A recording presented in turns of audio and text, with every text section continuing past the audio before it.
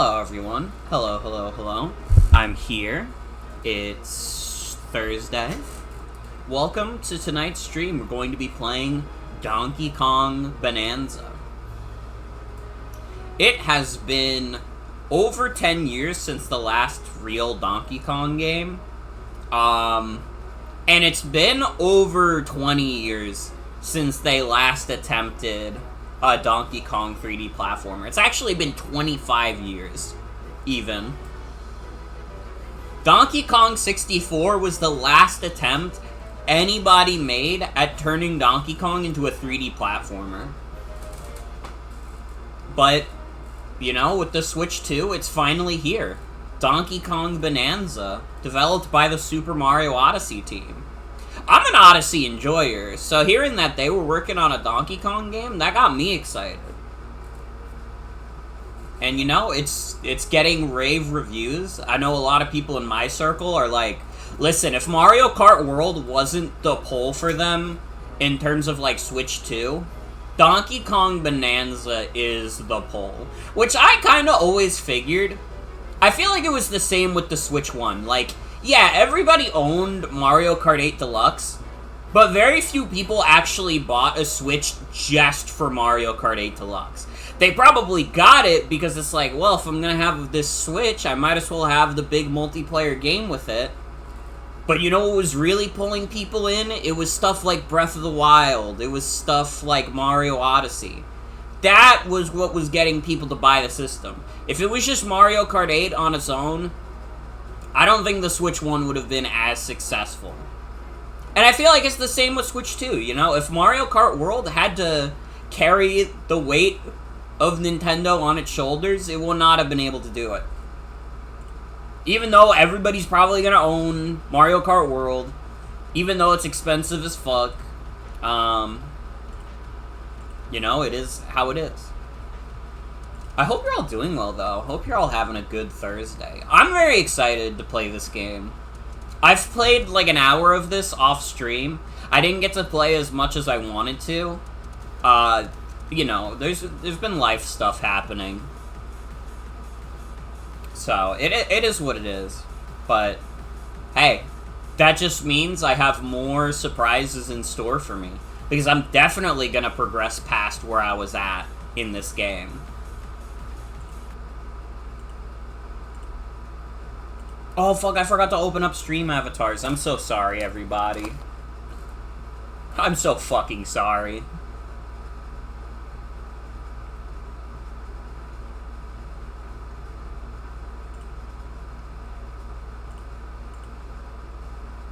You know, I always call it stream avatars, but I'm looking at the name and it says streaming avatars. But no, the Steam page literally calls it stream avatars. Why the fuck does the window say streaming avatars? It doesn't make any sense. Now, the good thing about Donkey Kong Bananza that I can say right off the bat compared to Super Mario Odyssey, you actually have multiple save files in this game.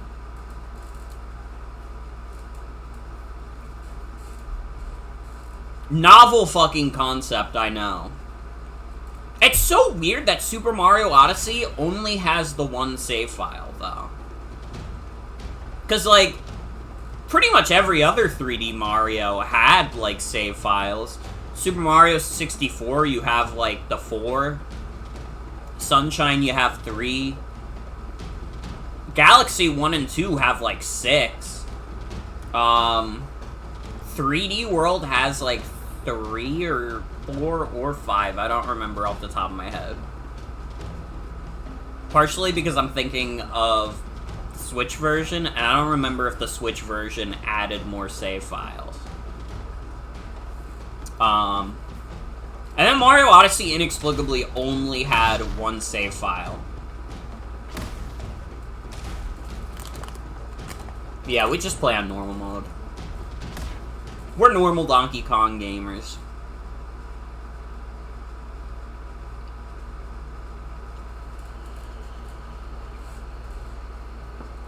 Oh, these are some pretty cool bananas.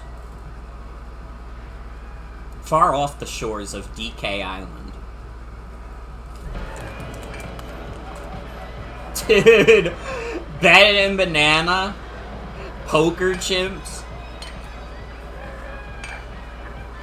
Who up playing Poker Chimps?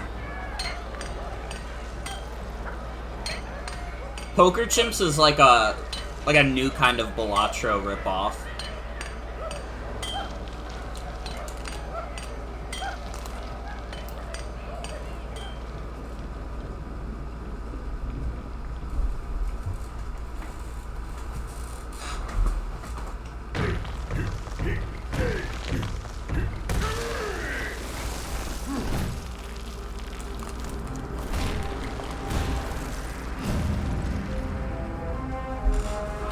That's him.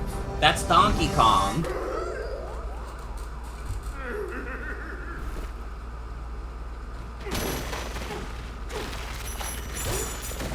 Yeah, look at this shit I can already do. Frame 1 of the game. Like, what's good? What's good?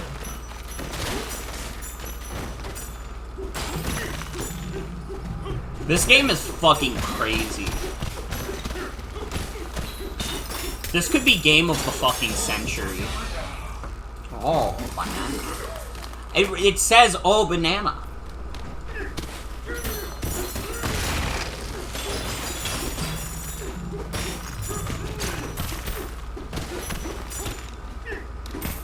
Oh, banana.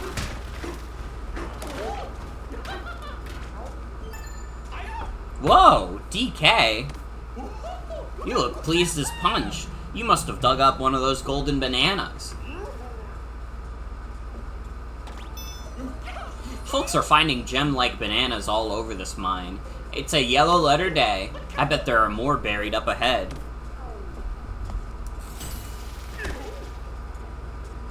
Oh, I just got a text. Hold on. Everybody, can you watch DK for a second? I have to do something real quick. I'll try to be fast. I'm not gonna go to BRB because I'm holding myself to doing it fast.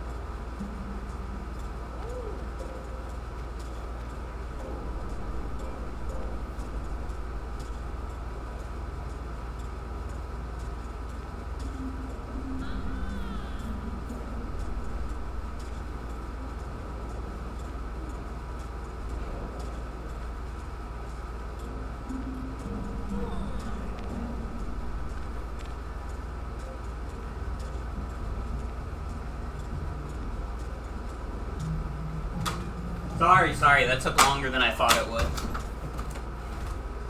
Hi Soul, welcome. Welcome. It is Donkey Kong. That's Mr. Kong himself.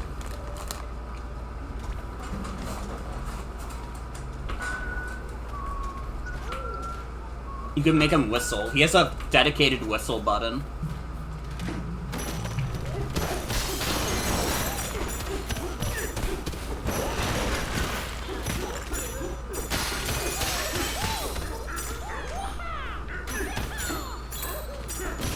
I don't even think I've gotten to any of the chip exchanges yet.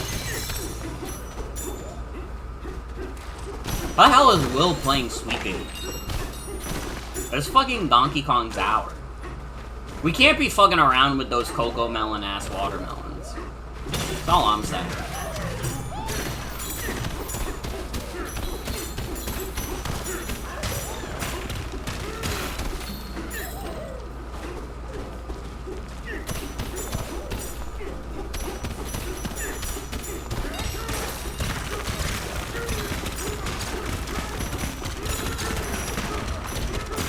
Like, look at this shit. What's even happening anymore?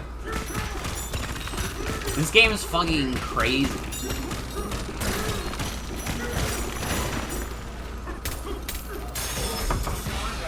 Banana. DK, you can't just snack on another monkey's banana like that. Nah, it's fine. There's plenty of bananas hiding in here, ripe for mining. Smells like there's more treasure down below.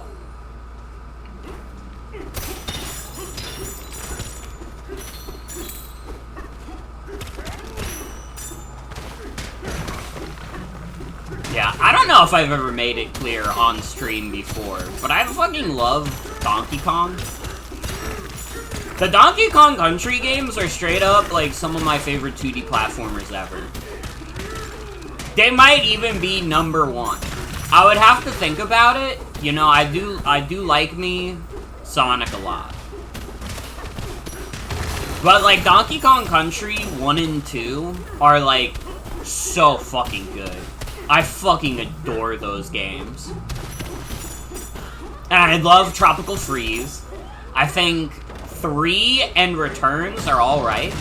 You know, I'd still say they're pretty solid. I'm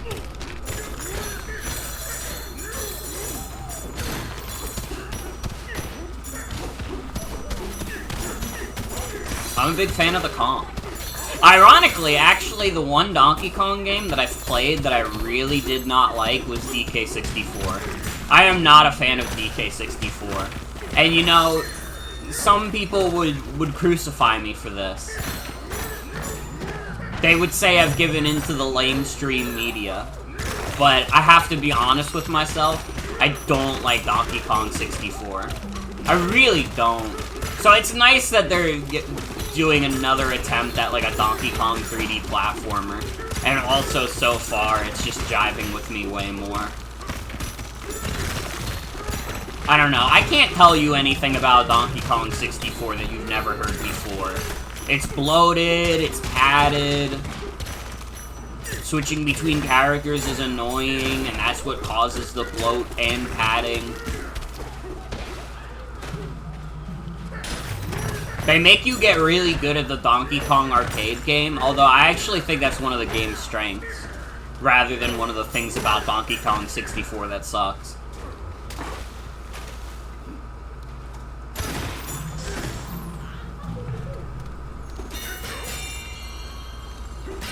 It's interesting that the checkpoints are tuning forks.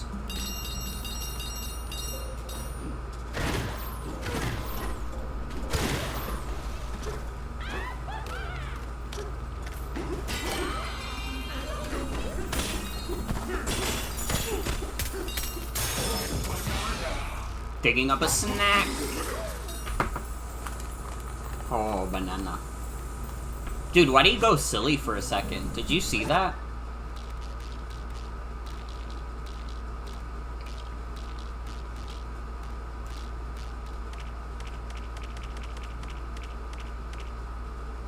Dude, how do I make him do that again?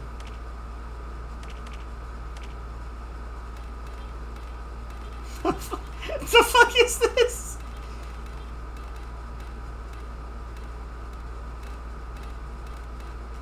Dude, hold on.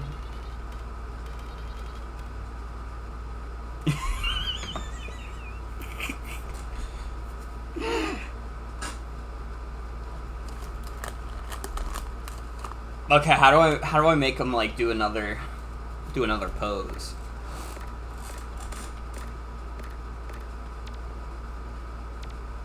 Oh.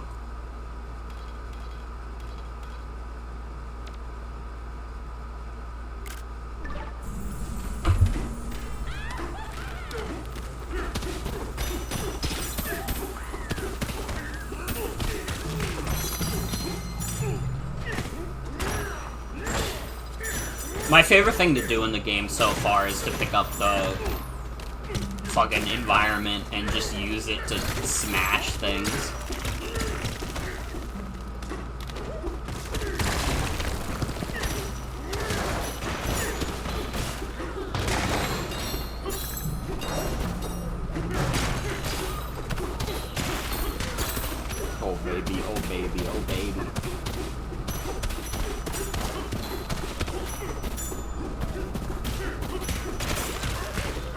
Dude, can I say also, I got like an insane deal on the game accidentally.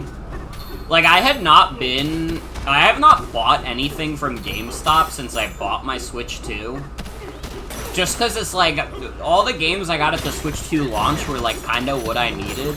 In fact, I still haven't really played Yakuza. That's like the one game out of my launch lineup that I have not played. But I wasn't gonna start that now, because it's like, dude, but Donkey Kong is here.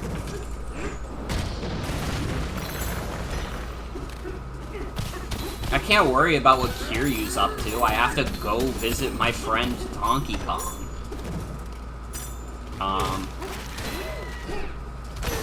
But I had so many, like, GameStop membership points from, like, buying the Switch 2 that, like, I got this game for $30. This is a $70 video game, you know, this is the price of a premium game. Apparently not as premium as Mario Kart, but that's beside the point. But I got it for like 30 just because I had so much credit left over. And I had my fucking like $5 coupon still because I haven't bought anything from GameStop.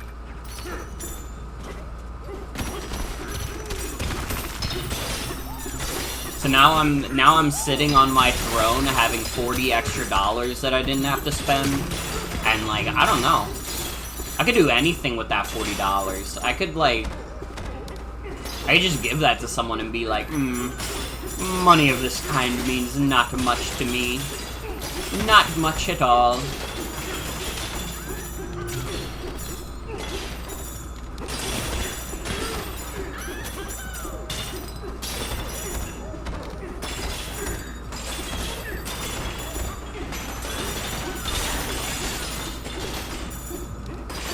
And honestly, like, I'm glad I got this game at a reduced price, but at the same time, I wouldn't have been that upset about getting this game for $70. This is a game that I knew I was gonna enjoy. You know, I'm pretty good at identifying games I will enjoy. I don't always get it right, but for the most part, I'm like, nah, I got this. I understand my taste. But I guess I'm also just a flexible person in general when it comes to games. I can play most kind of games and have fun with them. Watching 90s commercials and there was one for Burger King kids meals for $1.99. God, if only.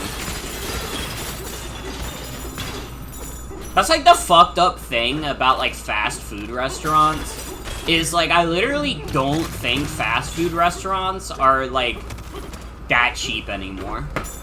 I feel like there's literally like a local Mexican place that I order from like fairly frequently, and like it's literally always cheaper for me to eat there compared to like eating at a fast food place. It's fucked up.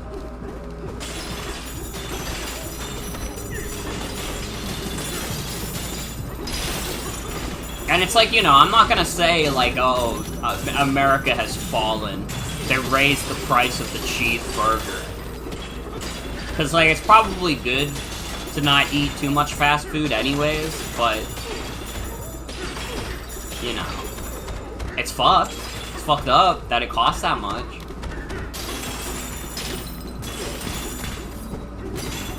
Like, I don't know, I feel like the minute, like, fast food places start costing more than like a local restaurant, that's when the shit has gone too far.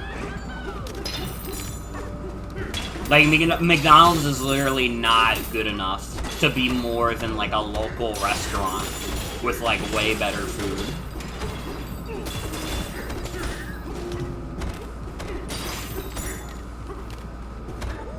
Haven't had fast food in so long and you don't know when you will again. It's like, honestly, it's like the worst time in history to eat fast food. Because it's too expensive now. And it's like, it being expensive literally goes against the point. Like, the point of fast food is that you're willing to contend with the fact that it's, like, not very good for you.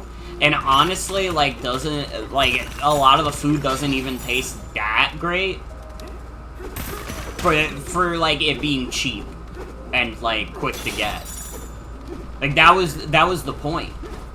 And, like, some people will argue and say, like, oh, but the fast food I eat tastes good, though. Well, whatever. I like eating fast food every now and then. I'm not gonna pretend like I don't. I order from Wendy's every now and then. You know, I'll get some chicken nuggets, I'll get some, like, Baconator fries, whatever. But I would probably get better meals elsewhere. Sometimes you just have a craving for crap. It happens to the best of us.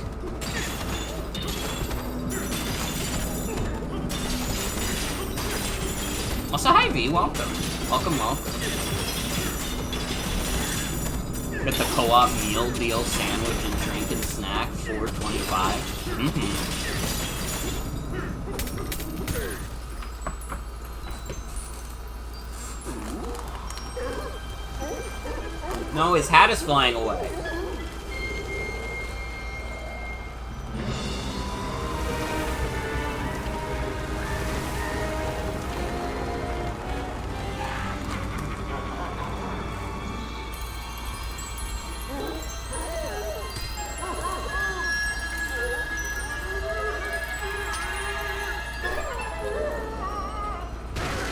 This is another entry in the bananas have magical properties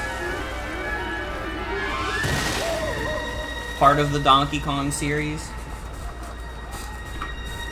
Like, it is important to note that in the original Donkey Kong Country, like, series, bananas did not have any magical properties.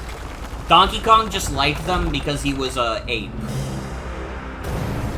But in Donkey Kong Country Returns, it's like, no, bananas give you, like, magic powers, though.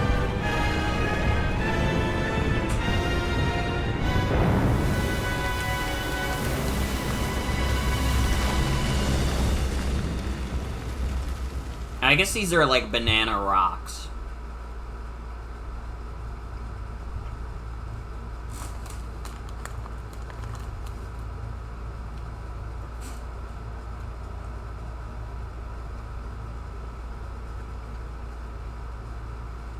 Anyways, everybody died. Nobody lived. Dude, that's Donkey Kong.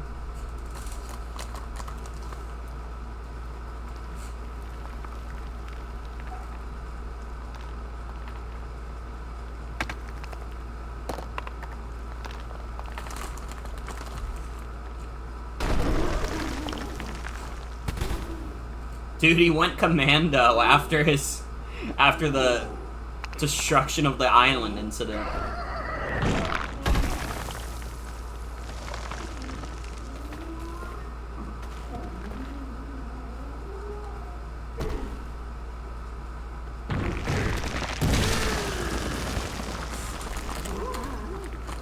He's so cute in this game. No pants update.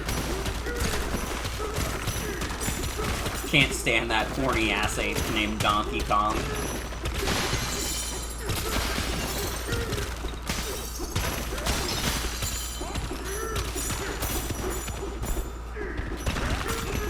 Some people will contend and say, like, oh, no, Donkey Kong is not, like, a horny guy.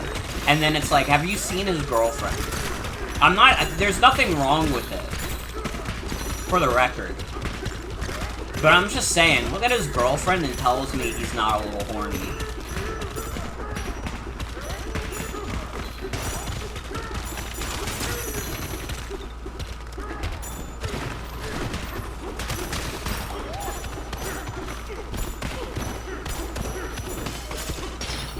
I don't know, I am contending with the fact that there are people online who want to fuck Donkey Kong. And I'm like, I don't know, that's it's a little much for me. It's a little much for me. Donkey Kong's like a friend I've known for years.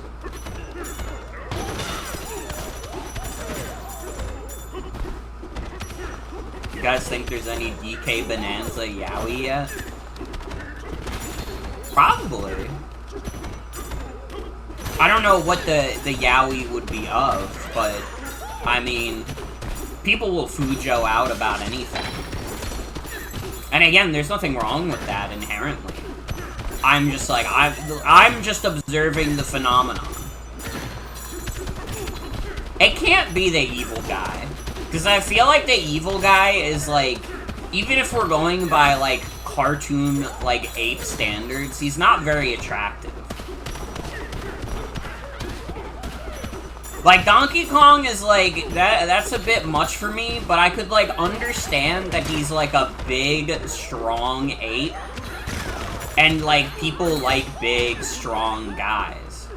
You could say the same about the Extension Core. Well, the Extension Core are, like, I'm not gonna say they're conventionally attractive, because that's not true. But they're, like, anthropomorphized in, like, a specific way where they're, like, based on archetypes that would be, like, attractive to someone. You know what I mean? Like, when I think of, like, the one, like, guy who's, like, kind of with, like, the cartoony, like, pompadour wire, like, I could understand that. Because, like, weird greaser guys are, like, they're the rage. People like weird greaser guys.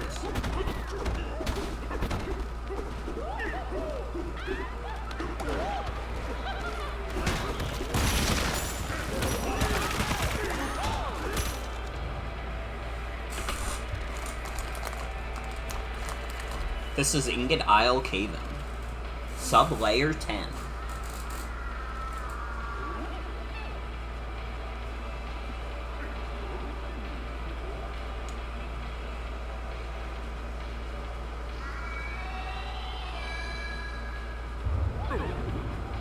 Uh-oh. Do we need to reach heaven? Far from it, my friend. We're digging to hell.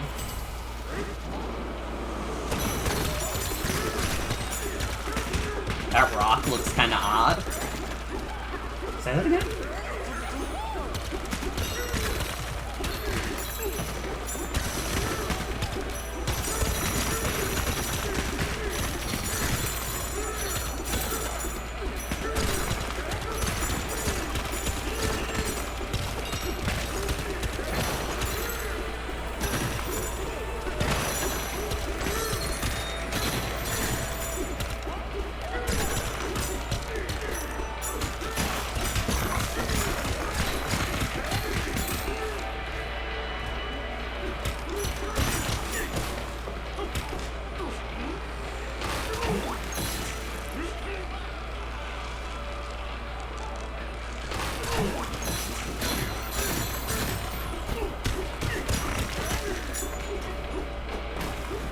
Dude, I gotta say also, this game is like,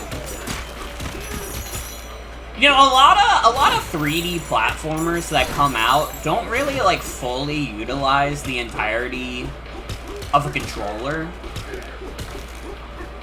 But this game, like, every button has a function. It's kind of crazy.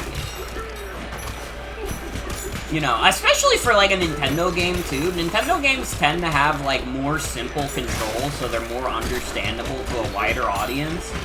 Here, they were just like, fuck no. You're gonna use every aspect of Donkey Kong that you possibly could.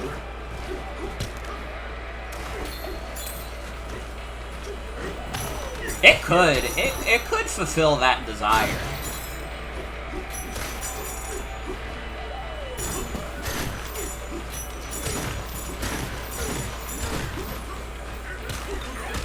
This game is definitely like a hell of a power fantasy. I mean, you just play as like a giant ape who goes around and punches things. It is very satisfying to control. And like, honestly, for the most part, I don't really get tripped up by the controls either. Even though it uses a lot of buttons, I don't necessarily get confused by them.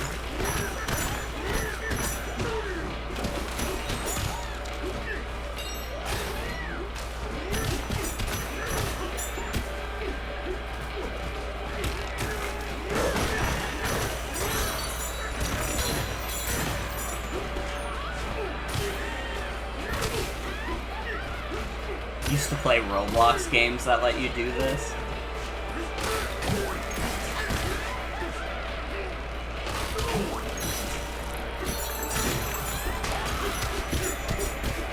Yeah, I gotta imagine the Roblox games are a bit more simplistic than this.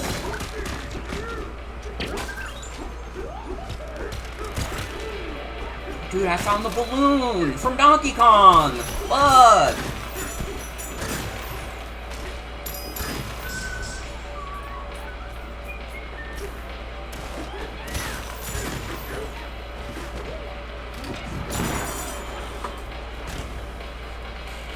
Yo, what's up? Ah, that area's been all thorned up. I saw it happen. That flying dirt pile lit up with a flash. That's when the thorns started growing all over. What was that thing?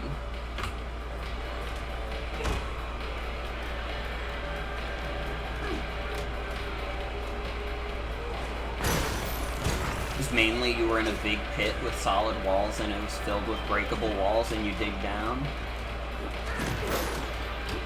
I see.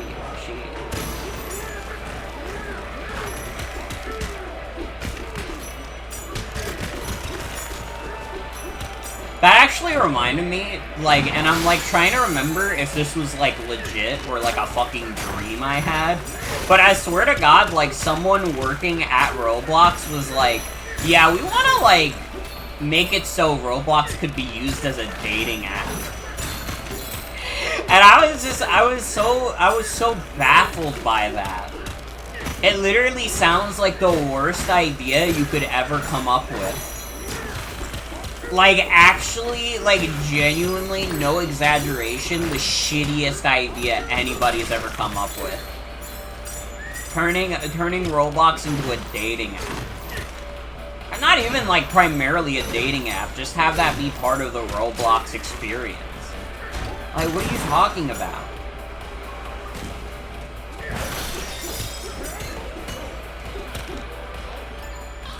Hey, DK, glad you survived.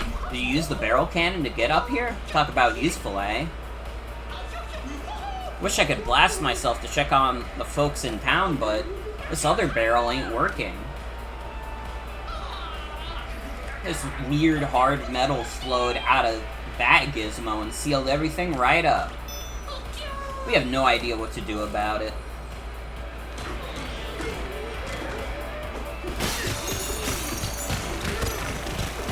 Or are they trying to market to the Roblox e-daters? I don't know.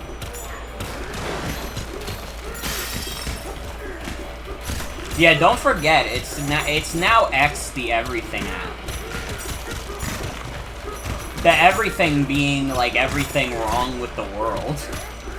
You're not catching my ass on Twitter ever again.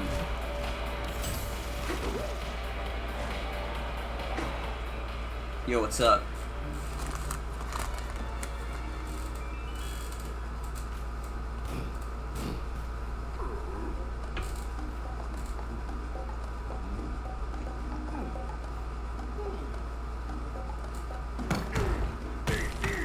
Alright, you didn't have to get so pissed off about that.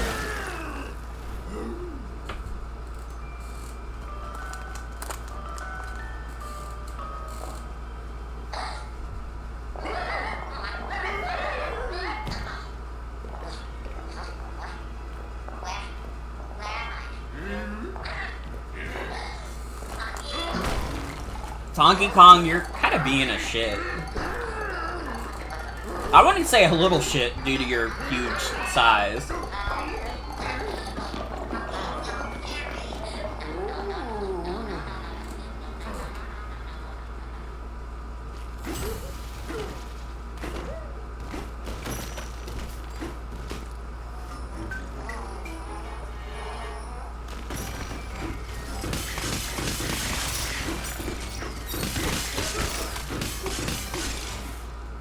I do kind of wish the roll, like, functioned a bit more like it does in Donkey Kong Country, where you, like, roll into something and it, like, basically resets the roll to, like, max power or max speed. So you just keep going for a while.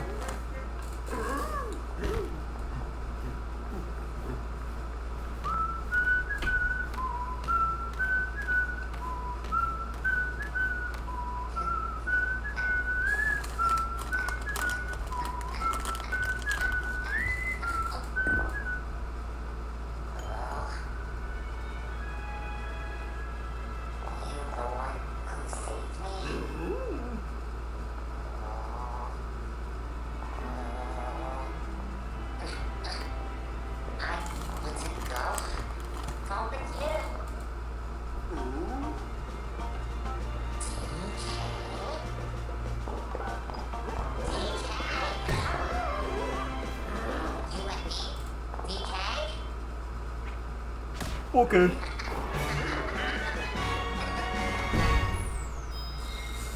He changes emotions so quickly.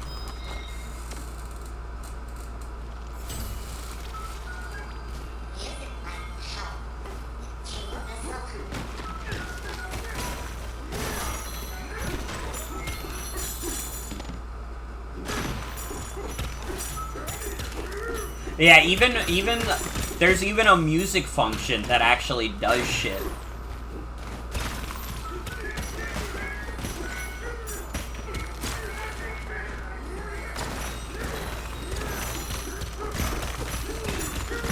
Like, this game really does not waste any button on the controller.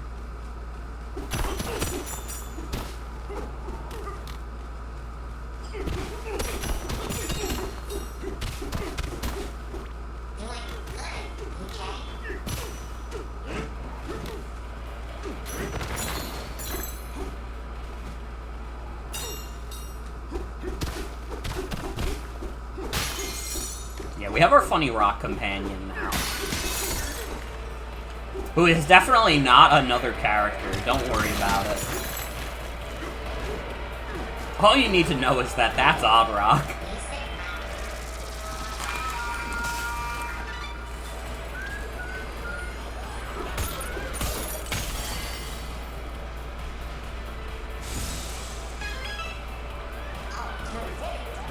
You know, it's not like the game's key art spoils the secret identity of Odd Rock. Literally, don't worry about it.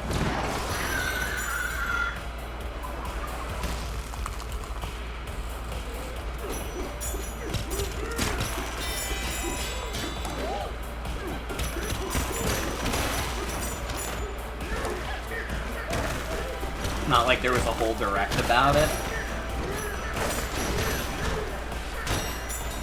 I'm still surprised that Donkey Kong Bananza Direct actually gave us info, because I was still, like, reeling from how fucking useless the fucking Mario Kart World Direct was.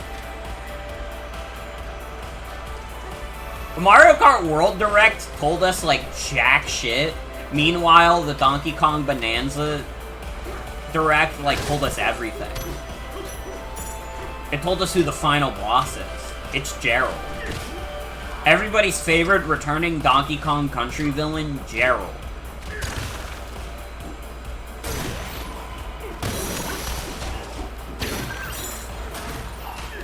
Robotnik?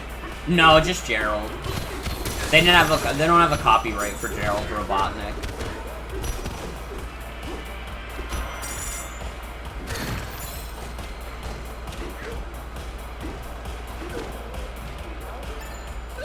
Nice work, DK. I saw it all from here. I can't believe you destroyed that thing. Up ahead, you'll find the heart of Ingot Isle. Baboom Town. Be careful, okay? There's some weird critters poking around.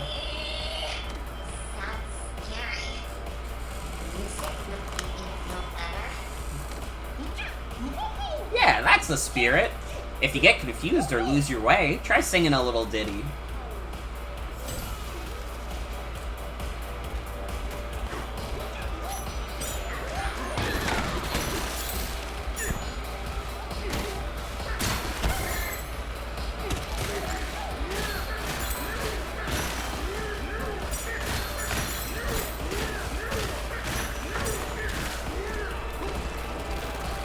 You can do this. I already showed that, like, frame 1 of the game, but it's still, like, it's so fucking cool. This game is so fucking cool.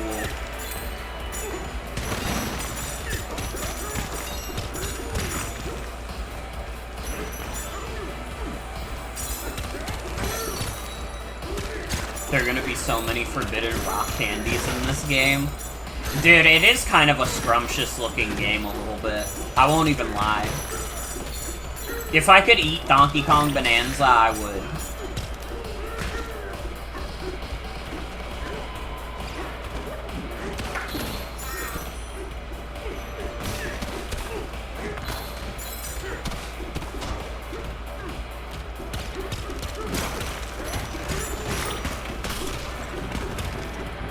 You know, it is also, it's just nice to see, like, Nintendo at the top of their game again. Because, like, listen, I think it's pretty blatantly obvious from the last few years of the Switch. They were just kind of riding it out until this console finally came out. Not that they didn't deliver some bangers, you know, Tears of the Kingdom was really good, Super Mario Wonder was, but, like, 2014 was, like, the year of, like, you know, it's a lot of ports, it was a lot of remakes, you know, games that were good, and, like, definitely way better than anyone would anticipate from the 7th year of a console. But, you know, they're not putting their most high-profile games out anymore. I would say Super Mario Bros. Wonder is probably, like, the last high-profile game they were really making for the system. At least on its own. You know, I would say Pokemon Legends ZA is, like, pretty high profile, but that's gonna be on the Switch 2 as well.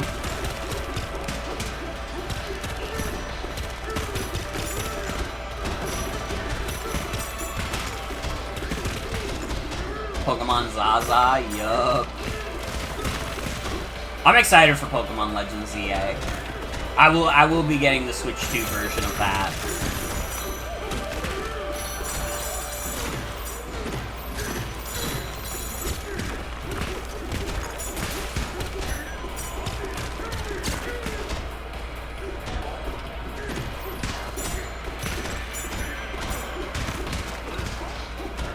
I don't know, the Switch 2 in general is, like, a genuinely, like, really exciting console for me. Because I like handhelds. And I feel like we're in a bit of, like, a handheld renaissance. Even though there's not a lot of traditional handheld consoles, like, I mean, handheld PCs have been getting more and more steam, if you'll excuse the pun. And I mean, they won't compete with traditional handhelds. I don't think they're really built to compete with traditional handhelds. But it shows that, like, handheld gaming is still, like, important. You know? I feel like there's not a whole lot of companies who are still fucking around with handheld systems. But now they're, like, coming back in a big way.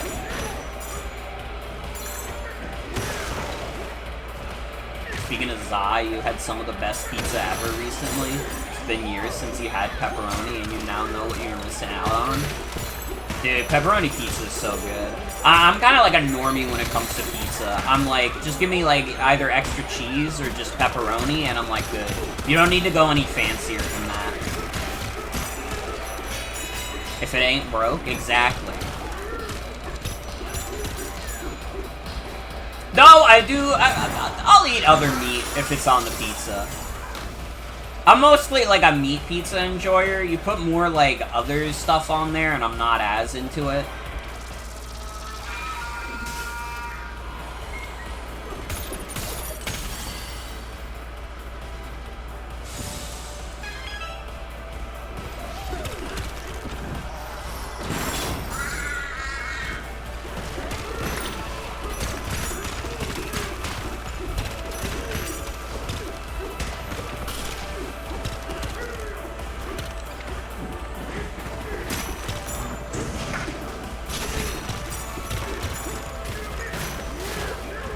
You're making me want pepperoni pizza right now. I think we actually have some leftover pepperoni pizza in the fridge. I might have to, like, have that soon.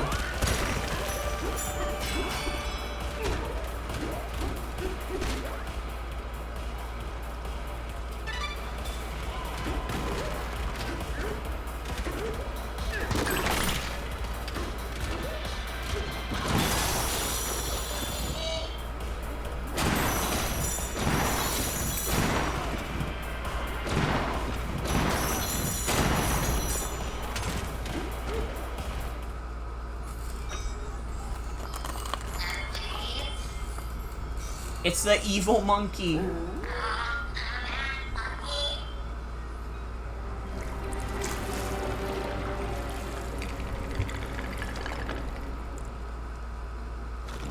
Now, how the fuck does this happen?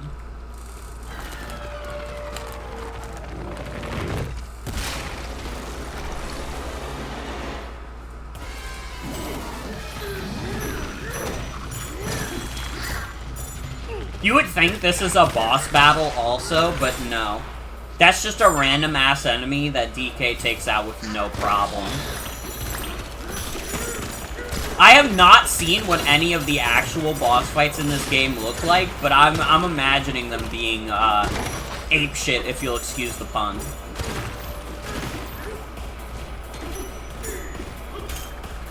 That was a dead guy. Aw, man. I turned into a dead guy.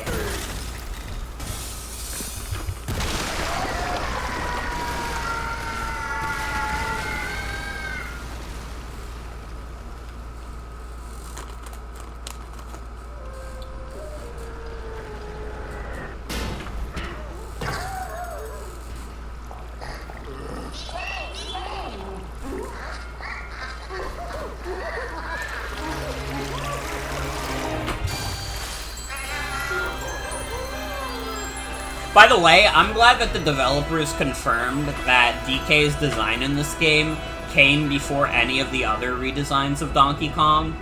Because everybody was like, oh, they're turning Donkey Kong into the movie Donkey Kong. Nope. It was Bananza Kong all along. You fucking idiots. You thought that was an Illumination joint? You're fucking stupid.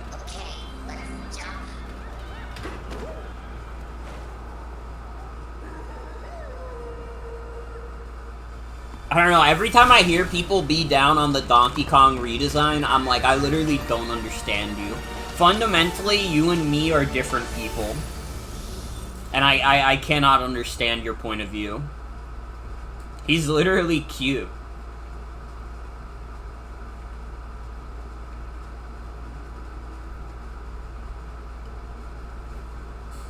Well, you want Donkey Kong to be more gritty? He's a fucking 8.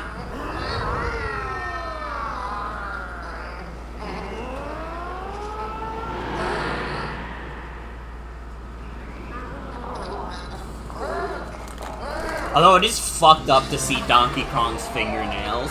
Something about that is, like, crazy to me.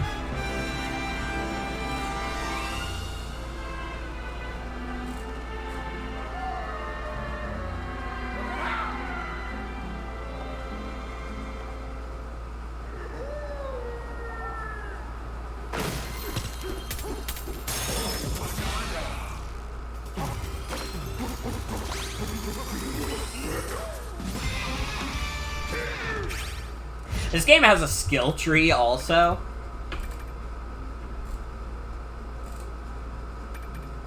Let's do jump shot first.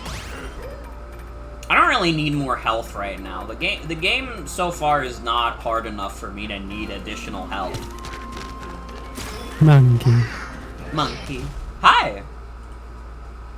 Hi. How's monkeys been? It's good, it's good. Hold on, I'll get a screen share up. Hey.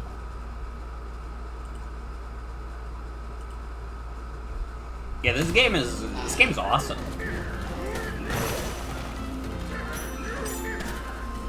You know, that's crazy to hear, because I had just seen some reviews from like IGN and shit that were saying, fuck, I hate it.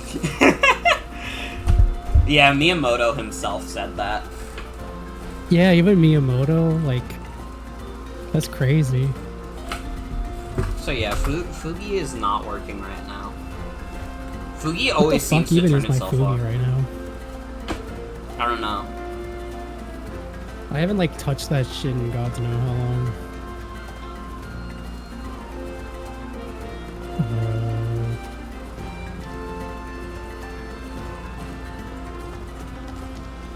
It's Fugi Tech, right?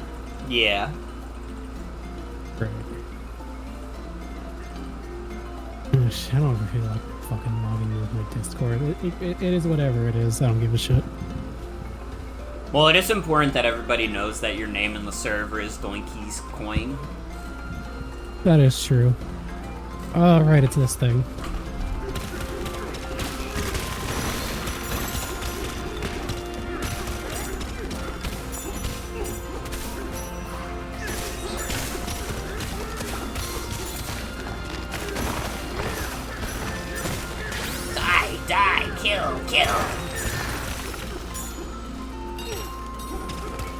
buried treasure. I don't think I see myself getting a Switch 2 anytime soon. But I will say, like, seeing the footage for this game and just like just like the way you just destroy and punch through shit, like it did like tickle my fancy a wee bit, thinking back to my days fucking playing the sand game or whatever that shit was called in browser during computer lab. Back in like middle school or middle school or whatever. I am a sucker for these kinds of games where I can so easily start trying to test whether or not I can immediately break the game. Yeah. Speedruns for this game are gonna be insane. I can already tell. It's just... I hope someone figures out how to crop surf. Hey, I got good news. No, that's not what I mean. Oh, sorry. You fucking jokester. I think Mimo knows how to use Fugi.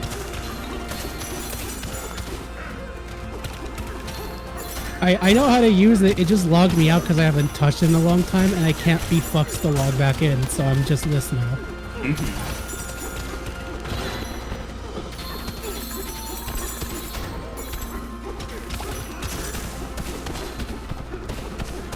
I'm lazy as shit. I understand.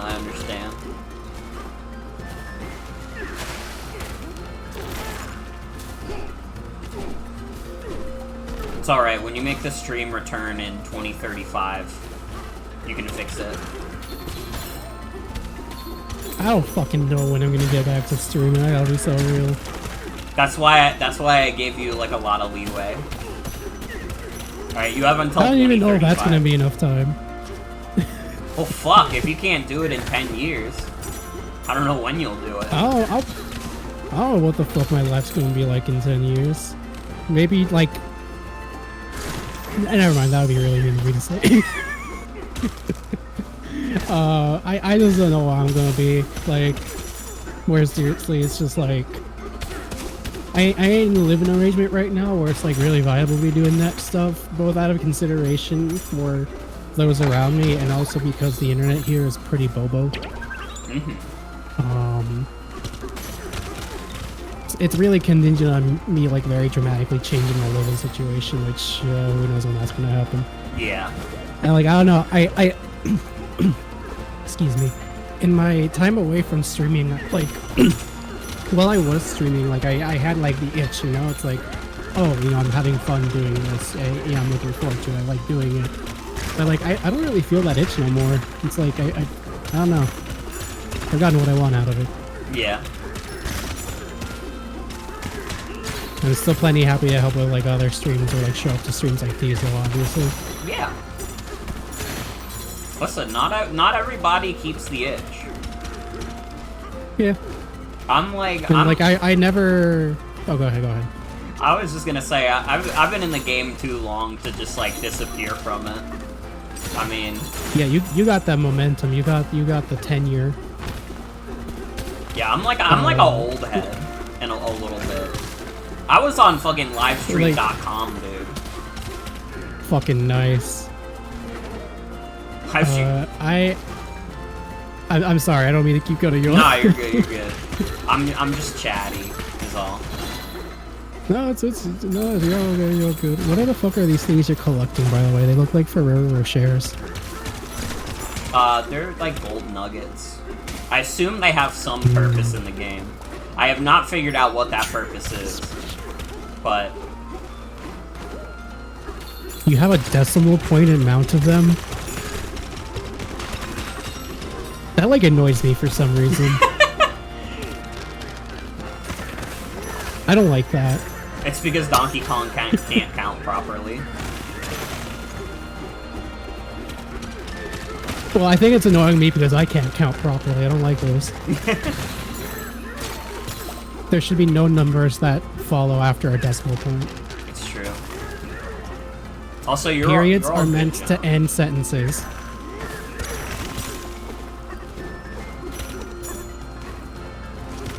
I immediately forgot what I was gonna say. That I was kept interrupting you.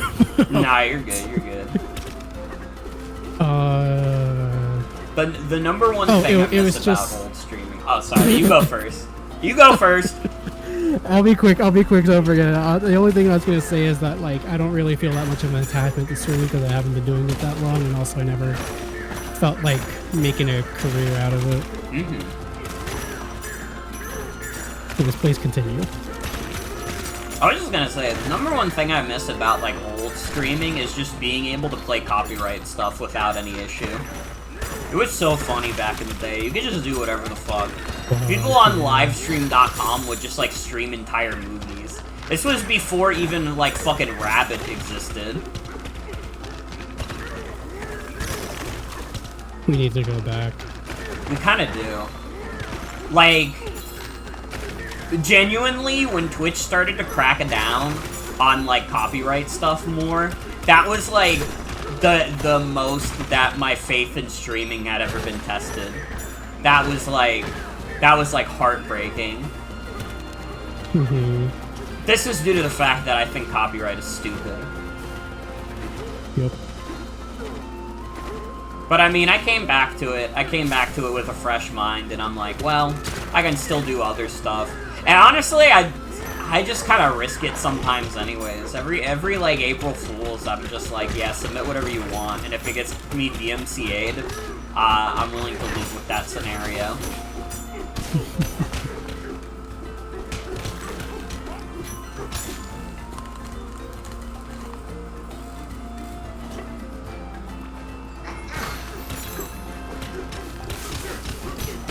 We will all die for our art.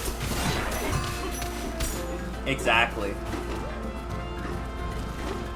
If I died because I played a funny-ass copyrighted clip, like, I'm willing to accept that. It's what God intended.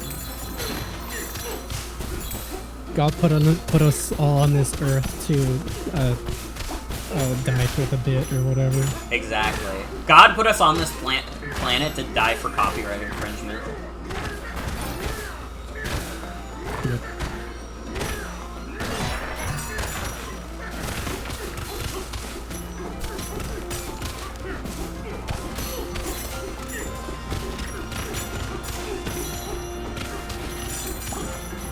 I just get so distracted just, like, breaking the environment. I don't even think about, like, progressing.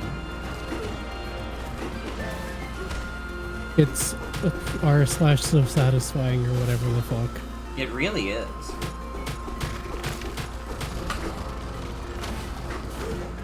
I don't know, I kind of feel like as I get older also, it's actually just like I'm willing to just accept wasting time in games for like no real reason other than it's fun.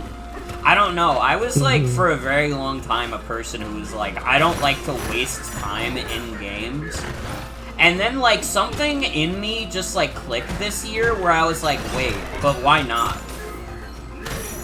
Why shouldn't I waste my time in games? Oh, I want to play as many games as I want.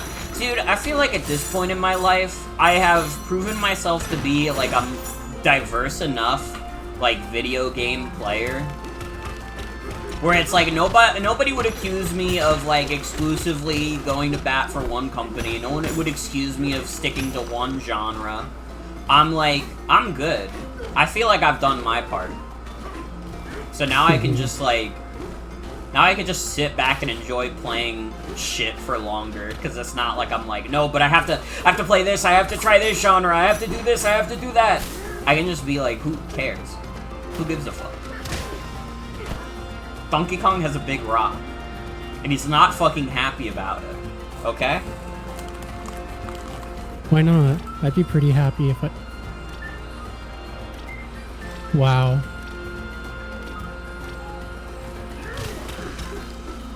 That was beautiful. I'm glad we could share this moment together. Me too. And see, you wouldn't have this moment if you were just rushing through every game you play. Exactly.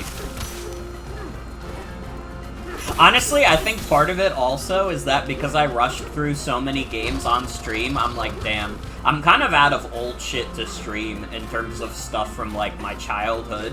I don't have any childhood games left to, like, share, unless I want to really delve into shit like Nicktoons Globs of Doom. You should. I don't know. I'll wait for the real Yokow stream of it. I'll wait for Will to take the hit on that one. Exactly. Actually, the one thing I do remember about that game is that it had a 2-player mode, and inexplicably, in 2-player mode, the second player controls the final boss of the game. Like, when you do the final boss of that game, player 2 will be the final boss. Which I can't tell if that was intentional, or, like, you know, it's a licensed game, so they didn't think that hard about it. I, like, vaguely remember this. I might have mentioned it on another stream. Because it's like, I don't know, I didn't really play a lot of other Nick games at the time. No, I mean, like, that game, I don't remember if it was, like, Game Boy or, like, DS, but it was, like, the one where you're playing as, like, the Nicktoons characters and you're fighting off, like, a snot alien or some shit. Yeah, I think that's Globs of Doom. I'm pretty sure I played that as a kid and beat it. Did you have the Wii version? Because that was the one I played. Fuck, I want to say no, but, like, I can't be for certain, honestly. Keep it together, bud. Those intruders are scary, but we're scrappy salvagers. We can't just cast this problem aside. Those bouldery bozos are roughing up our precious reservoir. We've got to pool our resources. Bimbos. Run them out of here. It's time to unleash our secret weapon. Those creeps are sure to split once we throw a few boom bombs at them. They have bombs? Stay with me, bud. You see that glowing clay over there, the crackly stuff? Rip some out and then you'll have your hands on a boom bomb. That stuff can blast through anything, even solid concrete. Just aim and throw. As we've discussed, throwing is easy. First grab yourself a boom bomb, then hold ZR to aim and release ZR to chuck that chunk. You picking up what I'm throwing down?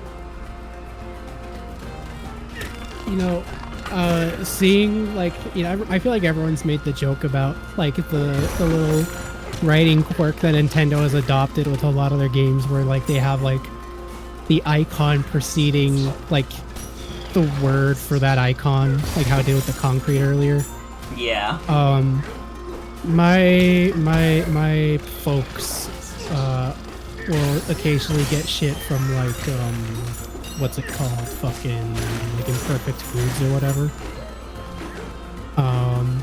And I saw a box, or, like, a jar of, like, pasta sauce today, and, like, on the, like, the label of it, you know, we're talking about, like, oh, our product history, we're like a family, blah, blah, blah, blah, blah.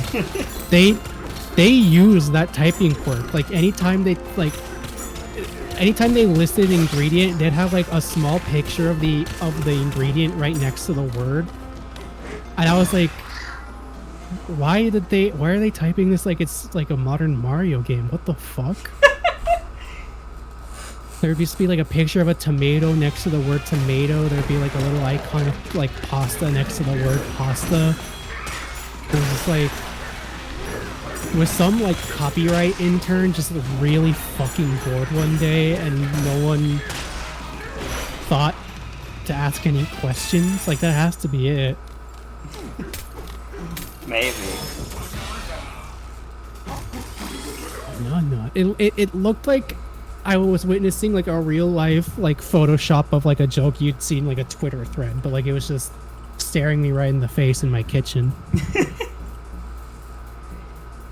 It's interesting. I understand why, like, Nintendo puts that in their games, because they're, like, appealing to, like, literal 3-year-olds.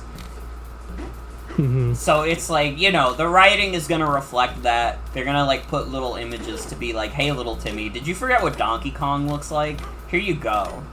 Did you forget what Princess Peach looks like? She looks like that. Hello there, consumer in a kitchen. Did you forget what a tomato looks like? Here you go. And thank you for the follow. Yeah, that is like, that's funny as fuck.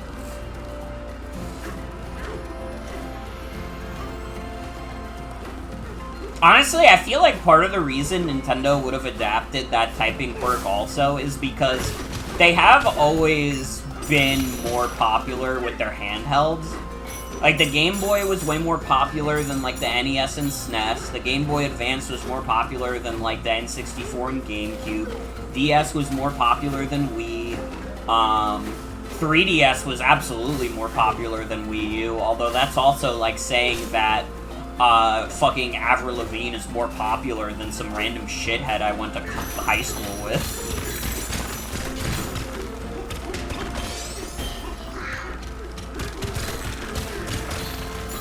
The Switch doesn't have something it could be more popular than. So I guess it's more popular than,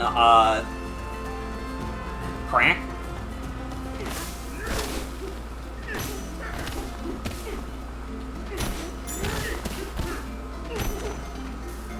Ooh. Get me off of here.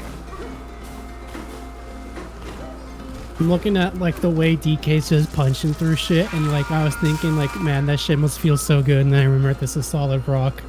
Yeah.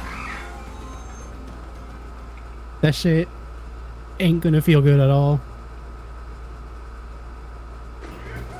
Damn, the bisexual lighting on the title card, let's go. I would accept Donkey Kong as a bi icon. Damn, DK, I didn't know you swung that way. I finally have seen ape. Yeah. There. Whatever.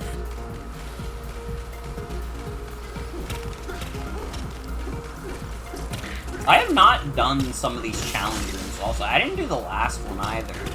I didn't realize these were here. Uh-oh. It's okay, I have Red Balloon. It's okay due to the fact that I have Red Balloon. Here.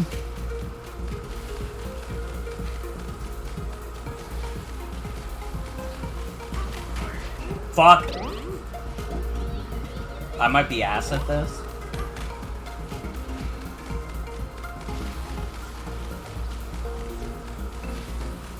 I don't know, my brain doesn't process how to move like this. It was the same way in, like, Super Mario 64, when they had, like, basically this exact same, like, thing.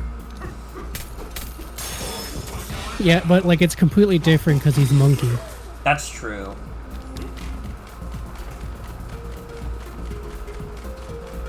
I mean, he is bigger, faster, and stronger than Mario. This much is true. And yeah, he's also the first member of the DK crew, but I think that's beside the point.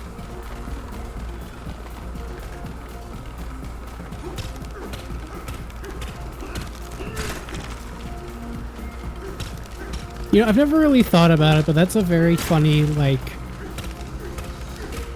You know, with the rest of the DK crew in that tune, like, you know, they're all introduced based on, like...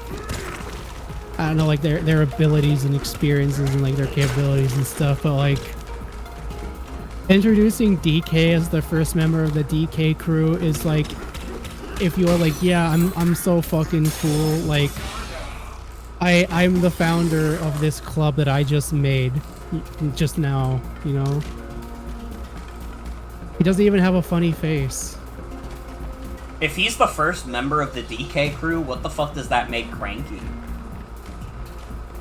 Fucking narcissist. Well, see, that's yeah, that's what I mean, right? Like, he's just arbitrarily deciding, like, who the crew is so he can put himself first, and then it's like, see, it's such like a title of honor. I'm the first person to be a part of this club that I just made up, you know?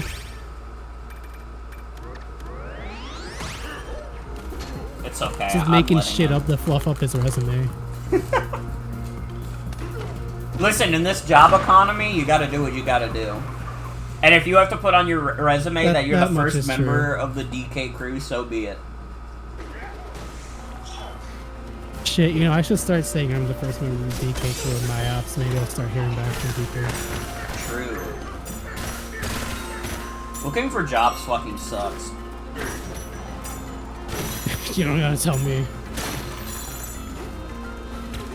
I don't know, I'm thinking about, like, every time I've done an interview in the past couple of years, I'll always get through the interview, and then I'll never get called back. And it, like, pisses me off every time. Because it's like, can you at least tell me you rejected me? Why the fuck are you making me wait? And no one ever even asks whether or not you're the first member of the DK crew. It's really just like, Exactly. why am I even here wasting my time? And like, you didn't even want to get to know me, actually.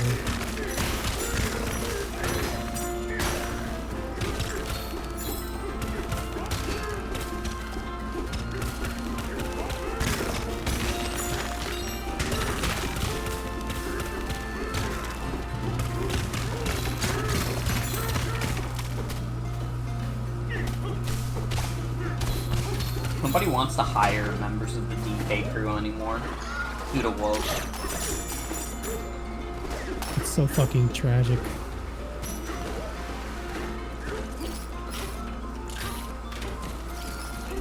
It's like a wise scholar once said, wokeness is the new religion. She's acting so surprised as if we haven't seen bananas before. I just saw some earlier today in my kitchen next to the pasta box that talks to me like a Mario character.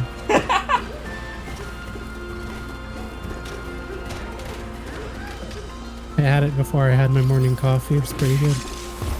Me talking like a 7-year-old? Yo, bananas are kind of a goated fruit.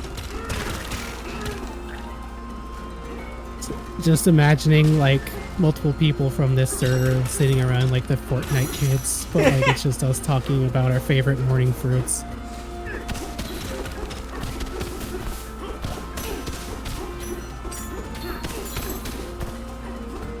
That's the actual There's like shit a joke that I really want to say, but I don't know where Twitch draws the line anymore. What is it about?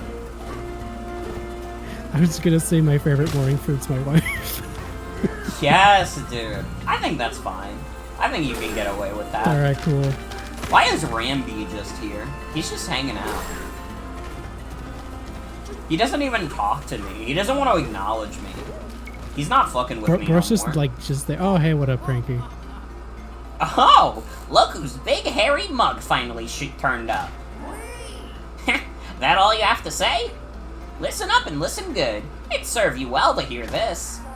I left all the comforts of our island to hop on Ramby and chase after the fiend behind these banana thefts. Now I'm stuck digging after him too, and let me tell you, they make these levels too darn deep nowadays. But I won't let a banana thief get away unpunished. I know exactly who done it, and someone has to stop him. What am I talking about? Clean your ears. I'm chasing down the bandit behind all the banana burglaries. I may be old, but I'm apparently never done doing your job. What a rotten crook. How does a fool like that command any respect? In my days, the rivals had charisma, even in overalls. Anyway, I'm pooped. Lecturing is tiresome work. That's all I have to say for now, and you can bet that'll change. Here, I got something for you. Cranky's Lagoon Rant. That's a crazy fucking title for a fucking collectible.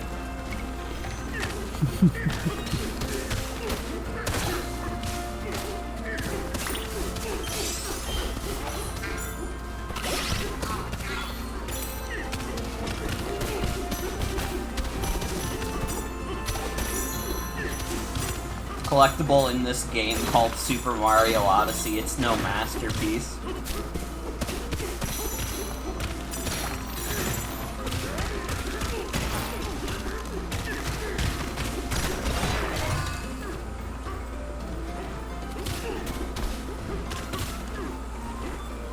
You know, I think I just put together what the like environmental fucking damage reminds me of. It reminds me of like what was that shit called? Like kinetic sand.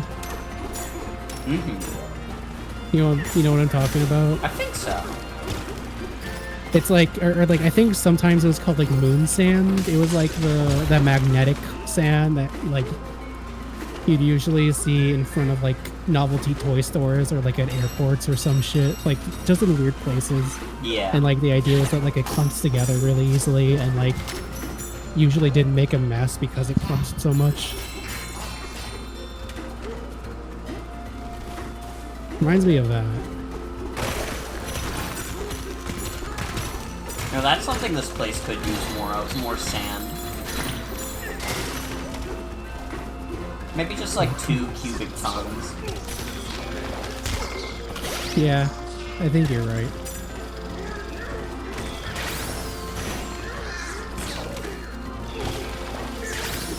Pick up the flowers and hit people to death with it. It's so funny that flowers on the ground are part of the things that you can pick up and chuck. Just fuck it.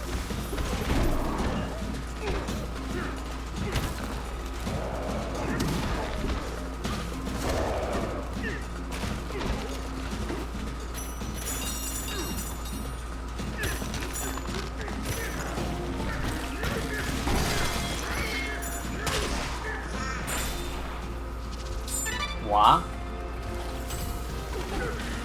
Wow. Dude, Oddrock, Waluigi confirmed.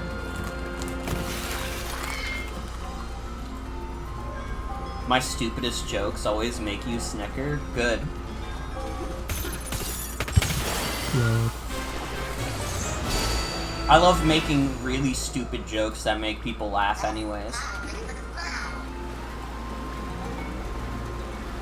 Goes hand in hand with that thing God put us on the earth to do. Exactly.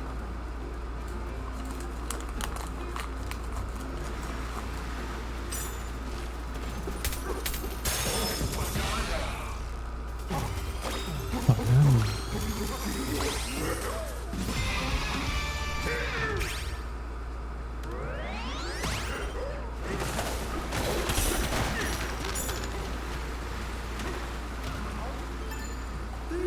You're the one who smashed that weird steak thingy up above? Not bad. Not bad at all. We owe you one.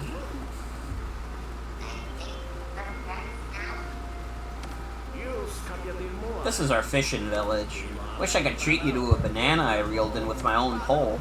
But all of our bananas have been stolen. Worse yet, the fishing has just about dried up altogether.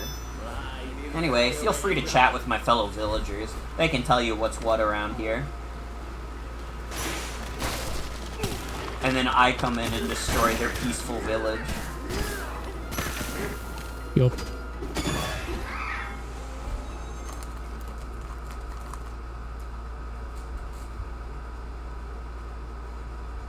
I don't think I did this area either.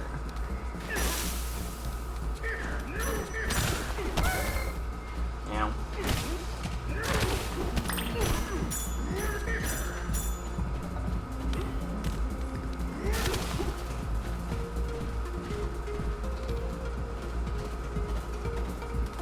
Interesting.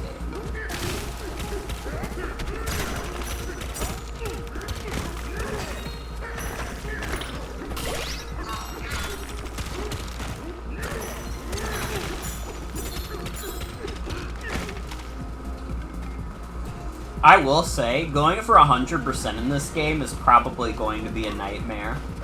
I could not imagine doing it. It feels like there's so much shit in this game that it's like, I don't know. I don't know about all that. I would assume it's probably roughly on par, maybe a little bit more difficult, or tedious, maybe not even necessarily difficult, but like tedious than 100%ing Odyssey. Yeah. And I did 100% Odyssey back in the day.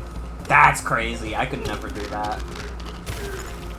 You see, I've got these specific syndromes that, like, I can only ever play one game at a time until I see the fat 100% in the account, and then I never think about them again.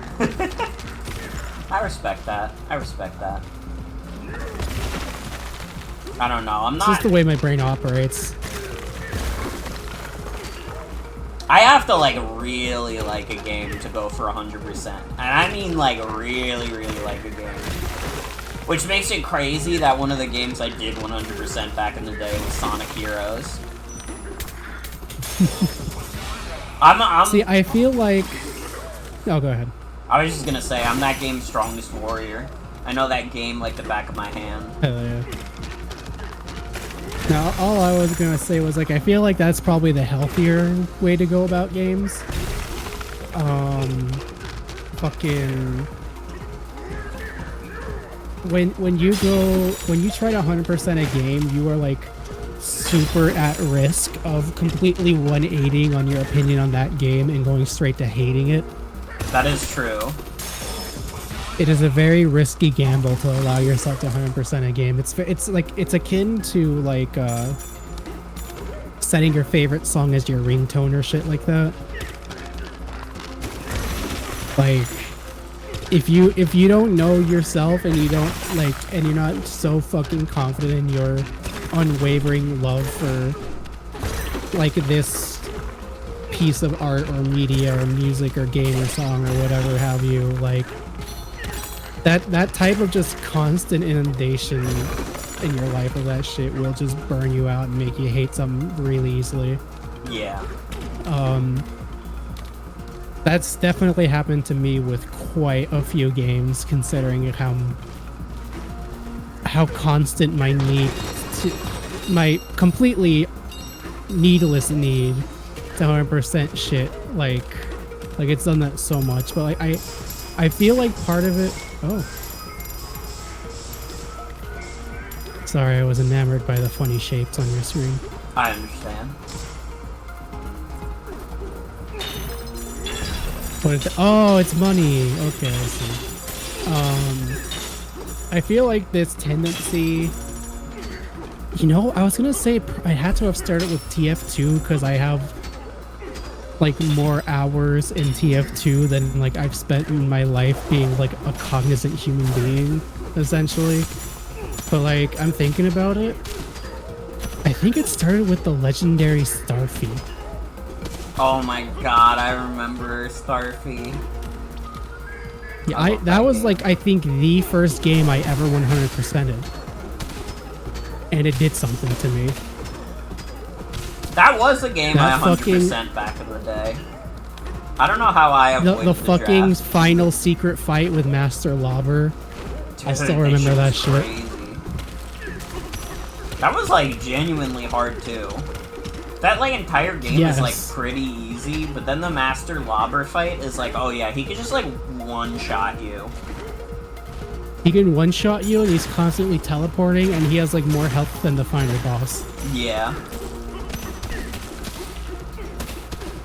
I mean, you know, it taught me a very valuable lesson from a young age, which is to respect old man fun picks.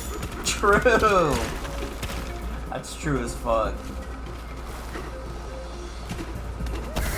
Doesn't matter. Respect old man fun picks.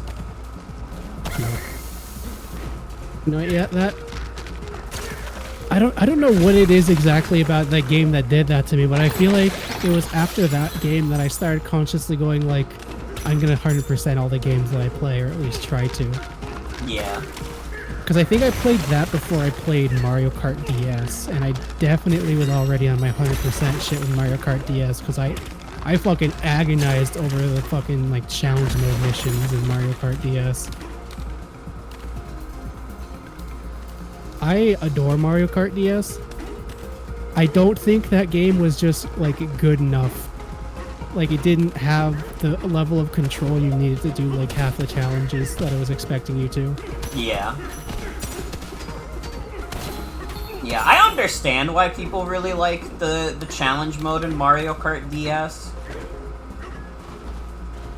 I won't lie though, I'm literally fine for most Mario Kart single players just being like Grand Prix stuff. I'm not even gonna lie. I'm literally fine with that. I appreciate whenever they're willing to try something kind of weird and experimental that you can do single player with the Mario Kart stuff. Just because, like, I understand the philosophy of, like, if it ain't broke, like, why bother fixing it with, like, just sticking to the Grand Prix stuff and all that. And obviously that's what people keep coming back for. Yeah. But, like, I can appreciate, and I think I can even appreciate as a child, like, when they tried doing something a little different. I don't really think their battle modes ever really hit for me, personally. But I do think that the Nintendo DS challenges, at least up to a certain point, were interesting enough to keep my attention.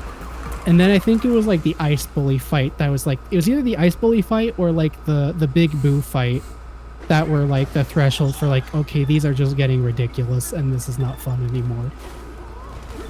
Yeah.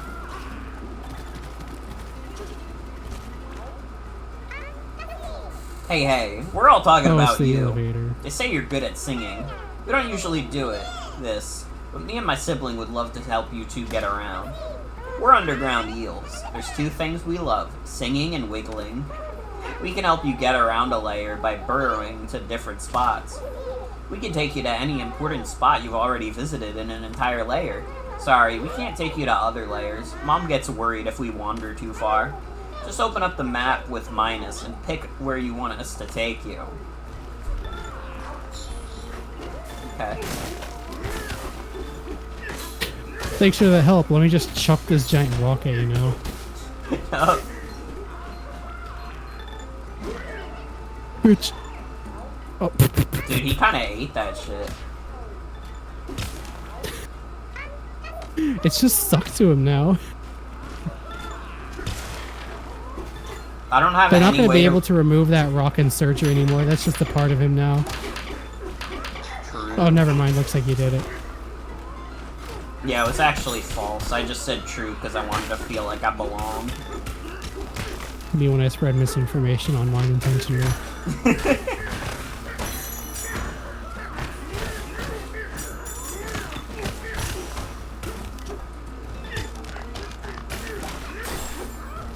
I wonder if there's going to be a secret ending in this game for if you destroy literally every piece of destructible terrain in a single run through. Dude, that would take so fucking long. That would actually be, if they like accounted for that, it would be like, I feel like no matter what reward they gave you for that, it would be bad. Because that would take like thousands of hours. The first person to submit a 100% destruction long play to Nintendo will get to they will lock you in a room with Miyamoto for like 1 hour, and like you can just make him do whatever you want for whatever future upcoming titles they're working on, and he can't leave. I would lock Miyamoto in a room and I'd say, I don't know, I didn't think I'd get this far. I didn't think I'd be holding Miyamoto prisoner. I'd never considered that being a part of my adult life, but I guess I should have. I was too busy listening to The Lonely Island. I thought that being on a boat would be a bigger factor in my life, but it really hasn't come up that much.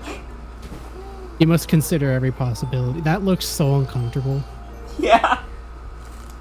Comfortable enough for DK, at least. But they got the fucking Breath of the Wild overheal shit. Yeah. Crazy.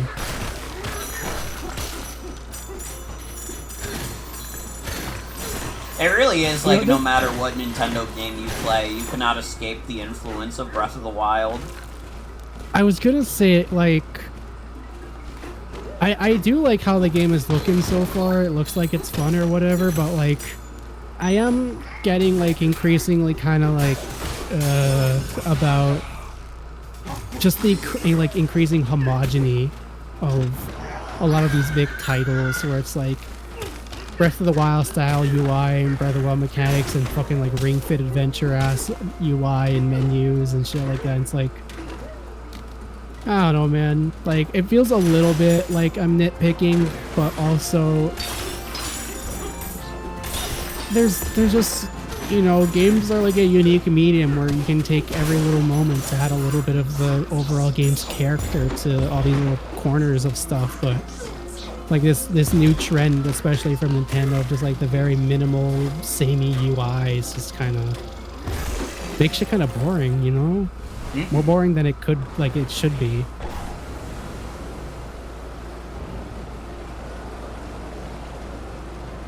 Like, I'm thinking about games like fucking, like Kill Knight, for example, where it's just got that fucking juicy, tasty, hyper-stylized UI, UX type shit. And then you see fucking some big shot like Nintendo, and it's just like the same shit they've been doing since the launch of the Switch. Yeah.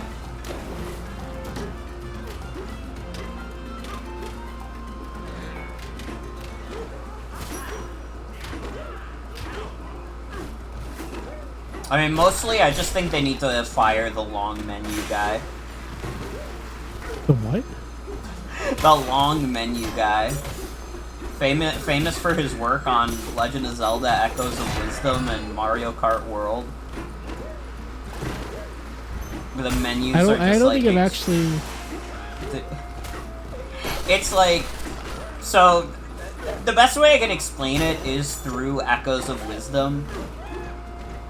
Because I think Mario Kart World doesn't have it as bad, but it's still not great.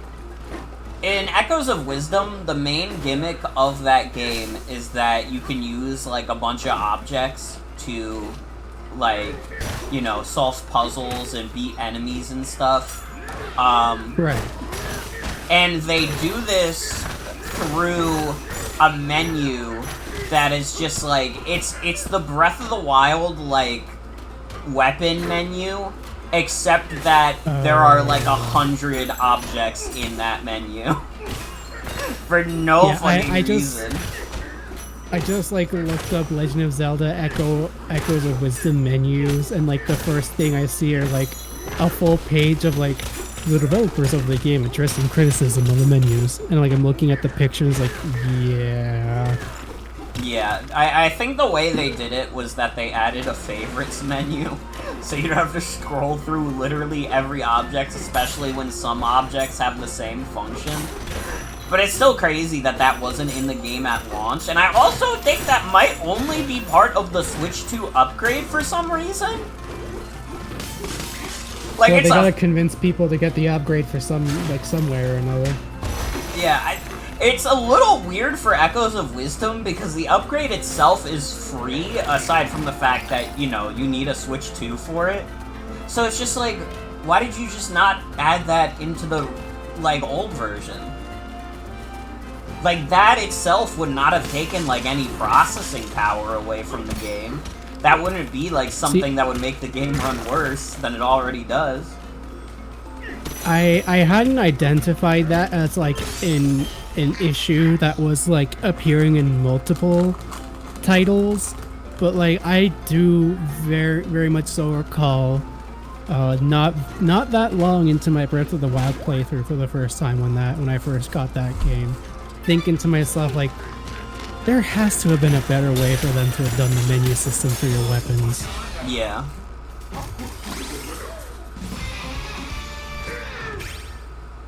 They're not gonna lie, this game is kind of working on me, but, like, I don't know if it's in the way that they necessarily intended. Like, I kind of want to go have another banana.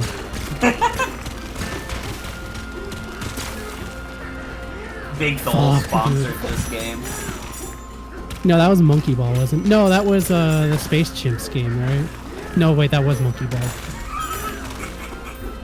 Why the fuck did you think it was Space Chimps? Because the last time I thought about Dole sponsoring a game, it was specifically someone making a joke about how they were playing Space Chimps and the Dole sponsorship wasn't in it, like it was in Monkey Ball. So I got my wires crossed. I see.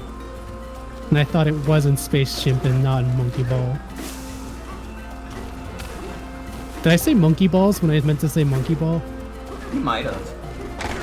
Whatever. I was too busy thinking about,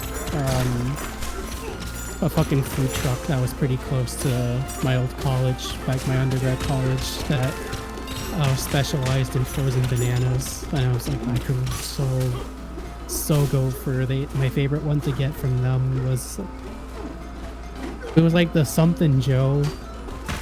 It was a frozen banana with a hard fudge shell that was infused with coffee.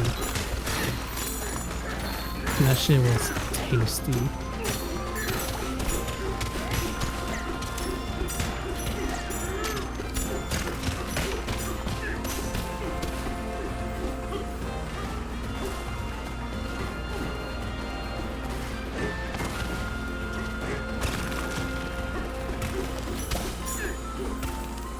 I'm back at fucking Randy again. I gotta remember the music will show me where to go. Something I was curious about watching the trailers, if you like dig through all of the walls that are like holding up a ceiling, does like the top part of it just keep floating, or does it like fall down? Like is there like collapsible structures? I think it kind of just stays there for the most part. That would make the most sense. I feel like the Switch 2 trying to run something that physically intensive on top of everything would probably just make it melt. Yeah, it's like, it's funny. One of the complaints about this game is that the performance is not great. I don't think it's like, so far from what I've played, it hasn't been that bad, but it's definitely one of those things where this is a video game that's really pushing the limits of the console it's on. Yeah, like they did the thing that like every tech demo does, but made it into a game. Yeah. So like it has to be like really like right in the line on functionality.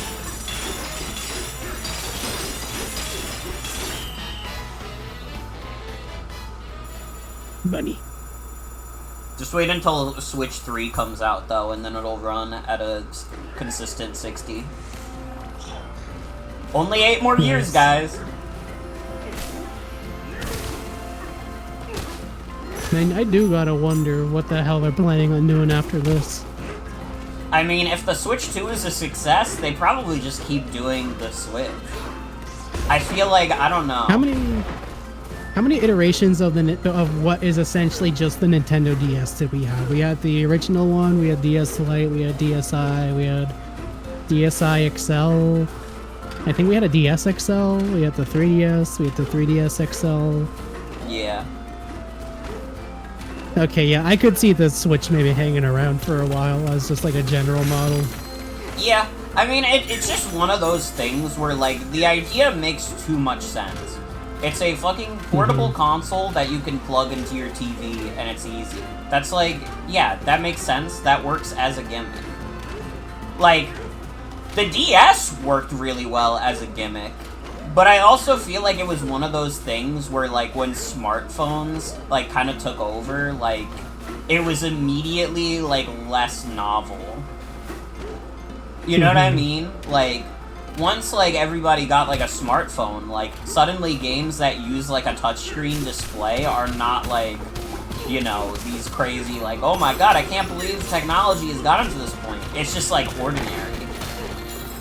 Yeah, it immediately, like, 180'd from innovative to just, like, cumbersome, because now we had, like, a frame of reference for slighter, higher fidelity touchscreens, and all of a sudden, like, the stylus system was like, this is kind of bad, actually. Yeah. Also, maybe I'm just, like, totally misremembering the order of events, but, like, I feel like the timelines for, like, the Nintendo DS, like, line of, like, family, like, the family line of consoles and, like, the Wii-related stuff, like, they were happening more or less concurrently, weren't they? Yeah, the DS launched a couple years before the Wii. But it was pretty close. It was pretty close. It was like, the DS original was 04, and then the Wii was 06. But the DS Lite was kind of like the big thing for the DS, and the DS Lite dropped in like 2006. I think that launched around the same time as New Super Mario Brothers.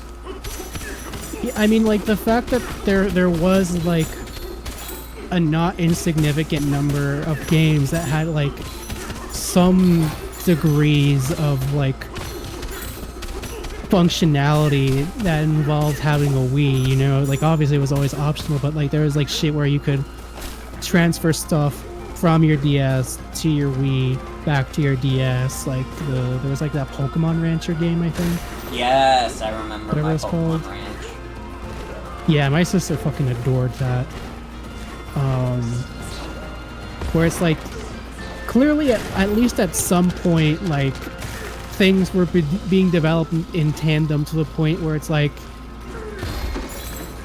cross-platform little niches were being considered just in the design itself. Yeah. But, like, I feel like with the Switch, I guess the reason why it feels a bit more striking is because, like, it feels like I don't really see Nintendo ever going back to, you know, like that tandem development of like handheld versus home console, because now they just have both in one package.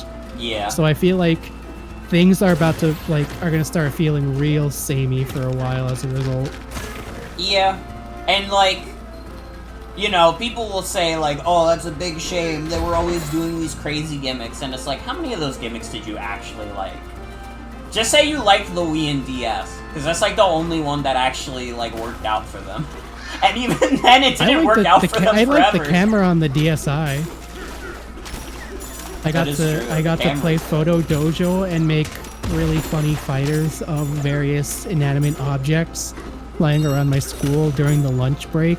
And then, like, I would make really horrible, annoying noises into the microphone that would clip super hard for all their attacks. Mm-hmm. And, like, that shit was, like, the peak of comedy. It kinda is. I'm not gonna lie. I probably still have, like, so many just insanely over-processed recordings on my DSi on, like, the fucking, like, audio recording thing. Oh, me too. I would be like straight up so embarrassed to go back to that. I would be like, oh god, this is shit. This was my comedy when I was like 9.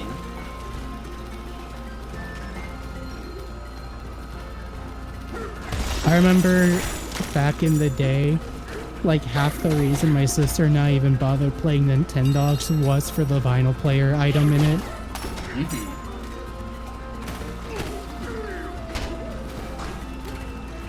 No fucking wonder you two poops left such an impression on us.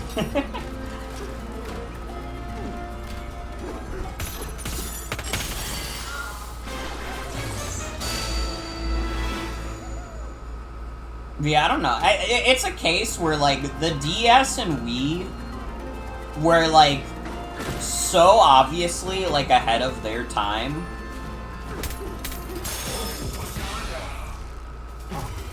But then I think, like, Nintendo really struggled to keep up with, like, HD development early on. Like, nowadays, it's like, you get a Nintendo game, like, once a month. That's pretty crazy for, like, a AAA studio. And, like, obviously, they work with a lot of external studios to make this happen, but you don't see that shit happen on, like, PlayStation. You know, they've streamlined the process a lot, and part of it is because they, like, combined the two. Like, you know, instead of having handheld development and HD development, they're just like, well, we just have HD development now, because it's all handheld. Yeah, and, like, I was gonna say, like, you know, Nintendo has, like, publicly said as much that, I mean, the Wii was kind of their response, I think, to... There was, like, it wasn't the outright recession, because the Wii came before the recession, right? At least the 2007 when we lived through. But there was, like, some other financial issue that happened beforehand that, like, really re-emphasized, like, our MO is making shit, like, affordable for families, right? Yeah. But then, like, post Wii, they're like, yeah, we can't really keep being as affordable as we originally have been, when like the bar on processing power and quality keeps going up this high for what is considered like the current generation of consoles. Yeah. And, like they keep saying like they keep having to go back to that anytime they talk about like raising the prices on their shit more and more.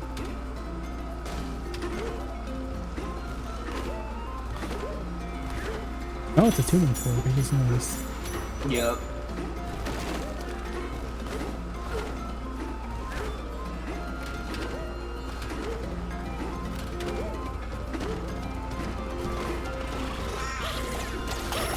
It's kind of crazy that the 3DS launched at $250. And that shit was like at the power of like a GameCube. And the GameCube, they were selling for like $100 a pop.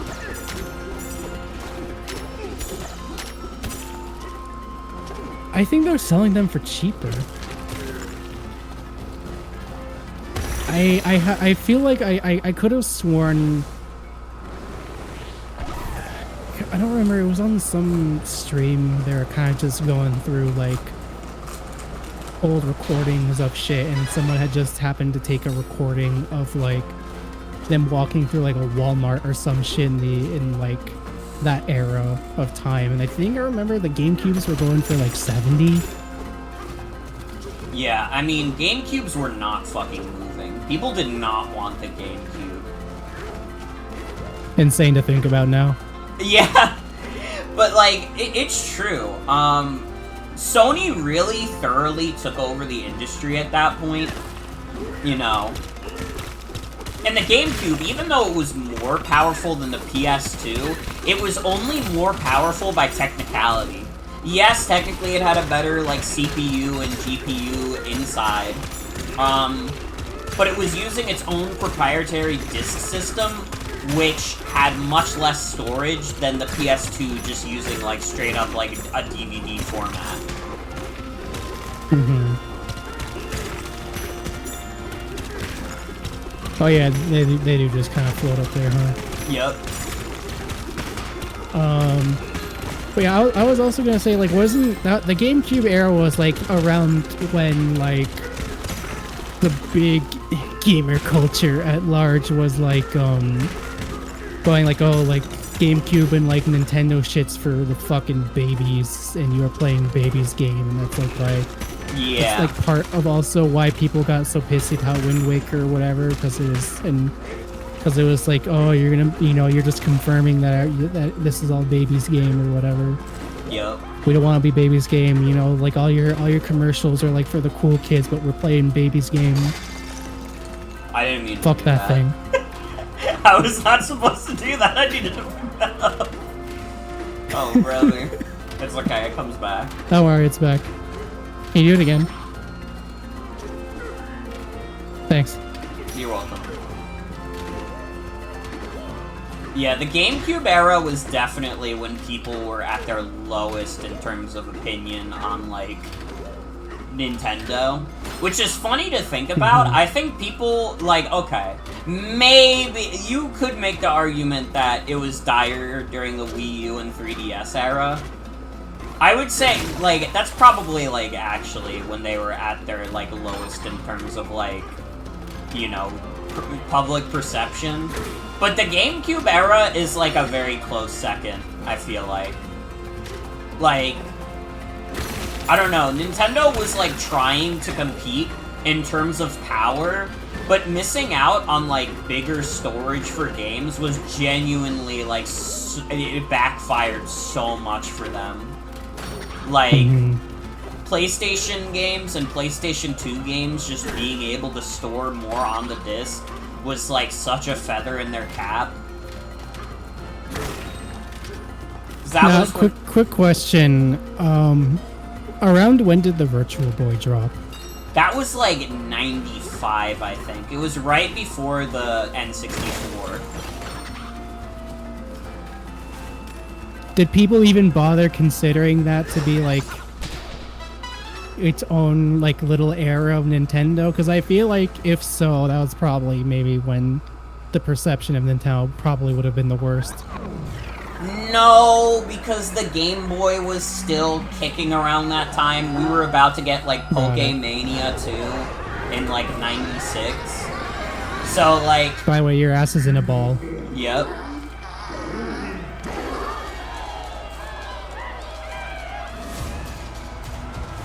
I didn't even do this Elder's dialogue. I should have, but I didn't. I was too obsessed with the disc.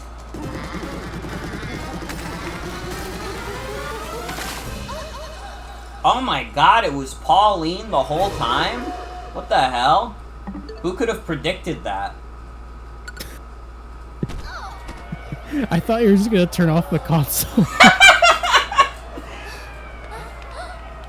It's like, yep, got everything I wanted out of this game later. What's going on here? Well, you know. Is that, no way! I can't sing! I'm not ready to. They're doing the cartoon thing. I won't do it. I can't do it! Donkey Kong's like, shut up. Just do it. I will bang my chest until you sing. Here goes nothing. Dude, if I was stuck in a room with a great ape that was threatening to beat my shit in unless I sung, I would be fucking scared shitless. I would just sing. I would be like, alright, you got me at like turn 1, I'll do it.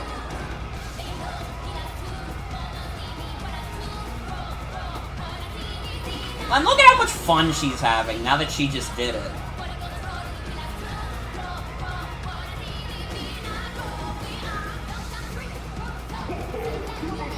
Oh, it's me, the Elder, coming at you live. Your voice is impressive. I feel his power coursing within me. Not like jam with a Bananza. Bam, slam, punch your way forward. Alright, you gotta talk a little slower. Low on banana. This guy's literally talking too fast. This guy's gotta shut the fuck up.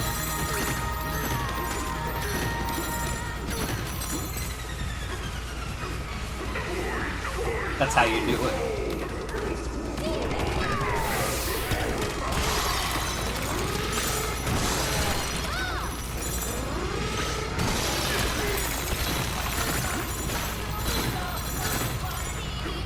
Alright, now punch that old man's shit in.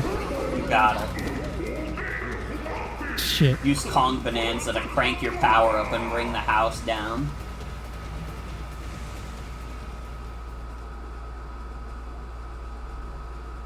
Use Kong Bananza to crank your hog. Okay? You got it, boss. DK! You did it! Thanks to you, I'm me again. I don't know how to thank you. Hey, you came from the surface too, right? Do you want to find a way home together? Oh, so you came here from the surface. I figured as much. What's your name, little one? Pauline? Pauline, you're singing. Such a powerful voice. You make quite a splash, and I'm just bobbing along. That's nice of you to say. Alright, you two, listen up. To get home, you'll have to dive deeper, all the way to the planet core. Wait. What? But I want to go back to the surface. If we go deeper underground, we'll never get home. Ho-ho! Let me drop some knowledge. We who live in the underground world have passed down a certain legend. Those who reach the planet core will earn their greatest wish and more. Want heaps of bananas? Want a way back to the surface? The planet core will surely make your wishes come true. My greatest wish will come true? And yours too, DK? I guess we have to go then, don't we? The Kong Bananza I just taught you should make for smooth sailing. But you'll hit stormy seas sooner or later, no doubt about it. Word has it that some not-so-friendly folks are heading to the planet core too, so stay sharp down there. Okay, time for you to cast off and make your wishes come true. Just head through that door there, ho-ho. Thank you, Elder. Oh no, DK. I'm scared. But, okay, let's go. Pauline is now your friend, pal. I wish I got that pop up in real life too after I've had a conversation with a few people a few times or whatever. True. President will be most intrigued. Bro, cunty monkey.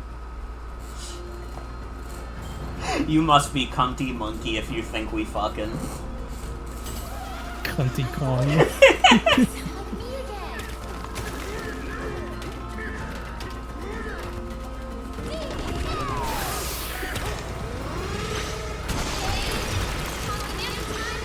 Let's do it.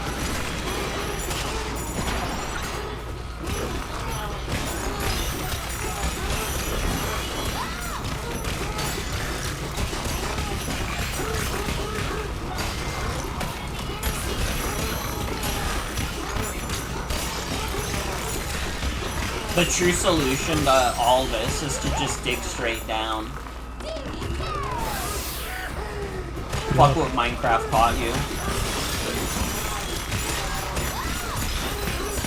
Both Microsoft is moving straight down there. Exactly, exactly.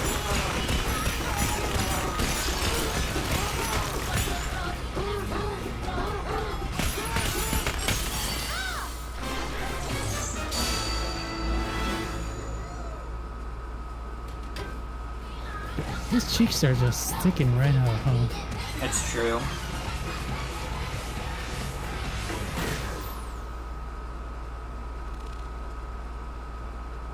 Sublayer 102. Fucking hell, you weren't kidding. This game does like look like it's fucking enormous. Yep. This might be the biggest platformer that Nintendo has ever done. You love bananas, DK. Daily affirmations.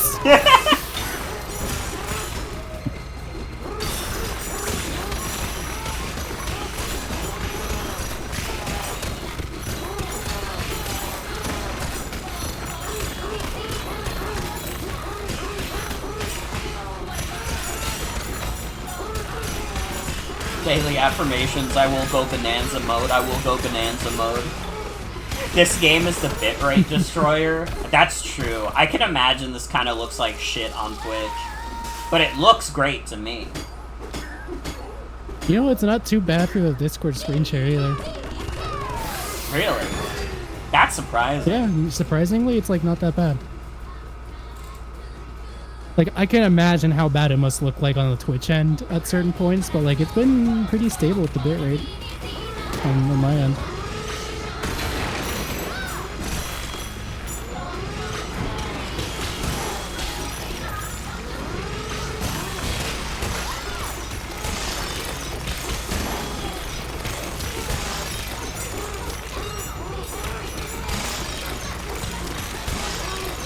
Me using my monkey powers to punch through concrete. Gas concrete, baby. Cement.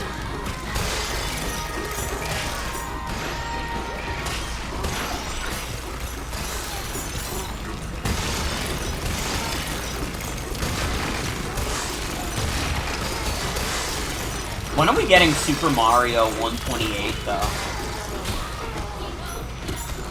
Thinking of like tech demo games. We'd have Mario 128 already if Nintendo was actually a good company. True. Nintendo if they weren't fucking around. If they weren't busy fucking and sucking. I forgot my thought partway through, I'm sorry. It's okay. Nintendo if they weren't fucking and sucking. No, if Nintendo was fucking and sucking, that'd be way cooler than half the shit they do now. That's true.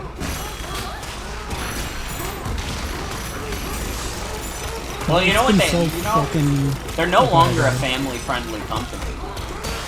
They were only a family-friendly What? company during the Wii U and 3DS era.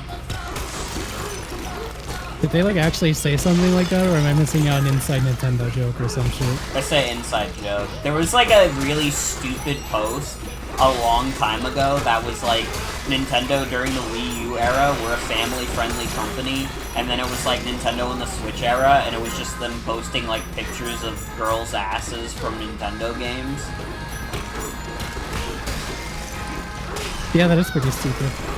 It's a really bad post. It also just doesn't make any sense, because it's like, they fucking published Bayonetta 3 and Devil's Third during the Wii U era. What are you talking about? Oh, they put ass in their games now, so they're not family friendly anymore. Dude, they were putting ass in their game. They had Fire Emblem on the 3DS. Fire Emblem had explicit scenes of ass. Bro was just outing himself as never having played and beaten the original Metroid fast enough. True.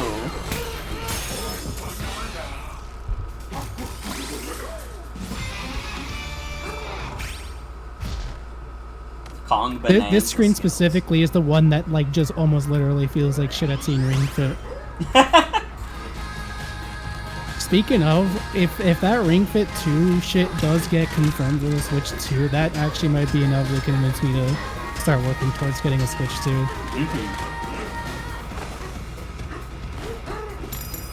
I did like like Ring Fit. I would like to get back on the saddle for that, but like I don't know, like it feels weird to say it about Ring Fit because it's basically just me saying this about exercising, but like I burnt out on Ring Fit a little bit. Yeah. It's like I appreciate the fact that they were able to gamify exercising at home enough to like actually get me off my ass. Yeah. And exercise, but because it's a game now, like it has to be a good game too, and that's the fundamental issue. It's like you can't really be that good of a game if ultimately the core game loop is me doing really uncomfortable fucking mountain burpees or whatever they're called. Yeah. The fucking mountain climber shit is so horrible. That shit hurt. Why? Why did you say that, Jen?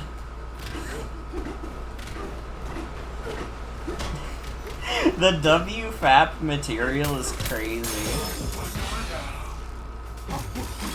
It's like last night's Sock stream never ended. Was Socks talking about WFAPs? I didn't watch that far in. I had to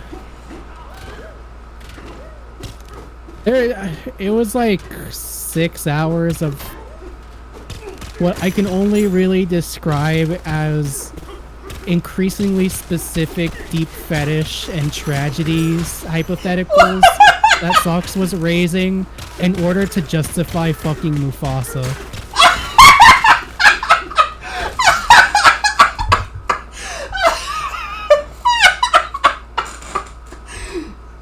There's no hyperbole or exaggeration. That was just pretty much the bulk of the stream. It was just like Sox going like, okay, what if you were teleported to Pride Rock, you were a human, and Mufasa was still alive? Okay, now what if you took Mufasa's mind and put it in a human body?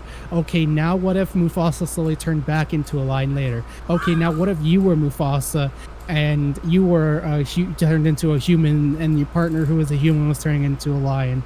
Like, it's... It was just that for like 6 hours. That's and, like just so fucking subjecting fun. Robbie and Buggle to like answering yes or no to these increasingly tragic and deep fetish-like scenarios. Chad, you can't put that in chat. That's too funny. How the fuck are you gonna play the game? Dude. That's so fucking funny. That is literally... Yeah, I miss Sox's Wii U era where the hypotheticals were like talking about poison chocolate and the Osburger or the Slurpee burger. These days, it's always like, at what levels of desperation do you have to reach in order to fuck Mufasa?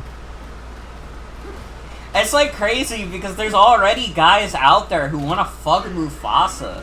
If you want to fuck Mufasa, Well, here's the thing: like people- they weren't framing their hypotheticals as tragedies or deep fetish shit. That's just kind of how it ended up coming off. Like they were just trying to be like, okay, well, what's the point in which you would fuck Mufasa? But like the only hypotheticals they could come up with was shit that was just like, slowly over the course of your lifetime, like you are married and in love with Mufasa, and Mufasa is currently a human who's aware that he was once a lion from the fictional movie of The Lion King, but slowly over time he is transforming back into just a regular lion. At what point do you say, you know what, I don't feel like you're too much of a lion, I can't have sex with you anymore? And like, I don't know. I missed the Osburger versus the Slurpee burger.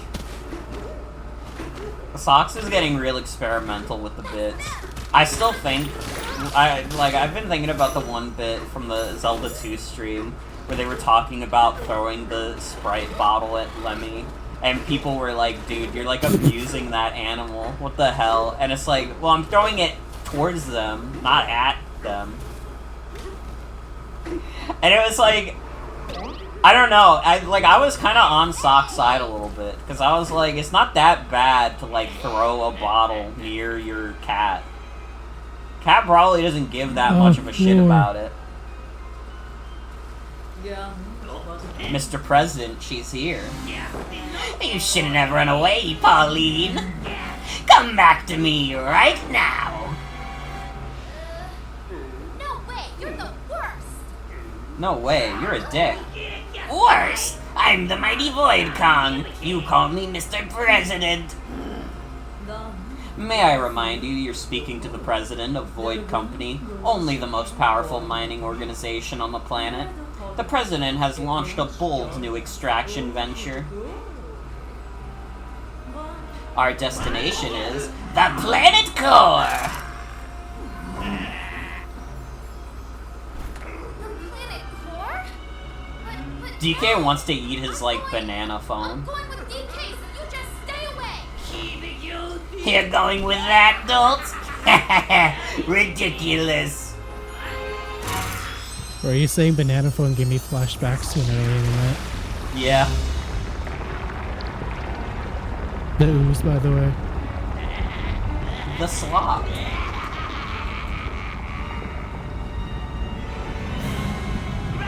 Is that the voice actor they use for King Boo? Maybe. That laugh was like super familiar.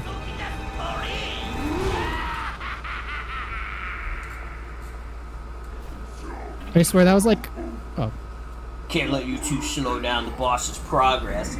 This ought to do the job.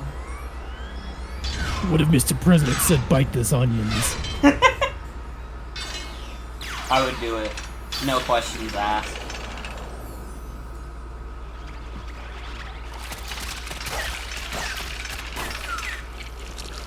Ugh. That's like visceral. Alright, so if you were Mufasa and your only other partner was this thing, would? You have to be Mufasa and no, you can't kill yourself. Oh, wait. I thought you were saying if I had to get into a relationship with Mufasa and the Pika Bruiser. I thought you were saying I was like both. No, you're Mufasa, and this is the only other sentient creature in the world. Would?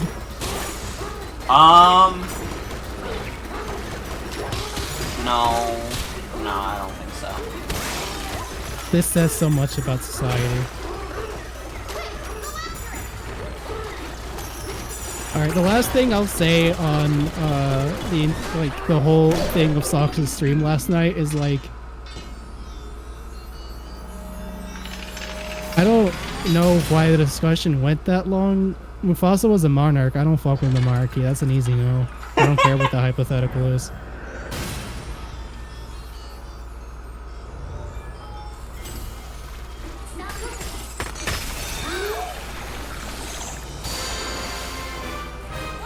5 nano. The biggest banana bunch yet.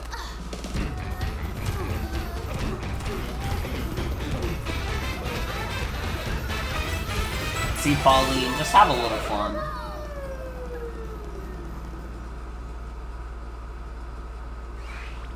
can't believe I did. Okay.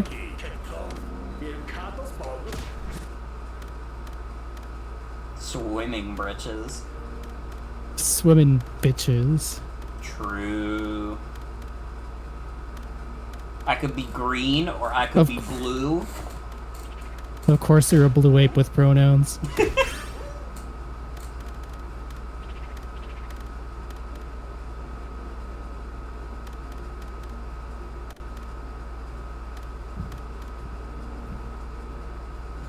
Increases the chance a treasure chest will appear as you destroy the terrain. Yeah. Oh shit, these things got stats? Yup. Apparently so. That's crazy. Except for the fur. The fur doesn't have stats.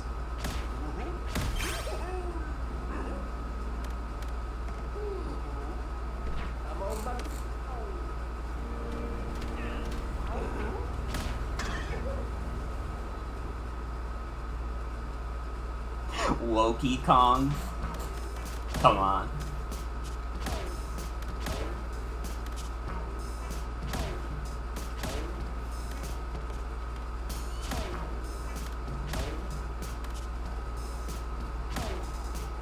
Alright, Pauline, you're dressed like I brought you on our adventure. Our vacation. Vacations can kind of be like an adventure. That is true. Rillaboom at home? Don't say that about DK. Come on. He's a great guy. Beat my best work. I can't believe it. The boss gave me direct order to capture you, so I'll finish the job next time. Bet on it. Damn, he don't give a fuck. I respect it, bro. Like he's taking his union break. True.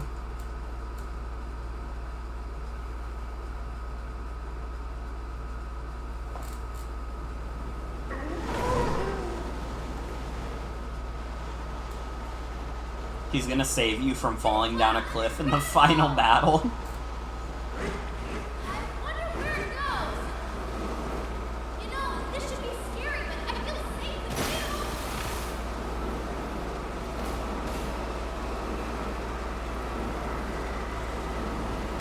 Hey, I think that's the exit.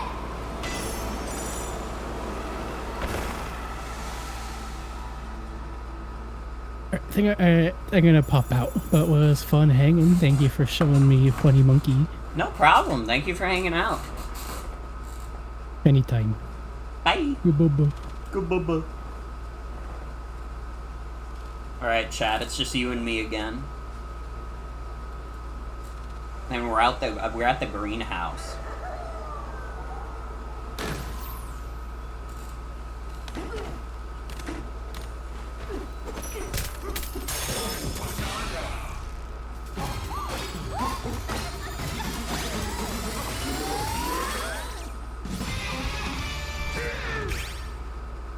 I have to do the dishes. Can you describe everything that happens to me?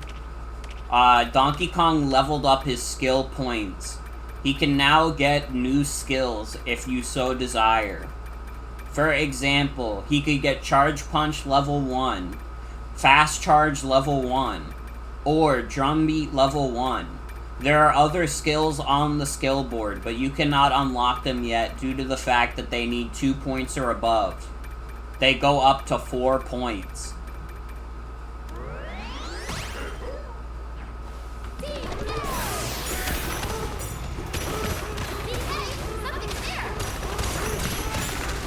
I don't care that something's there. Kill everything.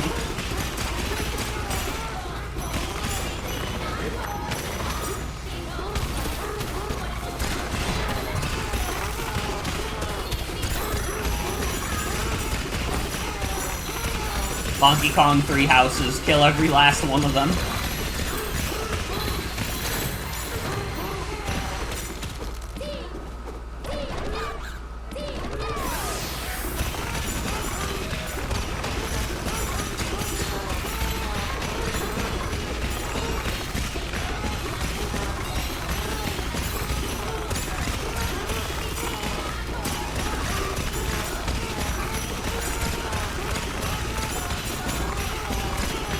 Dude, it's too much fun to be in Bananza form. And it feels like it's so easy to charge it back up.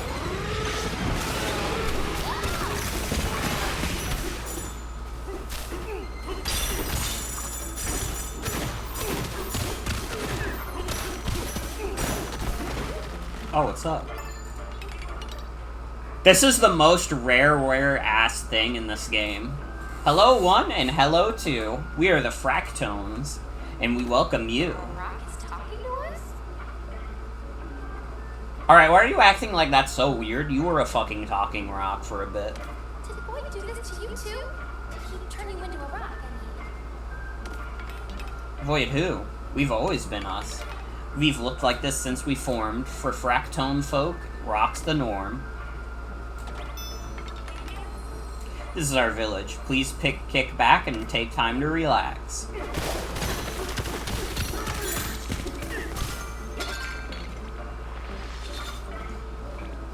I thought I fucking killed that thing.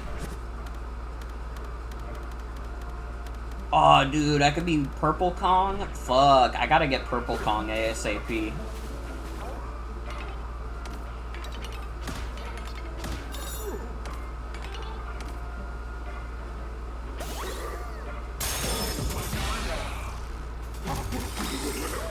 How many times can I do this exchange?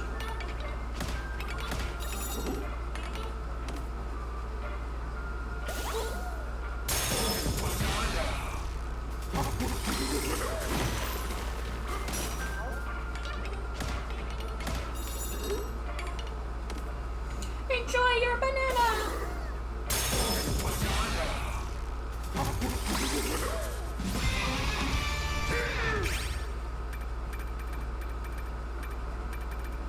I think I have anything else that only needs 1 point. Oh no, wait.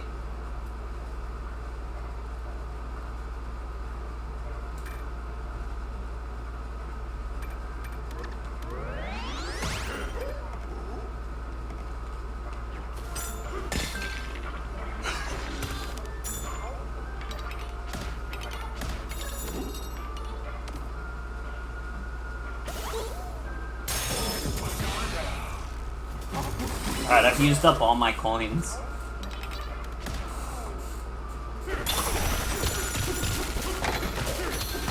Damn it, I feel like I've been really going at the crown to look for this kind of shit. I'm just simply out.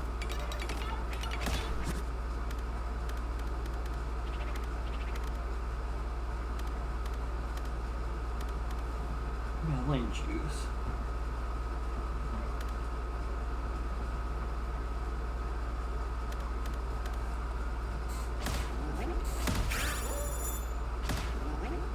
Damn, these red balloons are like crazy cheap. Which is crazy because I feel like the apple juice is like... It's harder to lose all that health. I feel like you have to be bad at the game.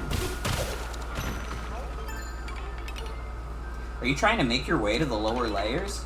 If that's where you two want to go, just dive into a sinkhole.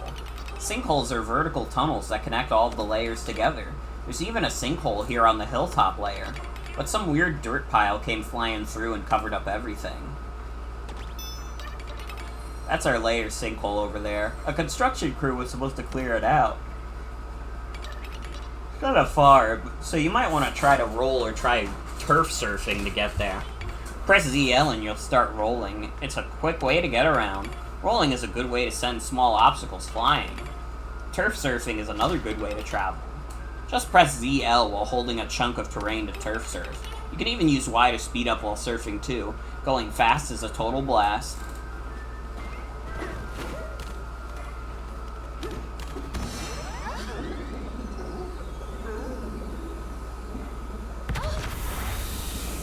What is this?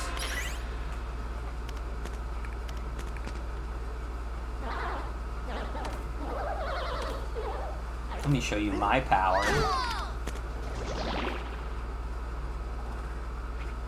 Donkey Kong has died. The folks who live down here call me the Elevator. I'm mother to the smaller eels. In fact, my little elevators are big fans of yours. A little E can teleport you to different spots in the same layer, but I can take you to entirely different layers.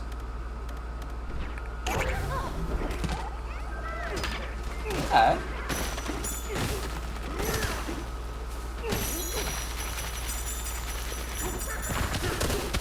It's not as fun to turf surf, though. I want to destroy everything.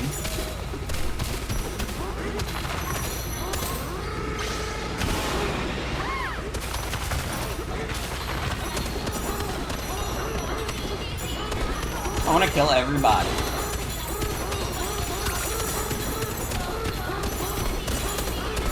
How do you even put turf surfing in the game if all I want to do is break the environment?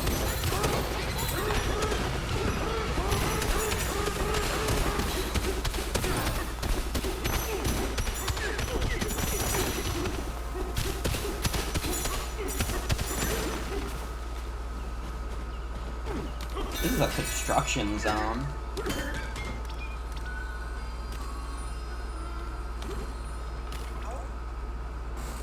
Want to hear a story? Not long ago, this big dirt pile came flying through here. It glowed brightly and then plugged up our sinkhole. A clogged sinkhole means none of us can get to the lower layers. After that, this hard purple stuff started looping all over everything. Even our friends got trapped in it. We're pretty sure that purple stuff glopped down from the summit of Peel Peak.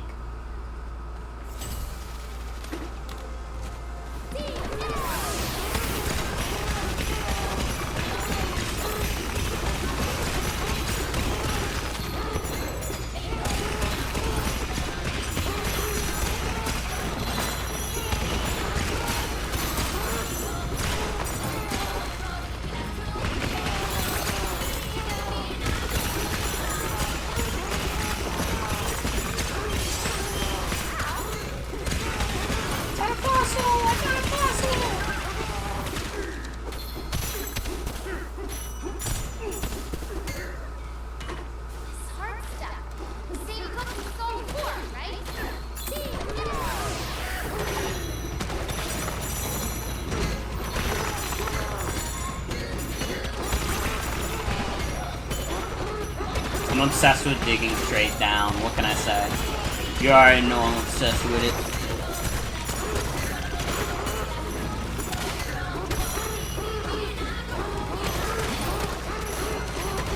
No goop is gonna stop me from finding treasures.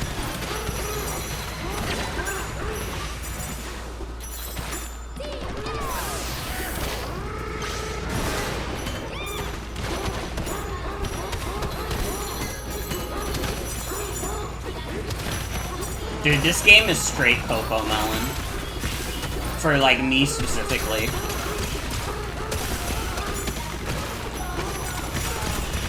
It's like, I just want to destroy everything. And keep doing Bananza infinitely. I just fucking killed that guy. I didn't even give a fuck.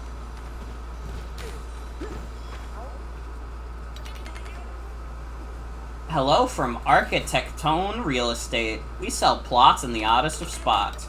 We can build you a cozy little getaway with a comfy bed and a helpful closet. Asking price is a low 100 gold. Rock on. Amazing. You've built one getaway in this layer. The beds here are now comfy level 1. Nap in one to get a 1 heart bonus. Okay.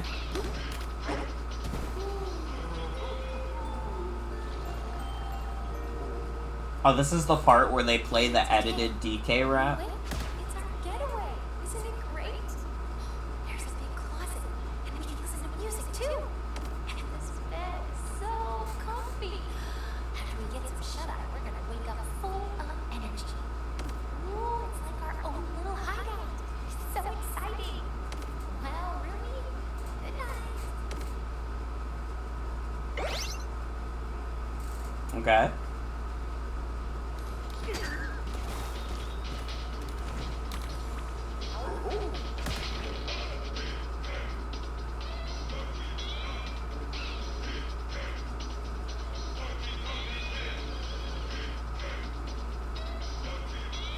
Is it just this one loop of a part from the DK rap over and over?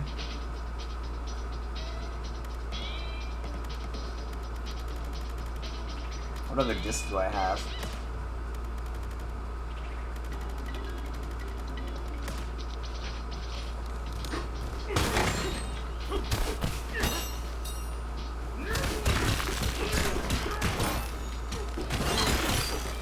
Dude, I'm like the god of finding treasures.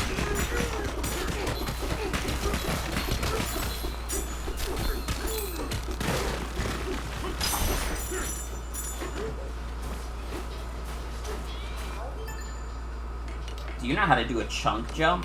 You just press A to jump while holding a chunk, and then press A to jump again in midair. Try it. Chunk jump to the bump up.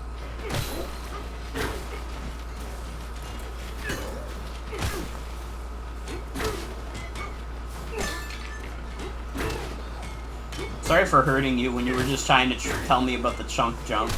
I don't do it on purpose. I'm just a big old ape. What can I say?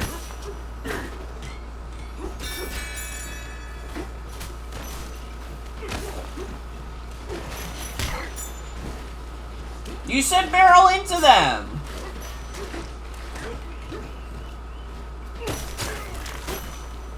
Oh, it has to be specifically when I'm speeding up. Sorry. Well, no, it still didn't work.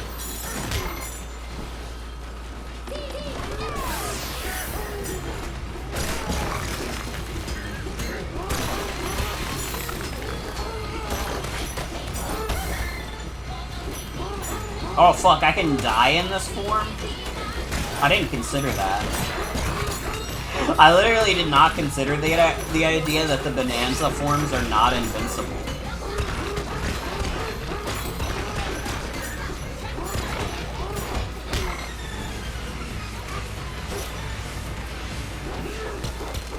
The idea was simply unfathomable to me.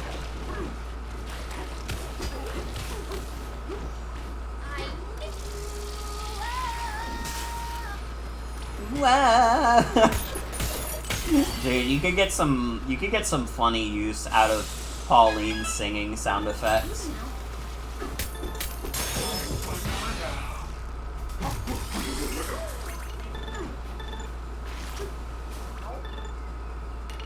Hold the tone. That singing just now, that was you, wasn't it? We never heard anyone sing so beautifully before. You rock. You should perform a concert in our village. No. You can't just volunteer me for that, DK. No way. I don't dislike singing, but I can't. Not in front of everyone. Aw, too bad. Your voice is wonderful. Well then, we suppose you should turf surf away. Yes, I know how to turf surf. The game will pretend like I don't know how to turf surf, but I know.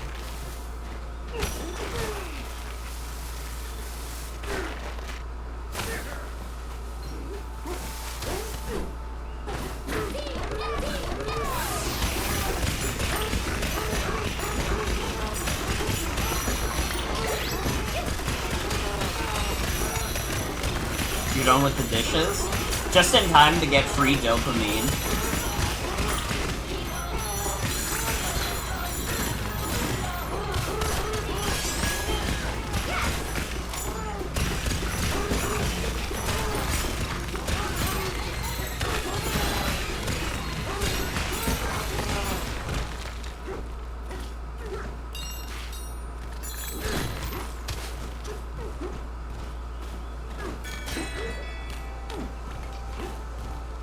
Can I fucking talk to this guy? Stop jumping on his head, DK. Thanks for getting rid of that odd, indestructible metal. Now, hello from Constructone Development. We make or break, whatever it takes. Are you looking to dive further down? Oh, this formation is still in the way. You can't punch through it, and our usual demolition methods could take years.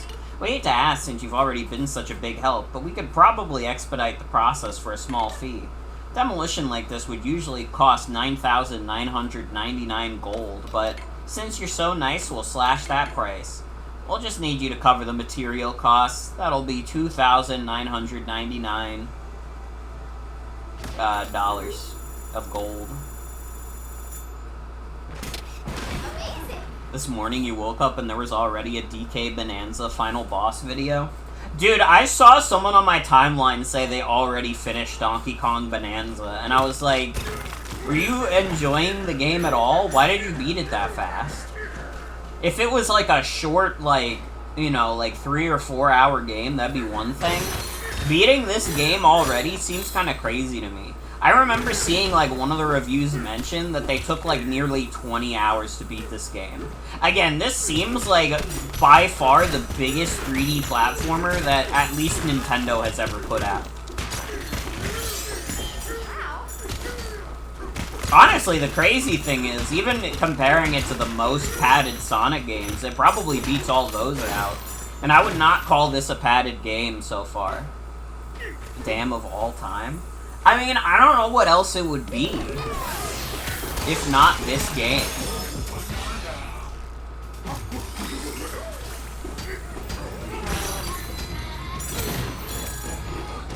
I mean, let me put it this way, Super Mario Odyssey is a game that you can reasonably beat in, like, 5 hours.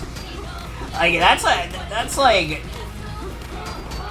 like, feels like a big game, but it's really not. I don't know, this game feels like it has a lot more meat on its bones. And I'm not saying that to put down Super Mario Odyssey. Again, I like Super Mario Odyssey. I just think that it's a smaller scale game than this one.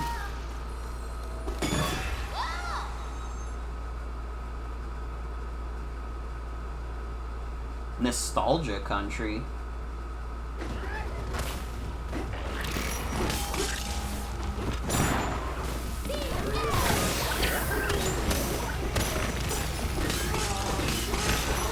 So, Retro.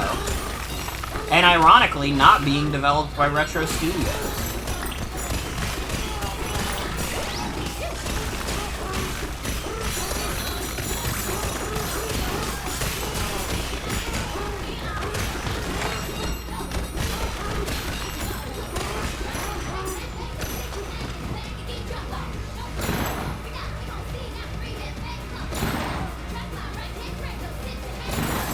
This is not like any Donkey Kong Country level I've ever seen. But I mean, I guess that's fine. Probably better, actually, if it's not literally just a Donkey Kong Country level. That would feel weird in this style.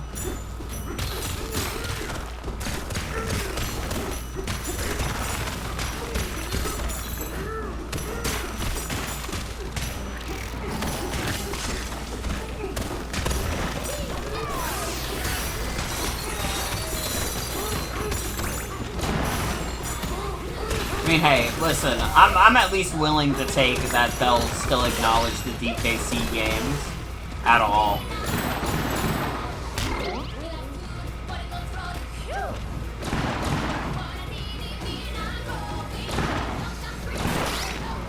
Uh-oh. No! I'm ass. I'm ass.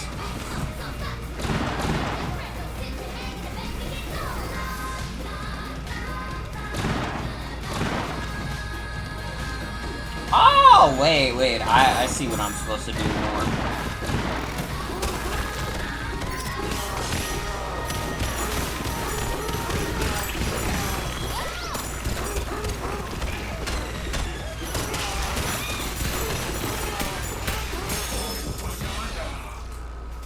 Wait, I missed a banana.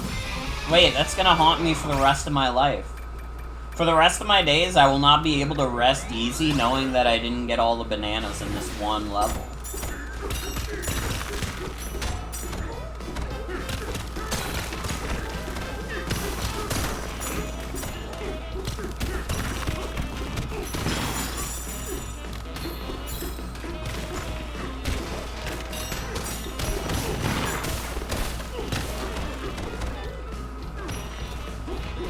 No banana here. Damn.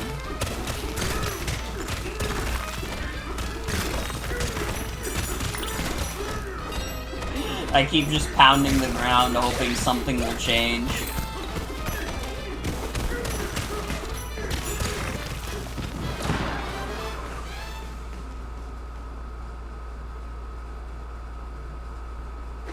No, we gotta go back. That's gonna bother me so much.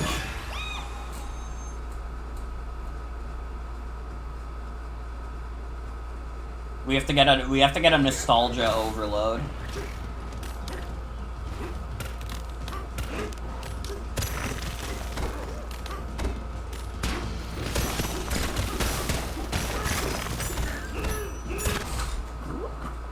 Where the fuck is my phone? I just heard it vibrate. Dude, my phone's been there the whole time.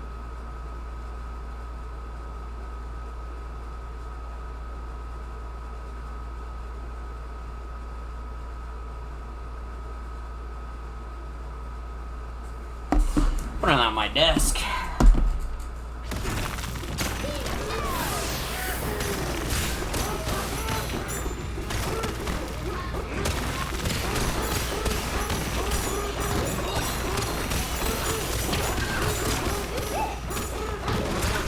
Yup.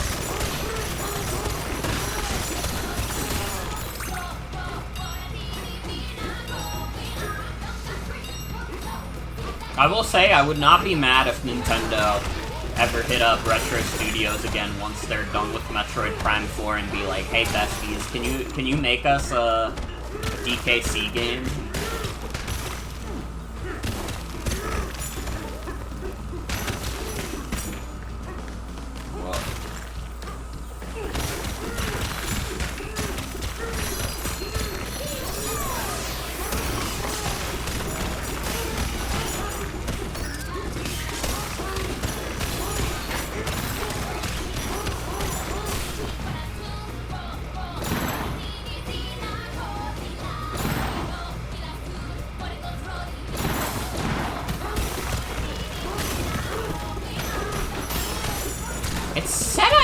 The banana that was earlier on, but I can't imagine what banana that could have been. Like, have I not been, like, super fucking thorough with this?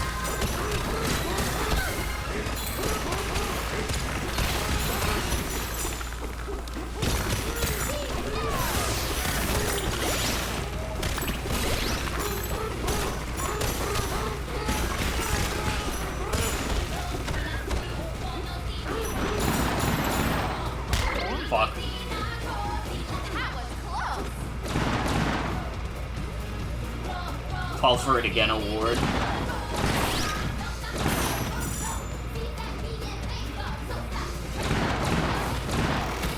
I don't know, I guess I just don't get the third banana here. I can't imagine where the fuck it is. But whatever. Whatever. What am I gonna do? Play fucking Nostalgia Country over and over again?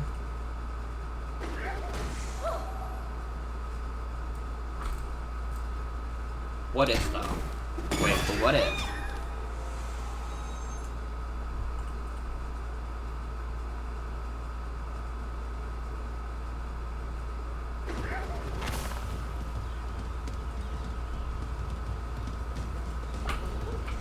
How else am I gonna get my retro fix? That's true.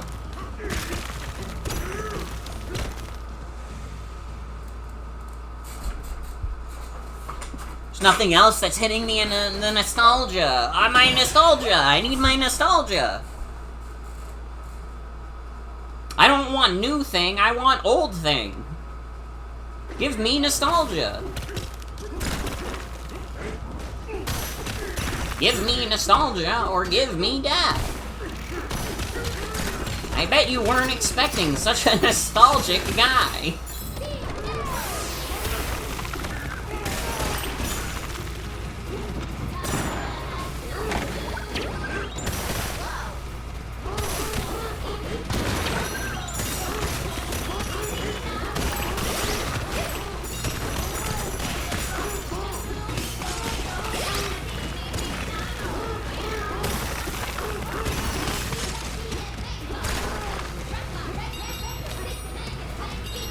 At least I'm getting a lot of these chips.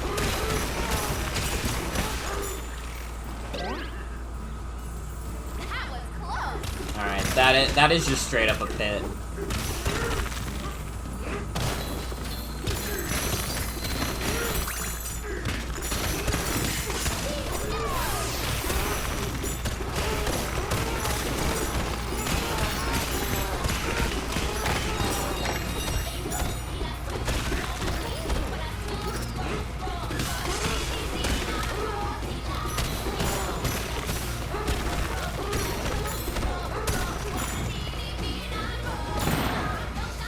game looks crunchy.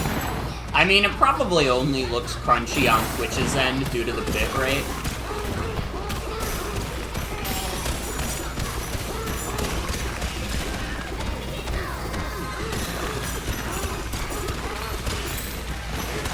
Oh, you mean sensory-wise? Well, that is true also.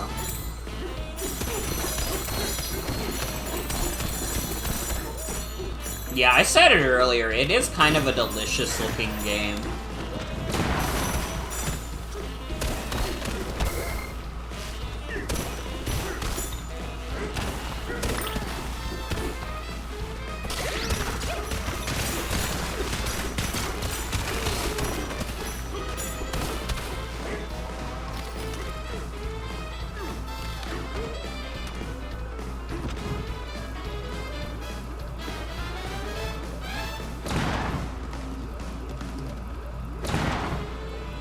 It has to be something early on, because it was showing that I missed, like, the first banana.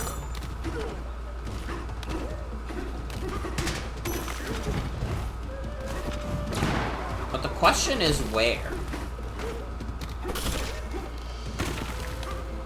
This is the start of the level.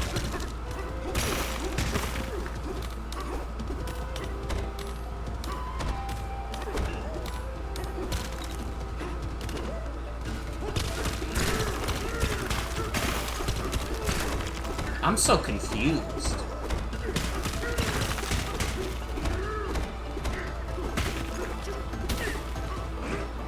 Where the fuck could this last one be? We need all our geniuses on the case. The case of the mysterious missing, banana.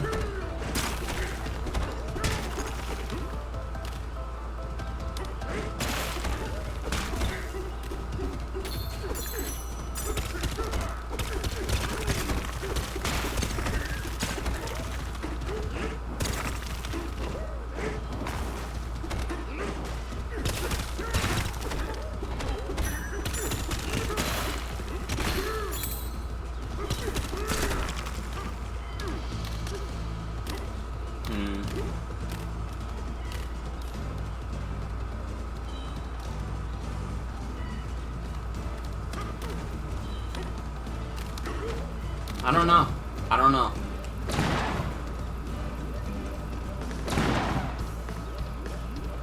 I have one last idea, and I don't know if it's the proper idea, if I'm being honest, but it's the only one I got, really.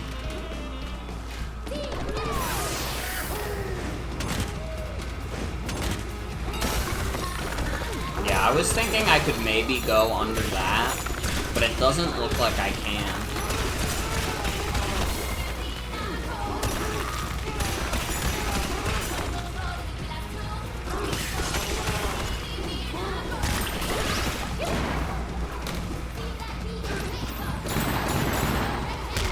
No, I have to, like, come at it.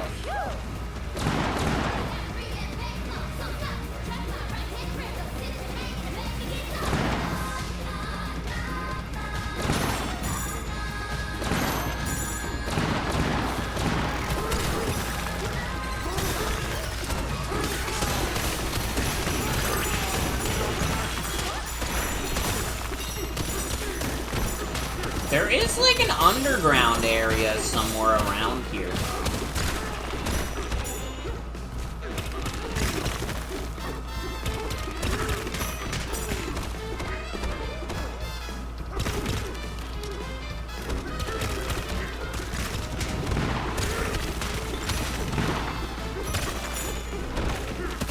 Okay, can you stop firing? It's making me nervous.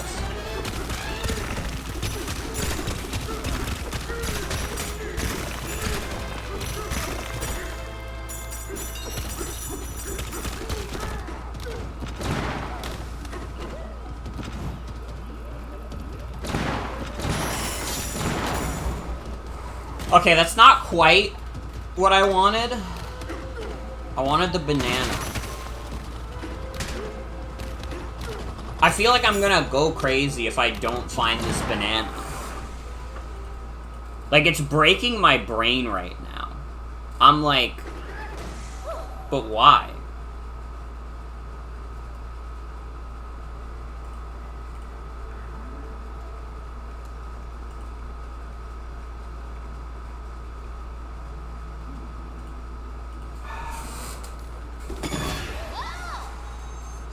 That's just one banana. How long could it take to find?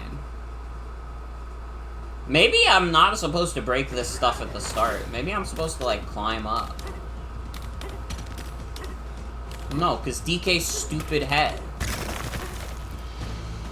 You have to stack a rock?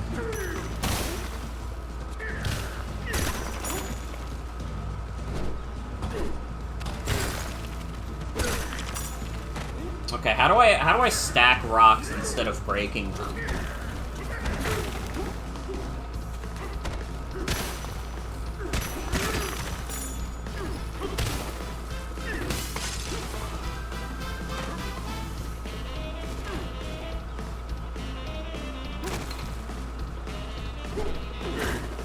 Oh, I need to rock jump? Wait, that's true. I forgot about that. Wait, I forgot about that. Thank you, Ray. And hi! Welcome to the stream.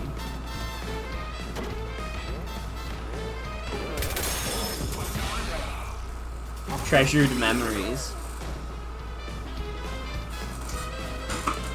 Who's that in the picture? That's Cranky, that's Dixie, that's Diddy. I guess that's just all the Tropical Freeze crew. Kiddy Kong will not be acknowledged. Kiddy Kong did not happen. It was a dream. Wake up.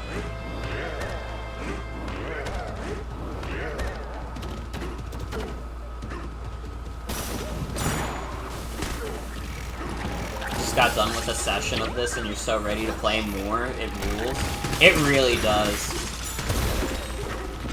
Dude, how the fuck have I played like 3 separate Game of the Year contenders in like a month span? It's like this, it's like Mario Kart, and it's like Fantasy Life.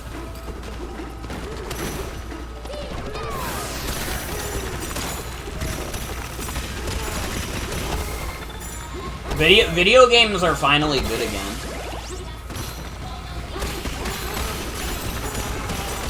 Well, I say finally. I'm a video game enjoyer. I enjoy most times in video games, but it's been feeling especially good lately. I don't know, this year in general has felt like an off year for games. I don't know if anybody else feels this way, but especially, like, you know, we have all the fucking news about, like, 1 billion layoffs in the industry, which is never fun. It just feels like recently we've gotten more shitty news than good news about the industry, but, you know, it's been picking up a little bit again. It's been picking up a little bit. When you were 8, you were scared that video games were gonna stop being made in 2020? Was there a specific reason your kid brain convinced yourself that they were gonna stop making video games? What caused you to, like, have this fear? I'm so curious.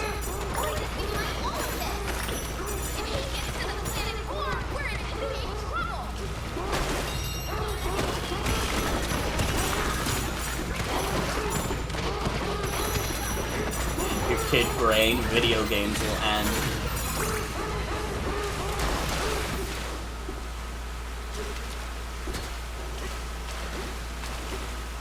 We're in VC when you were playing your first impressions of this, and someone in the VC straight up said IGN 10 out of 10 by how good it was, and you had to at them. It actually did.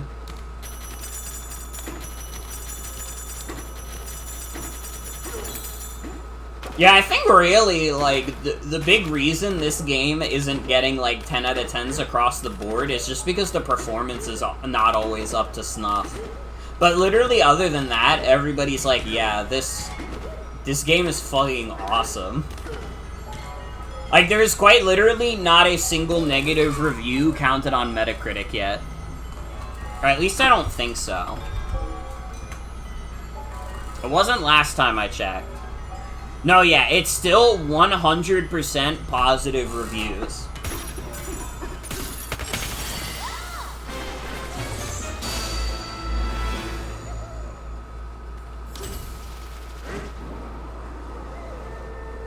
I mean, I said it earlier in the stream, but I genuinely believe it. Mario Kart World, yeah, it's probably gonna be the game that sells more. Everybody's gonna want, like, the big multiplayer game for their system. Donkey Kong Bonanza is going to be a game that more encourages, like, people to actually buy the system. Like, more people are gonna be excited about buying a Switch 2 because of Donkey Kong Bonanza. When are we getting Donkey Kong Bonanza? It's no masterpiece. Tomorrow.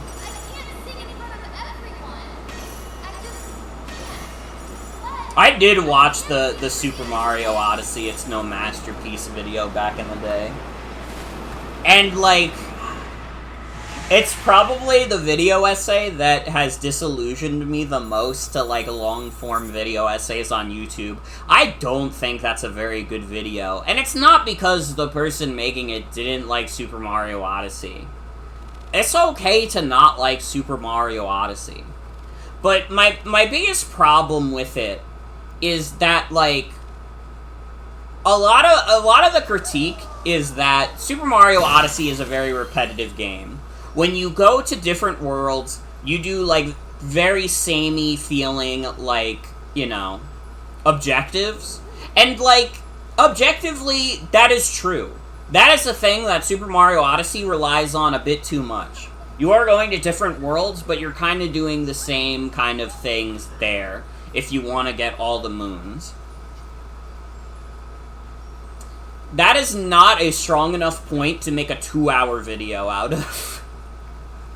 2 hours spent on saying the game is repetitive, ironically makes your point very repetitive. Which some people might say makes your point stronger. Maybe the repetition is what makes the point stronger to people. But for me, it's like, eh. A lot of people also point out the kind of, like, crash out the dude has related to, like, the NPC on the bench that you sit next to and then you get a moon for it. And it's like, yeah, it's like, it's cute, it's charming, it's not worth getting mad at. Oh, it's the easy moon, it's nonsense, how would you know how to get it? It really doesn't matter that much to me, I don't think.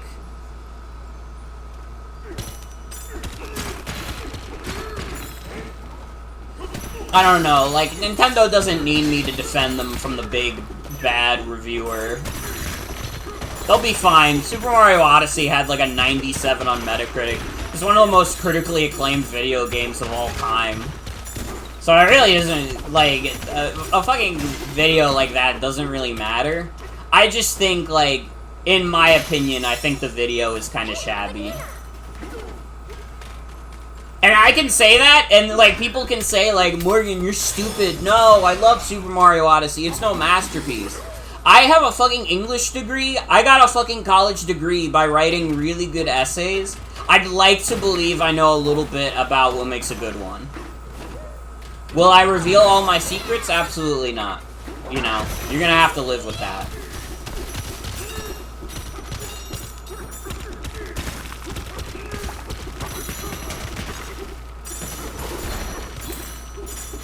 I don't know, in general, I just, like, I think a lot of video essays are too long.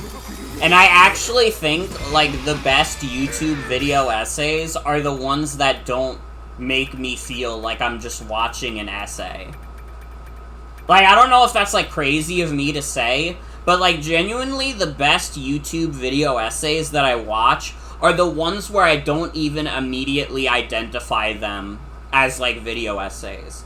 Like, I'm thinking, like, the recent, like, H-Bomber guy videos, like, the Roblox one with Tommy Tallarico, and, like, the one about, like, YouTube plagiarism. Those video essays are really good, because it doesn't just feel like a guy reading off, like, his essay that he wrote. And, like, I guess part of it is also that, like, I would like a video essay to, like, play into the strengths of the video part. You know what I mean? I'm not looking for, like, an audiobook over here. If you're going to make a video essay, I want you to commit to what makes a video entertaining. If I want to read an essay, I can read a fucking essay. And honestly, for the most part, like, regular written essays, even, like, some, like, thesis, like, a lot of college thesi, I don't know what the plural of thesis is, but a lot of theses are not as long as, like, a lot of YouTube video essays. Theses. Yeah, that sounds right. Even though it kind of looks like theses. The Joseph Anderson one in particular feels very shaped by internet arguments. Yeah, I guess that's also, like, a big part of it, too, is that, like, I hate watching a video essay, and I can tell that the people that they're arguing against are, like, a couple people that they saw on the internet one time. Because, like, you know, essays are usually about arguing some kind of point. Feels very thorough and comprehensive for the sake of leaving no room for actually. Yeah.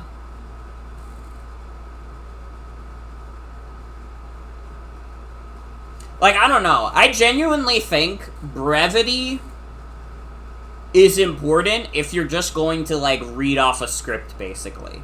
If you're not gonna, like, take advantage of the video format, I feel like you might as well keep it more brief instead of trying to do this all-encompassing, like, being able to argue every single point that could be made. I have not watched any Joseph Anderson video outside of Super Mario Odyssey. It's no masterpiece. So I cannot comment on that guy's other videos. I just think that that video in particular is very weak.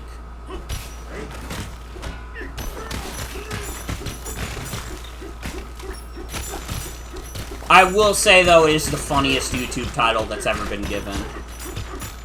I laugh every day about Super Mario Odyssey. It's no masterpiece.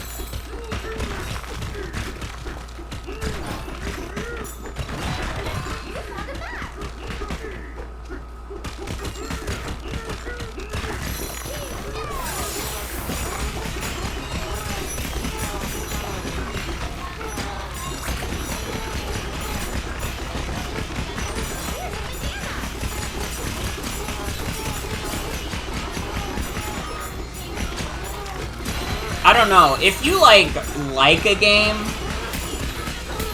or you dislike a game, that's okay.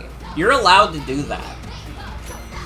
You don't have to think about everybody who either enjoys the game that you hate, or dislikes the game that you like as like a straw man that you have to defeat in a battle of wits.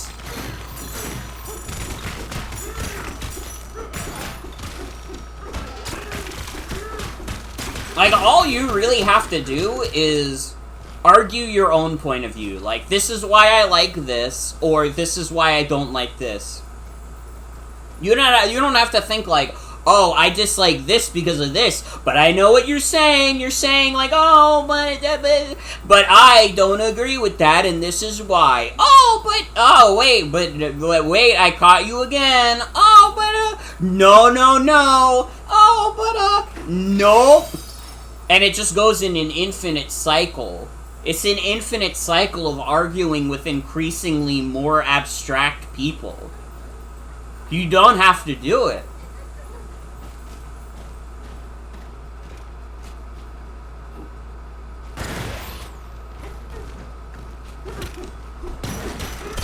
I don't know. That's my, like, YouTube video essay pet peeve. Which is really just me saying that I think a lot of YouTube video essayists are not as good at making super long videos as they think they are. Like, listen, if I'm gonna watch, like, a super crazy long YouTube video, I probably would just rather it be, like, something I can shut my brain off to. And maybe that makes me a vapid viewer, but it's like, I don't know. Brevity was genuinely, like, something very important I learned in college. I learned that, like, listen, nobody actually wants you to, like, yeah, nobody wants you to pad things out. You can, like, be as comprehensive as you want. But in a lot of cases, not every single piece of, like, you know, making it as comprehensive as possible actually works towards, like, your thesis.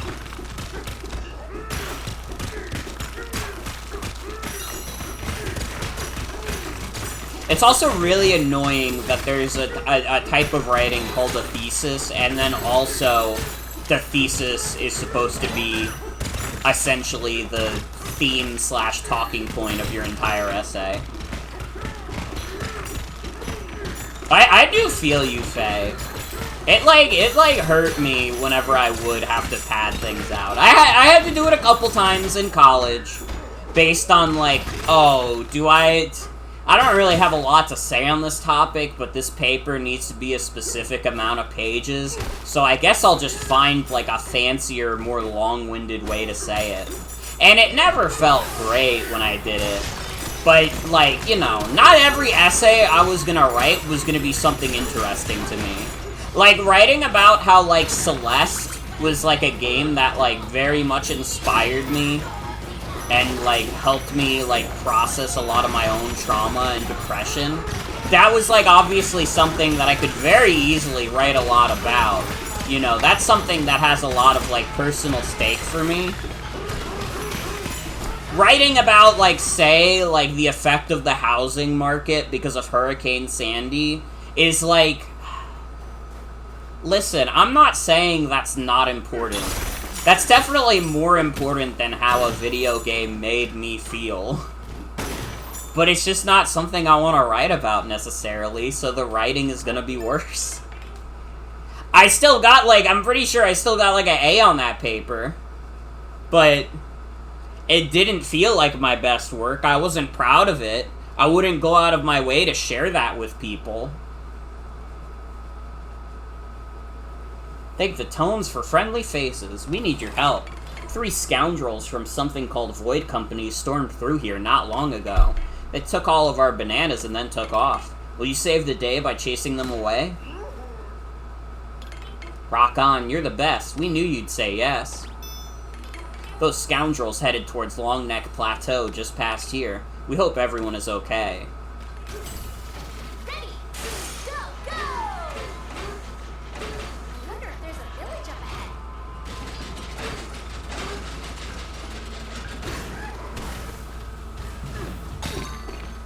Oh, sorry. Our banana warehouse was stocked full until those rowdy rustlers ransacked the place. Now the only bananas we have left are the ones those varmints missed. Say, would you mosey by our village and make sure everyone is okay? Yeah, that guy is Giraffe. Important to note, that guy is Giraffe.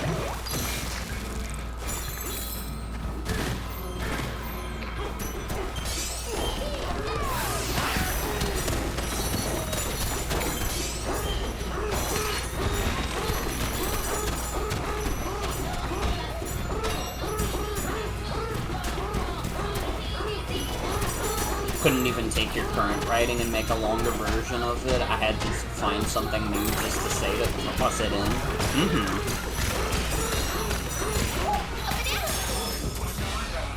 I mean, honestly, I can't... That's, like, genuinely, like, probably a good writing habit to pick up. Like, it will just genuinely make your writing better if you're, like, very strict in being like, no. Everything that's in this has to have some kind of purpose.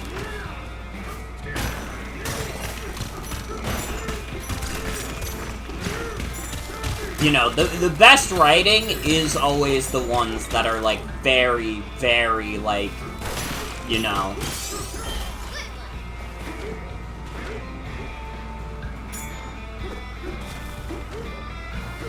Everything feels like it's building towards the same point.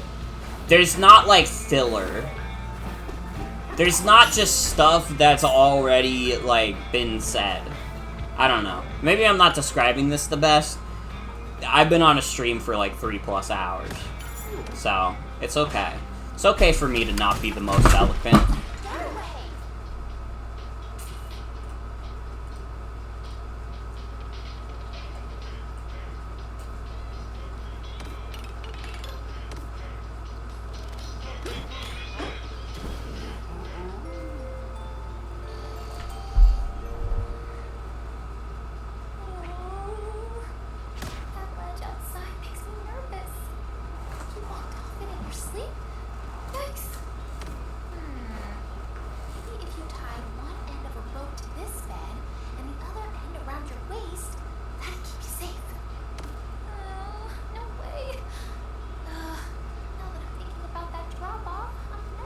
Pauline, don't say that scary crap to me. Why did my tuber disappear?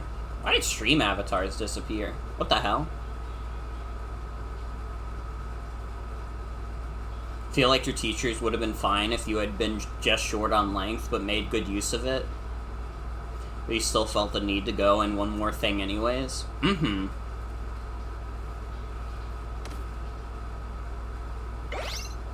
Pauline needs to not say scary shit like that. Dude, I literally... My fear of heights would go crazy.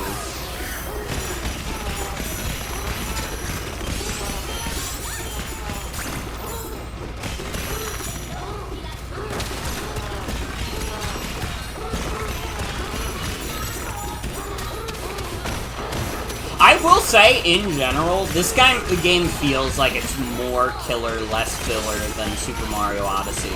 And again, I'm saying that as someone who did enjoy Super Mario Odyssey, but I feel like so far, I like this gameplay loop more. You know?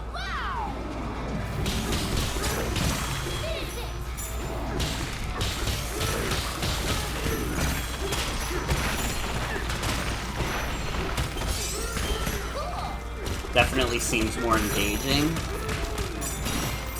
I will say, I do think Super Mario Odyssey makes for a fun any percent playthrough. I would never 100% that game. Like, this game, I could actually see that being reasonable, because, like, getting all the bananas is probably not, like, an impossible task. You know, even with all this environment destruction stuff, and, ooh, it could be hidden anywhere, it's like... You have, like, things that'll point out to you where potential bananas could be. So I feel like that's not gonna be that much of an issue. It's not gonna be one of those things where it's like, you'll never find all the bananas reasonably. Oh god, all the Koroks? Fuck no. You're not getting me to do that. I'm not even fucking with that. I have thought about it. It would be fun to stream Breath of the Wild and Tears of the Kingdom in a more, like, real sense. Like, play them the way God intended. Like, since I've done, like, Yakuza, or, like, I'm still doing Yakuza, obviously, but I'm doing that in a very long-form playthrough. I'm, like, thinking I'd be okay doing more games like that. I gotta be honest also, I, like, said at some point, like, oh, I bet I could do Yakuza 100%. Yeah, I don't think that game's gonna be 100%. I think at the very least I'll try to get all the side quests done. But the problem with 100%ing that game is that I'd have to do New Game Plus, and the idea of playing an entire 70-hour RPG twice just to get, like, one additional dungeon is, like, insane to me.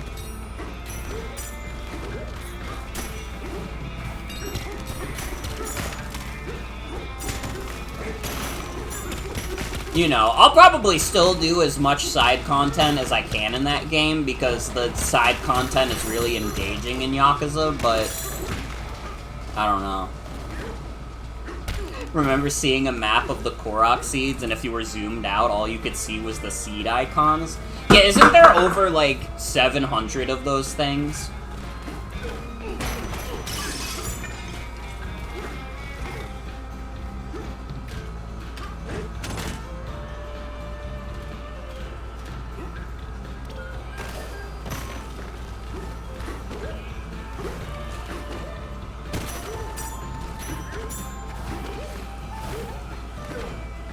Breath of the Wild is definitely a game that is, like, way too nightmarish to 100%.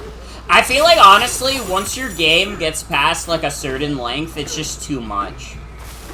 I say that as if I haven't 100% Pokemon games before, but even then, technically not. Like, I've just completed the Pokedex, but that's not technically 100%ing the game.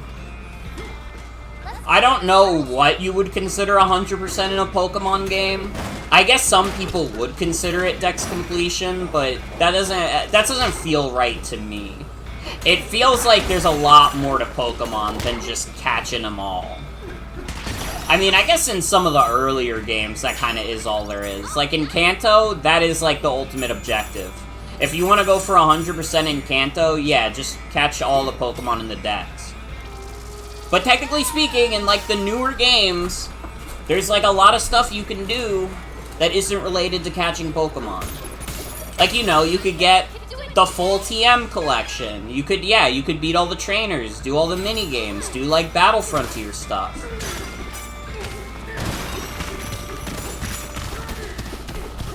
So I would not go out of my way and, like, again, even though I've done Dex completion in a few of the newer Pokemon games, I would not say I've 100% any of them.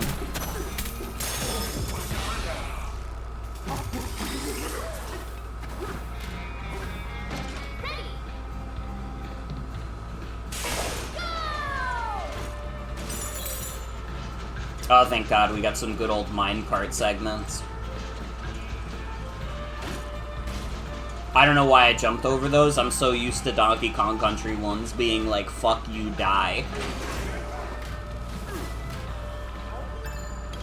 Howdy, this here's Big Stretch Peak. If it's the entrance to the Bananza refinery you're looking for, just hoof it up to that summit there. It may look like a stretch, but we'd wager. You can climb it with ease.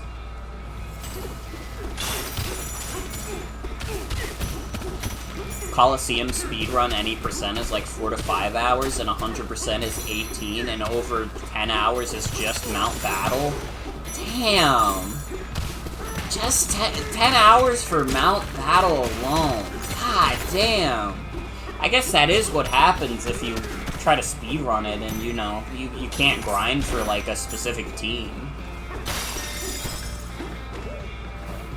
I can't wait until Coliseum and XD are on NSO. I'm kind of hoping that's one of the things they announce in the Pokemon Presents, because it's like, we already know they're coming. So it'd just be nice if that Pokemon Presents happens, and it's like, yeah, here you go, here's Coliseum and XD. I would replay those games in a heartbeat.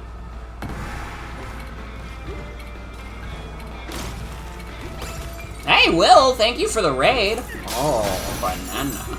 I hope you had a good time. I know you were also playing Donkey Kong Bananza. I hope you had fun with it. I'm having a lot of fun with this game. You must depart? I understand. Oh, thank you for the raid. Thank you so much.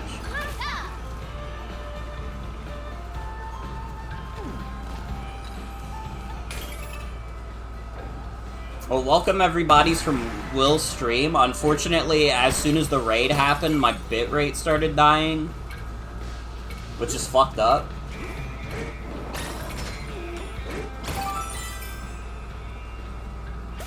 I don't know why that just started happening now. Nothing can ever be simple on Twitch.tv, truly.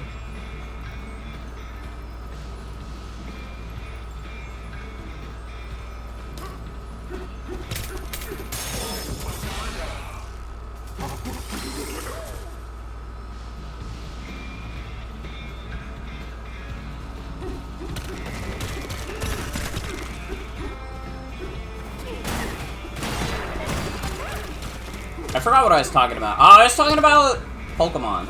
Sorry. I forgot due to the raid, which I very much appreciate.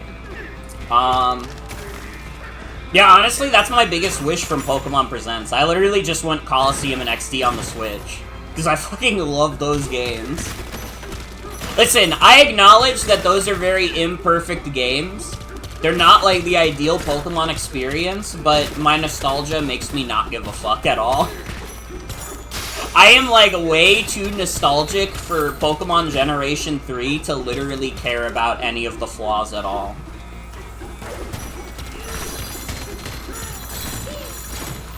I would even say at this point in my life, I kind of prefer Pokemon like Rescue Team over like Pokemon Mystery Dungeon Explorers.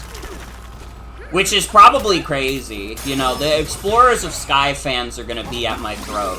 And listen, I really do like Pokemon Mystery Dungeon Explorers of Sky. I think that game is great. Rescue Team, like, just kind of scratches an itch. It's a shorter experience, and, like, you know, I kind of do value those shorter experiences. Explorers of Sky also makes you do the flashbacks a lot. There's a lot of flashbacks in that game. It's not a game you can marathon. I mean, you can. Most people do. But it feels like it's not built for that, because every 5 seconds, someone will be like, hey, do you remember what you said 5 minutes ago about how that guy was evil? Yeah, we just found out that guy is evil. You were right. And it's like, well, you didn't have to flash me back to the point where I said it was evil in the middle of your speech. I got the idea. Dude, I kind of want the spin jump.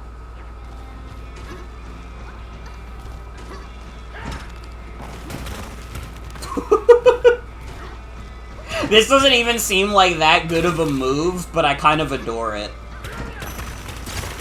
It does seem like it's ass, though.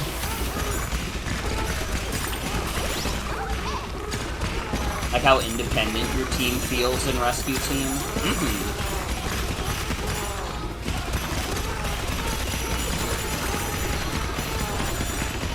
I don't know, it is a little hashtag vibes, too. I remember, like, being a kid, and, like, dude, in the middle of winter, getting to the fucking snowy forest area in the Fugitive arc of that game, and being, like, I don't know, it was, like, the most immersed I'd ever been in a video game up to that point in my life. There's literally, like, nothing better. Explorers was a game that scared me as a kid, but it was only for one specific thing. I was really scared of Dark Hill's song. For some reason, that song, like, really scared me as a kid. It was the one that was like, bah, bah, bah, bah, bah, bah, bah, bah, bah. Like, I heard those sounds and I was like, I think I'm dying. I think this game is killing me. There's gonna be like an evil monster that comes out of the game.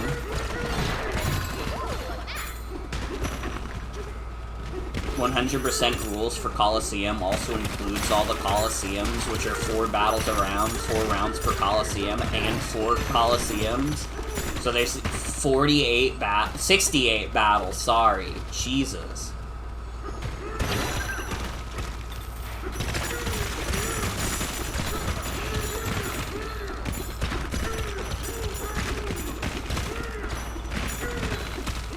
See, I feel like that's a game I could 100% if, like, you gave me, like, a year. If you gave me 18 hours, my ass is not doing that.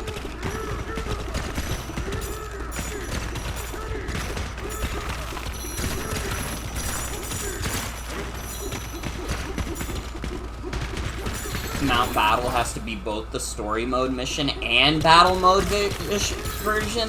Why the fuck does it have to be the battle mode version? That's fucking crazy. No wonder this shit takes 18 hours. That's fucking crazy.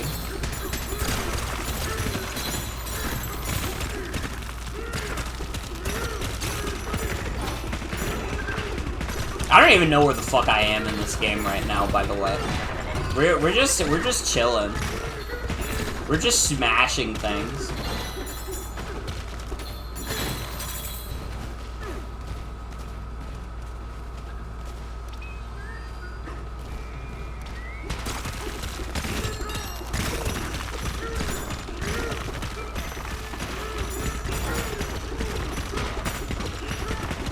Oh, the battle mode version unlocks Ho-Oh? I see, I see.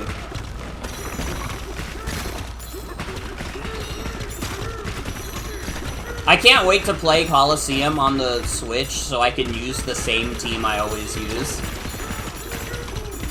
Get myself my Feraligatr with Rain Dance combo with Plusle with Thunder. I love that shit. I love doing that strat every time. And then, you know, have Noctowl just because it's a Hypnosis guy that'll make recruiting or like catching the other Pokemon easier.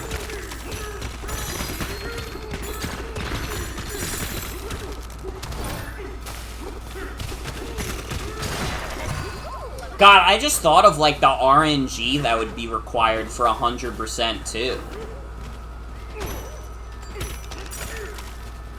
Because you do need the RNG to be in your favor when it comes to catching Mons, especially some of the harder ones like the legendary beasts.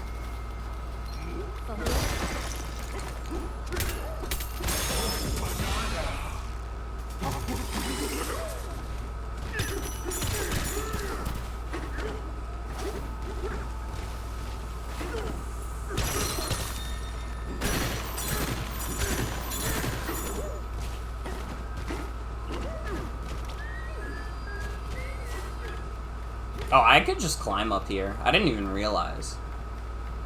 I guess the guy did say that.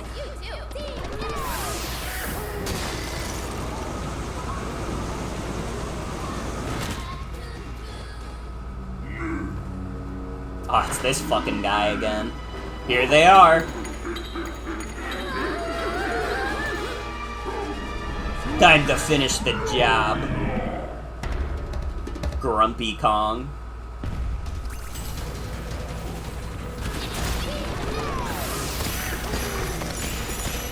Its weakness is that I can do this forever.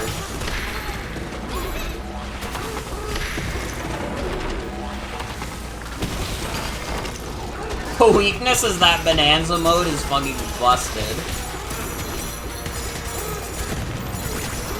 And it's so easy to just recharge. Honestly, I don't mind these kinds of bosses, though. I actually think that most games are improved by having shorter boss fights. Or at least boss fights that you can cheese. Games that aren't, like, RPGs anyways.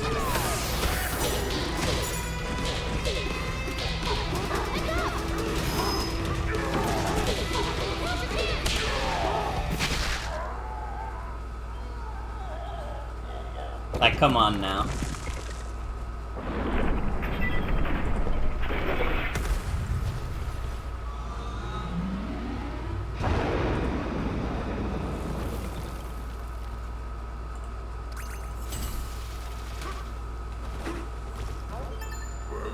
Battle mode of Mount Battle has team preview?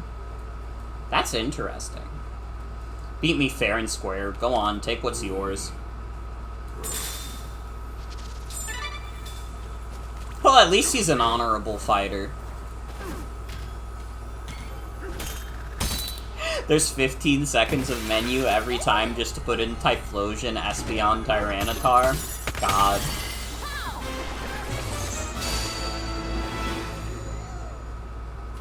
Nobody's stronger than you, DK.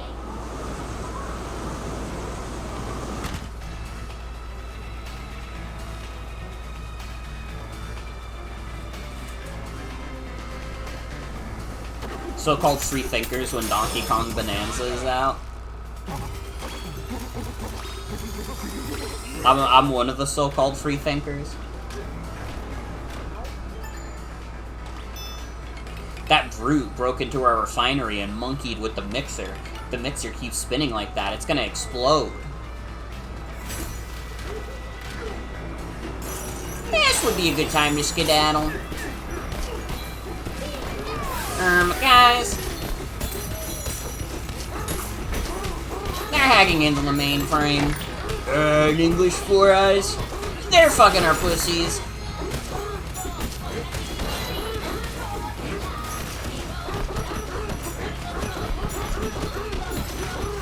lot of gold hiding under here. It might be tough for us to fully charge up the Bananza power. Never mind. Never mind. It's actually easy. Already did it. This cart can carry a load of boom bombs. Ready. Go, go. So do I want to hit into the boom bombs? Yes.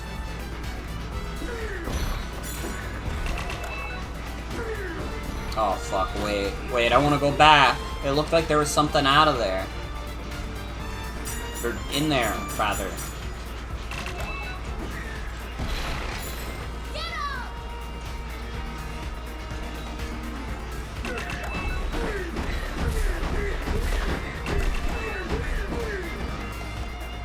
Damn, that wasn't enough? How many fucking hits do I need on this rhinoceros head? Oh. Oh wait, that's a Triceratops. Way to go. I'm fucking stupid. Apparently I can't tell the difference between a rhino and a Triceratops.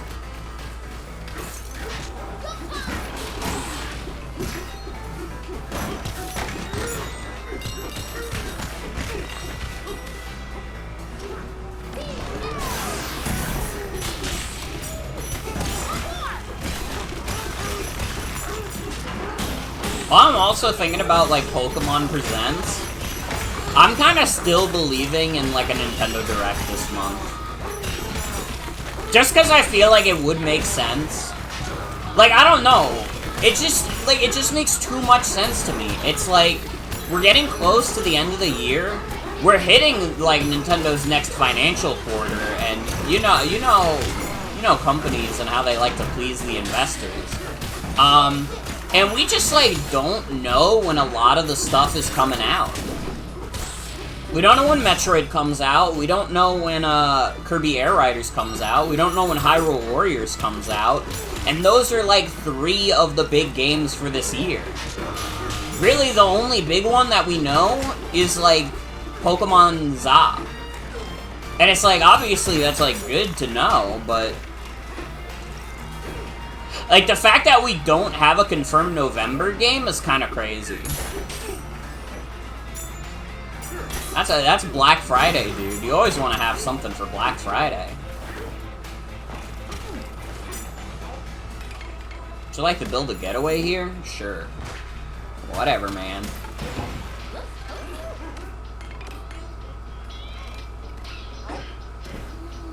The ultimate comfy bonus. Dude, the bed even looks like it's getting more comfy. Hey, DK. I mean, it still doesn't look that great, but... You think Fractones ride the minecarts to get around down here? I mean, I would assume so. Looks like it'd be a convenient form of public transportation. They could fly through all the caves easy. Like whoosh. Dude, wait, I just got a notification on my phone. CBS is ending The Late Show with Stephen Colbert next year. Dude, they took away his show because of Skibbity Biden. Dude. Dude, within 2 years of the Skibbity Biden bit, Stephen Colbert is being shut down. Oh, but the giraffe Fractones would definitely have to duck their heads. Well, good night. Skibbity Biden has to be like the stupidest thing ever that still makes me laugh. But it is important to note that I'm not laughing with it, I'm laughing at it. Like, it just seems like a like, insane thing to put on the air. There's probably a less funny reason for the cancellation. I guess I could find out.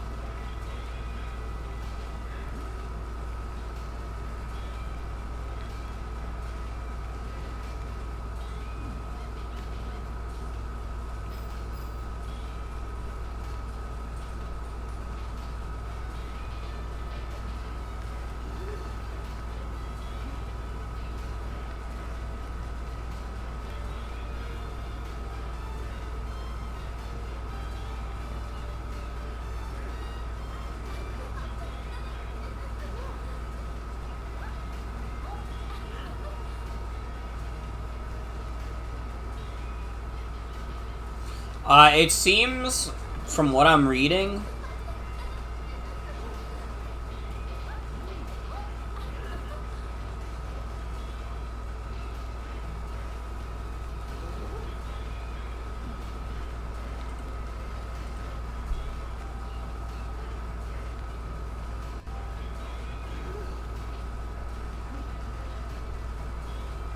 It seems like from what I'm reading, it seems like a lot of, like, the ad revenue they used to get from the Late Show is, like, not coming through. And it's probably related to, you know, that. At the end of the day, though, it's always money moves. It's always money. Want to know why something got canceled? It's money. Want to know why something keeps happening? It's money. It's not actually a particularly interesting revelation to know that everything starts and ends because of money. You know, that's my inner cynic talking, but You got this. One more.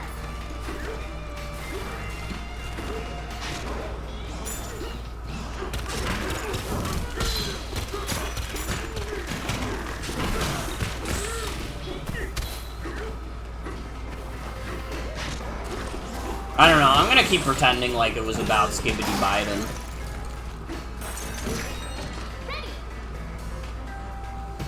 And if people have a problem with that, it's just none of my business.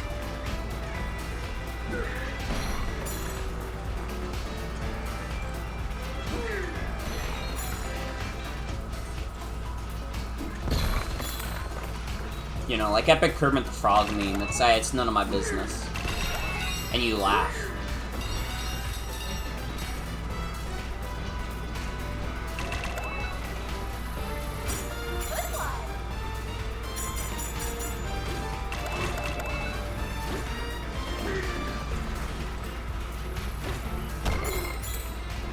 New Danganronpa 4 Skibbity Kuma character.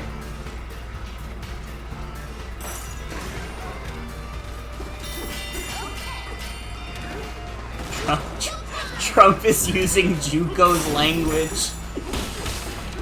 Sorry.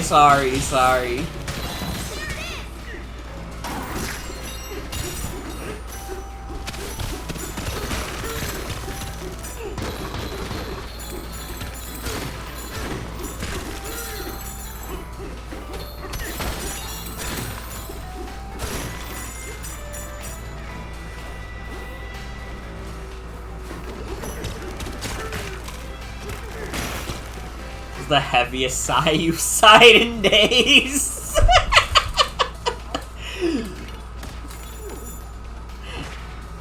I think it's a good bit.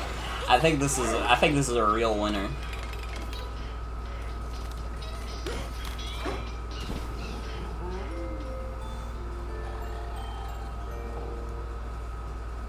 Hey, DK, the mixer in this plant is huge. Watching it spin makes me feel like I might get sucked right in. It just spins, spins, spins,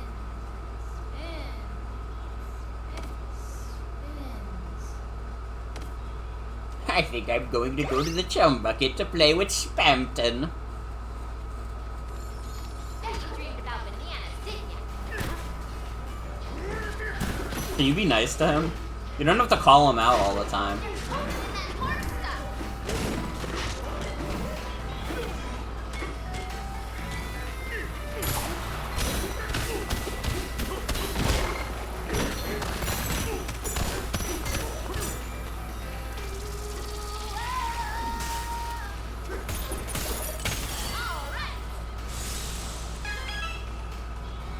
Dude, what if... Wait.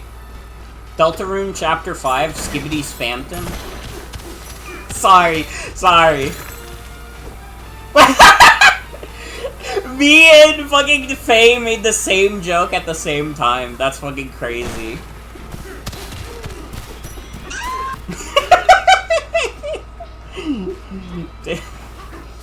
Dude. Okay. Sorry. 4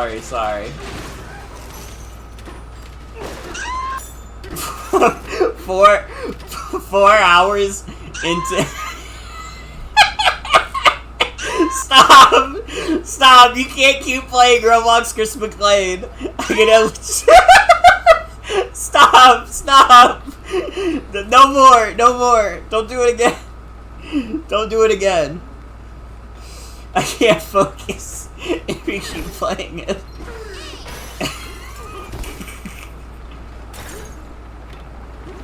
Sent that message and then 3 seconds later I said it. It literally happened right before I saw it in chat. Stop! You can't. You can't. No more.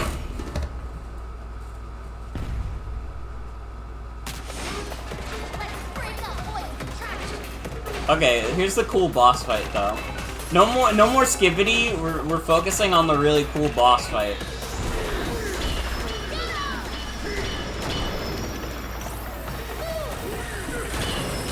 Oh, it's okay. I have a million gold hearts. No wait, I only have one. Where the fuck did my other gold hearts go? Did I really lose them already? Oh, it was probably from the laser. I did get hit by that laser.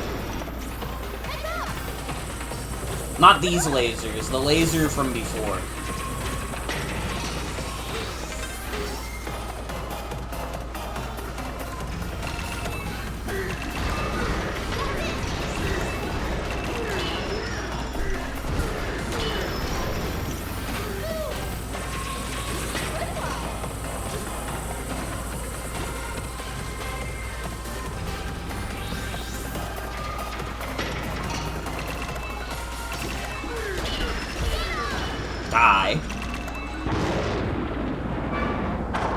I do like how quick and snappy the boss fights in this game are. Dude, I got a notification on my phone that was like big Chat GPT news. Do you think I care about Chat GPT news? Is that what I look like?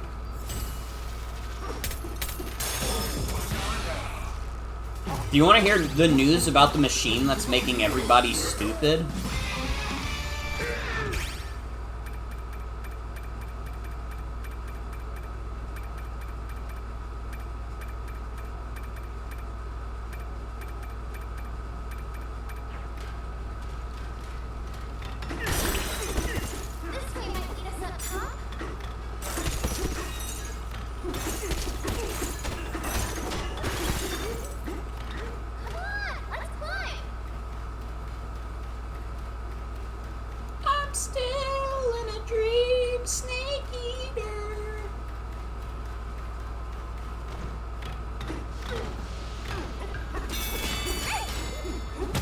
Oh! I almost died. Oh, goodness.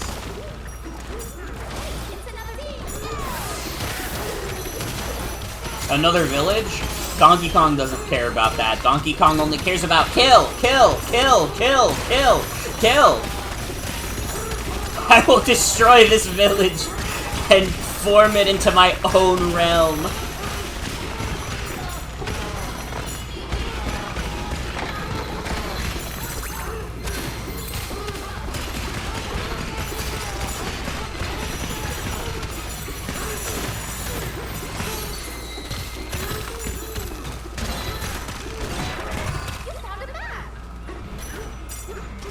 Thank you, Pauline.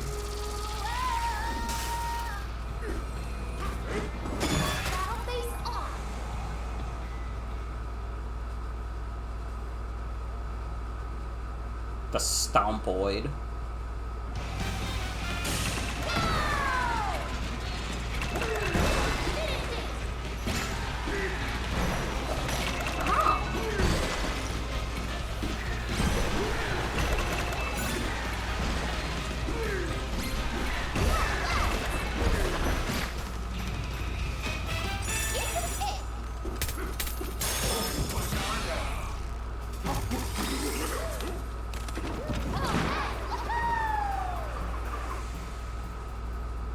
I have already depicted myself as the Chad DK and you as the Stompoid. What an adventure! Alright, Pauline, let's not gas up a fight that took us 13 seconds. That's not an adventure. That's like if you're on the adventuring budget, you get paid bi-weekly. 1 week adventure is to seek the lost treasure of Atlantis. Next week, 13-second battle.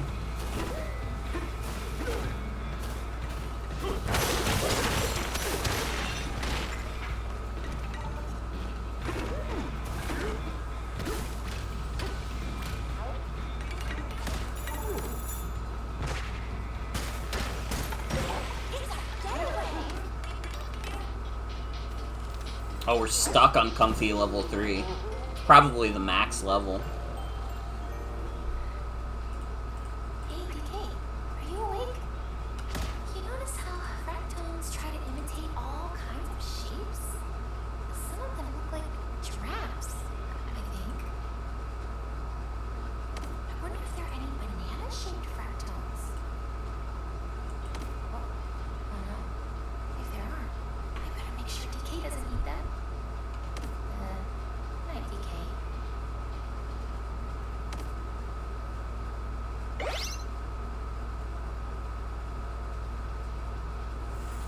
Refreshed and ready to go.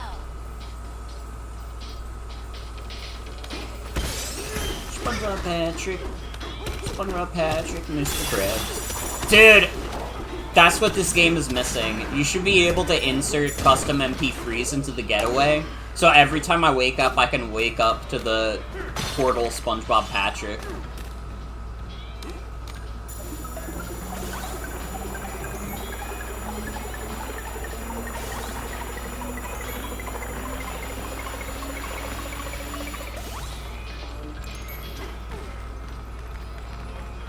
More games should just let you insert MP3s into them. What was the Wii game that let you insert MP3s? Was that like Excite Trucks? Where it was like you could have the song play while you're racing? Maybe I'm thinking of a different game. I don't know. It was Excite Trucks? Dude, that's such like a badass feature. Literally more games should have that.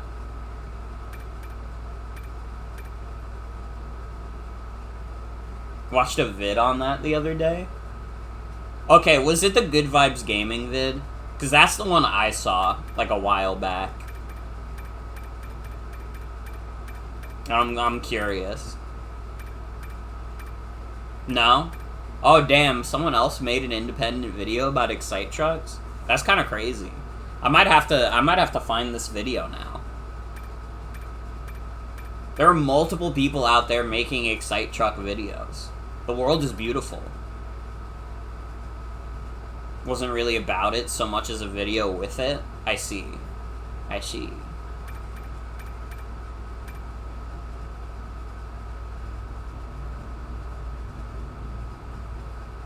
I kind of would like the Surf. I also want the punch power.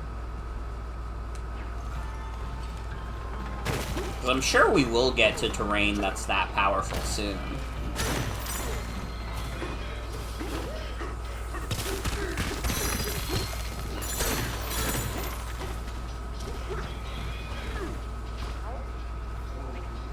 History of Click-Clack Smokestack. Oh.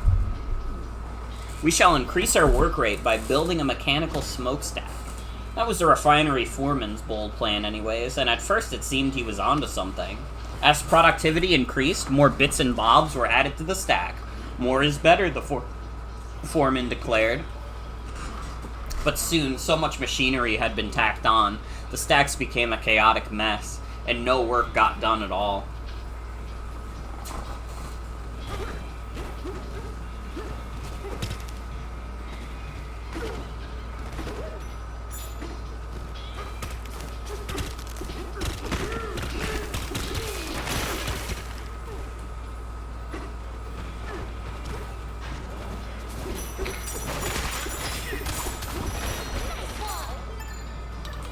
Those bandits brought a monster with them. It had huge feet, and they used it to haul off all our bananas.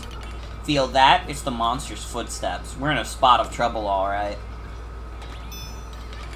It stomped and clomped its way into the Click-Clack Smokestack.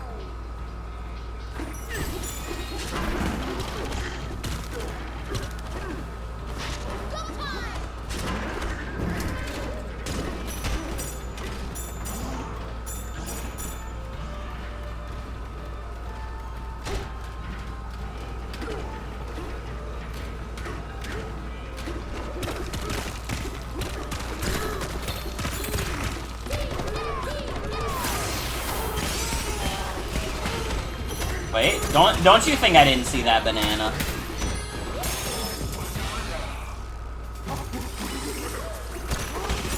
I'm a banana-seeking master.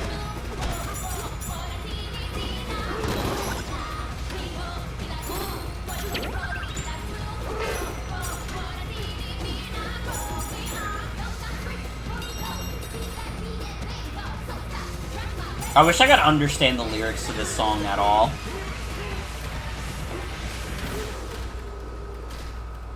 Dude, wait, there was another banana in there? Oh.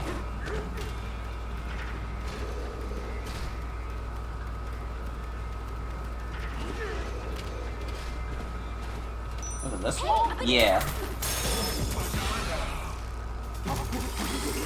Oh, for the most part, they're gibberish? Oh, damn. I thought it was just that the game's, like, a little quiet for me, so I couldn't, like, discern the lyrics, but I guess that makes more sense.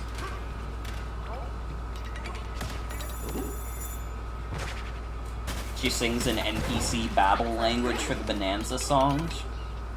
You can get to comfy level 4.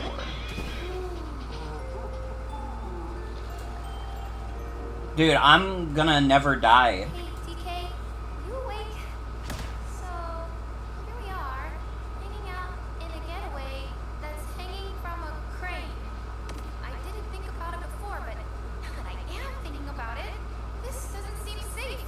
What if the rope breaks? Oh, did I just feel it sway? Are we swaying? DK, it's swaying, isn't it?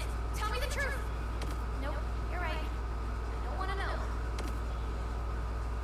They gave this poor kid anxiety. What if the DK could beatbox? Great day. Just know it. Dude, I can't beatbox. I wish I could so I could do a bit about DK beatboxing. Do you notice that you're standing on a platform that hangs precariously from a crane? Props you didn't. That's because the very platform your life depends on is totally sturdy even at this great height. That's all thanks to the Fractone-made sturdy rope, the latest innovation in high-altitude construction material. Sturdy rope, because a safe, stable workplace is a happy workplace. Patent pending.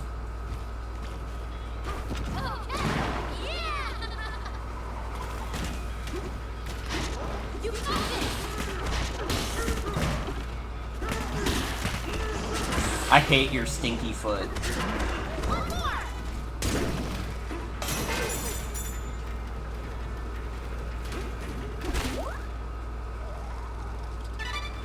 I don't know why I specified that it was stinky, I'm sorry.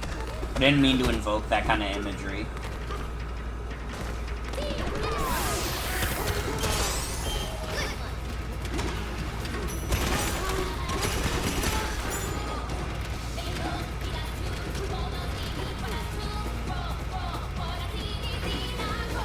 There's another banana?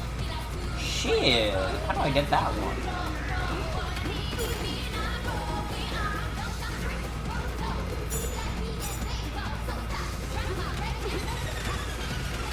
Damn, I wasted my Bananza power.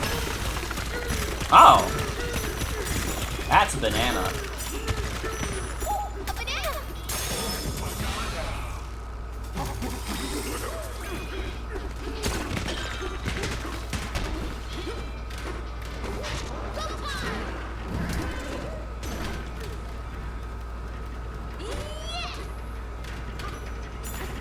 See, because now is where I wanted to use the Bananza, but I guess I already did, so I don't really need to do it again.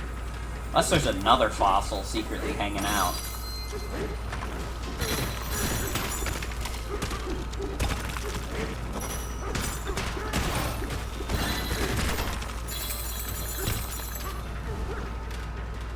Blame it on the crane.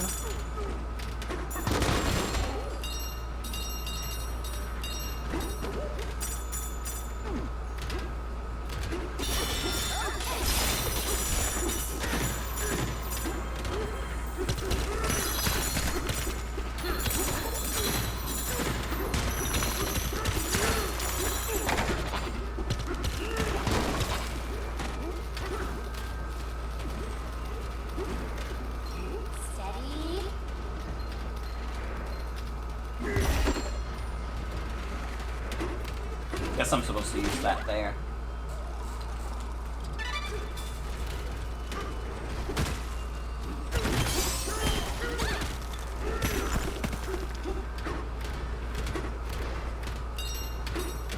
Dude, I have so many chips now.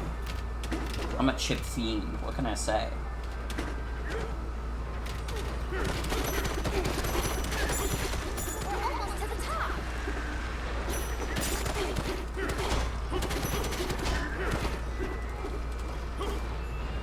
Wait, what's happening?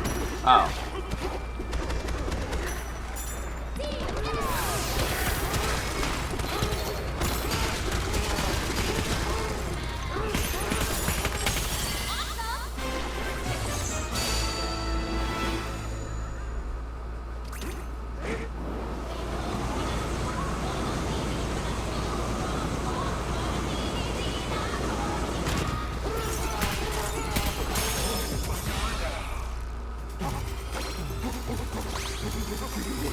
No way his ass has jiggle physics. Does it? I didn't notice that.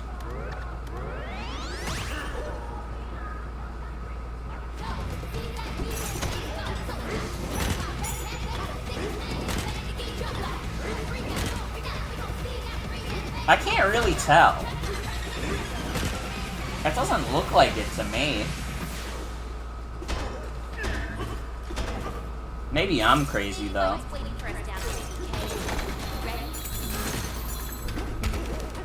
How do you know there's a big battle down there?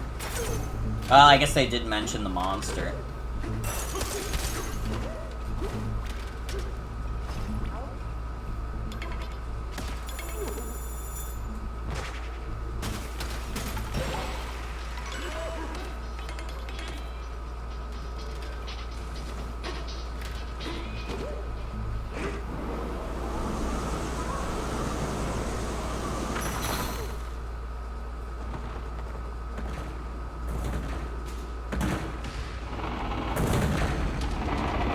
I think I'm scared of you, motherfucker.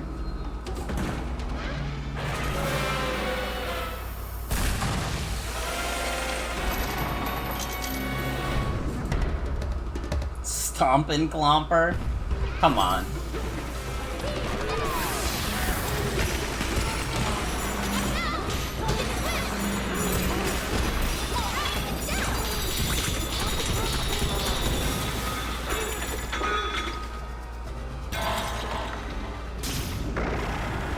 Yeah, I really do love how quick and snappy these boss fights are.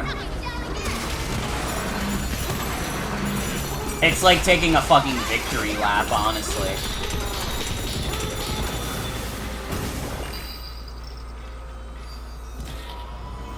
All bosses video of this game, and it's like 2 seconds long. I'm not gonna watch the clip of DK's ass bouncing. I don't care about DK having a jiggly ass. You know, that might come as a shock to other people. Fuck you. Sorry, I'll care a little bit more about DK's fat fucking ass that jiggles when he moves, and it goes up and down and all around, and he claps with it too. Sorry.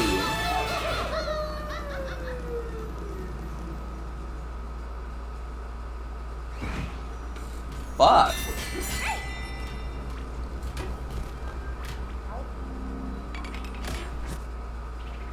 Jen is passionate about Donkey Kong's butt cheeks. Clearly.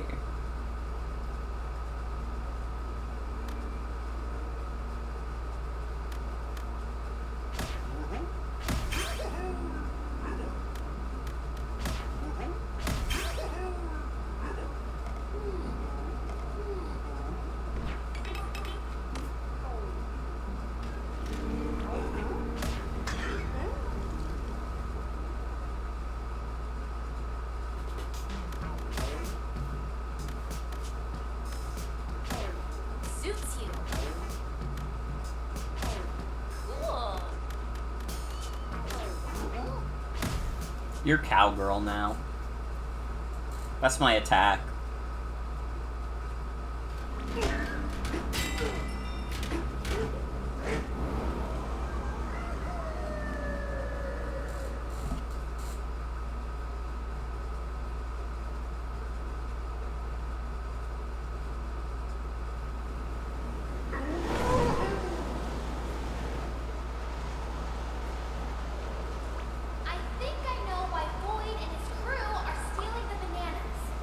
you? Fractal back there told me they're melting down the bananas and using them for energy. Apparently, that big machine they're riding around in needs tons of energy to dig through the planet. Those thieves are gonna steal every last banana from the underground world. We can't let them do that, okay?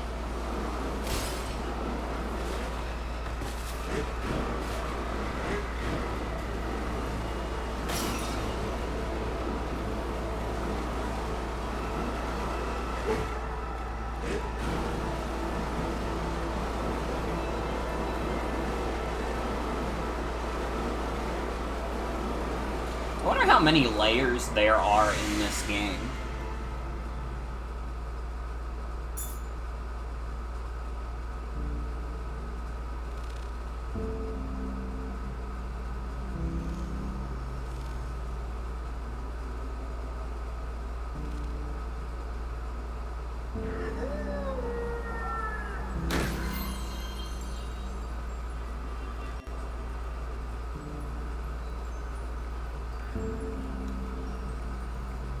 Okay, I looked it up without spoiling myself. We are not that far into the game, honestly.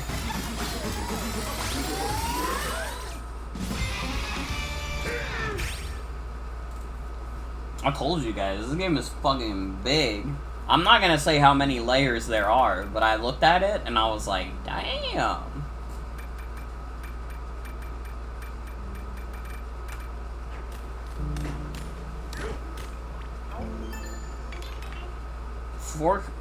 Road forks into two paths here. Only you know which way to go.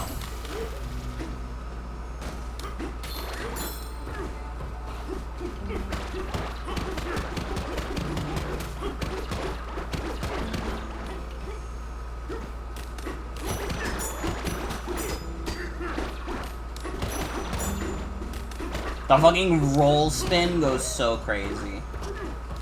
Dude, I like this game. I really do like this game.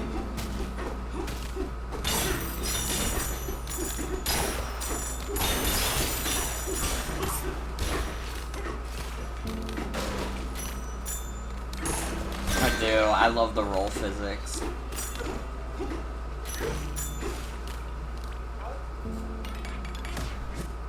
Welcome to Stuff Shop.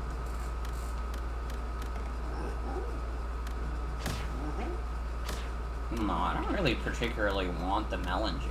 The melon juice just does not seem that useful.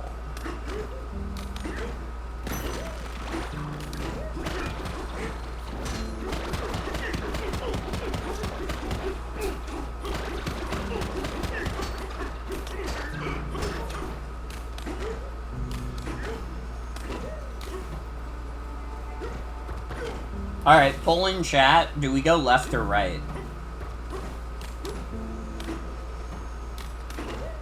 What do you guys think?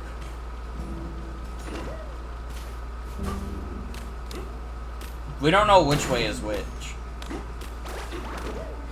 The weird sensory rocks of them all. Right? I see a vote for right. Anybody else have an opinion on this?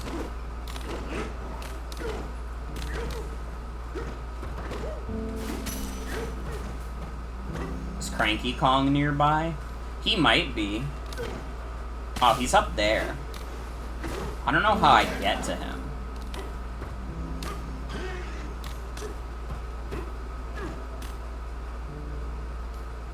He's on the cloud pillar.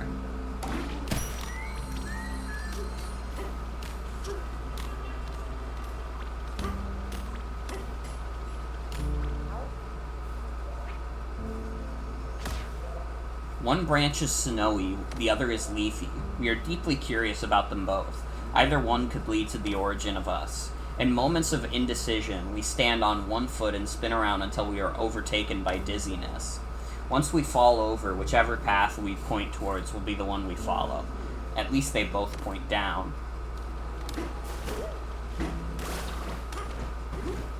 Alright, we going right.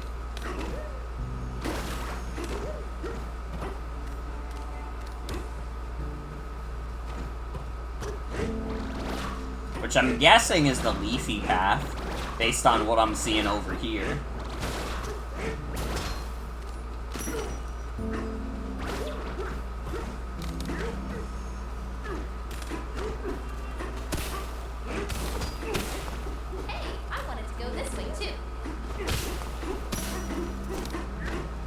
Oh, it's settled. It's settled, Pauline. We'll go this way.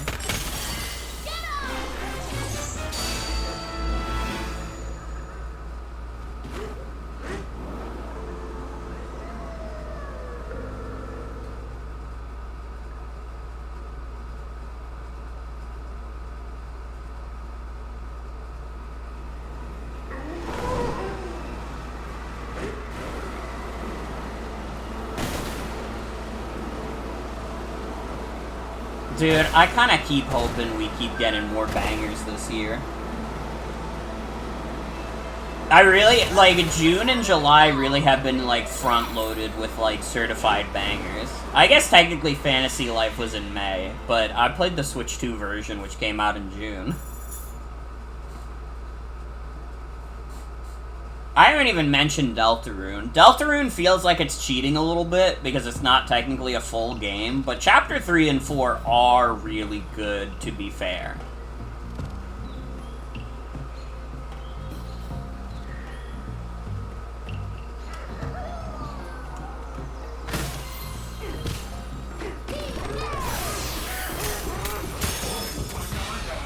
Oh, banana.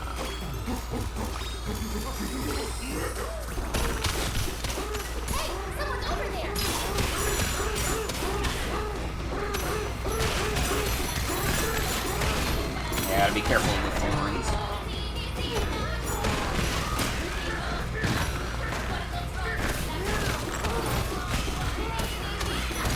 May you share useful quality of life thing that's not a spoiler? Sure. What's the quality of life thing? Ow.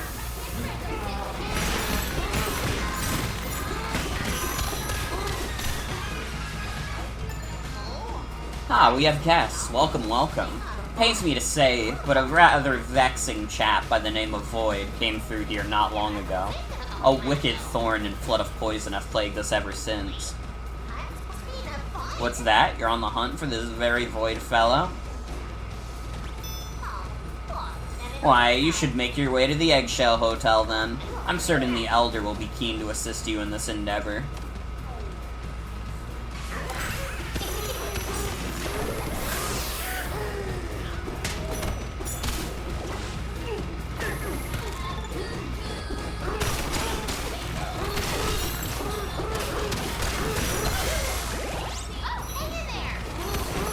Okay, I was not expecting those to just pop out of the ground, to be fair.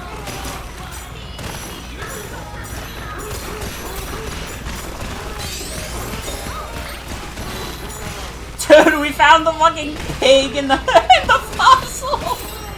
Yes! Yes! Oh my god, I'm glad he died. I'm glad that stupid fuck died.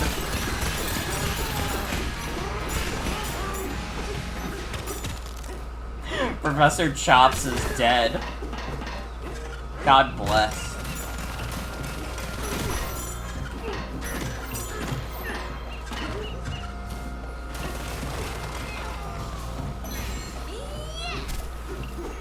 It's crazy how this is the most just like a Super Mario Odyssey level.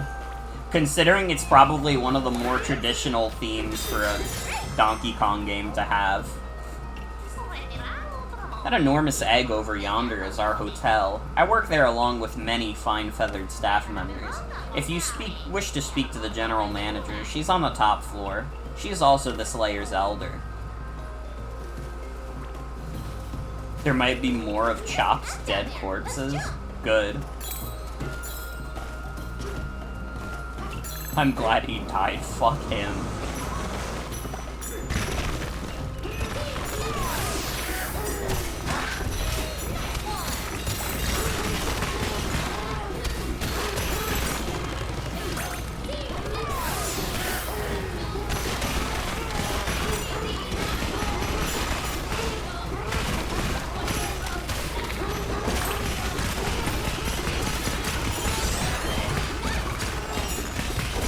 I say fuck up that there's multiple of Professor Chops. It should just be the one.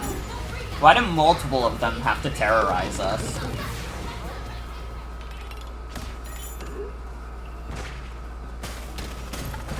It's a I hope they all died.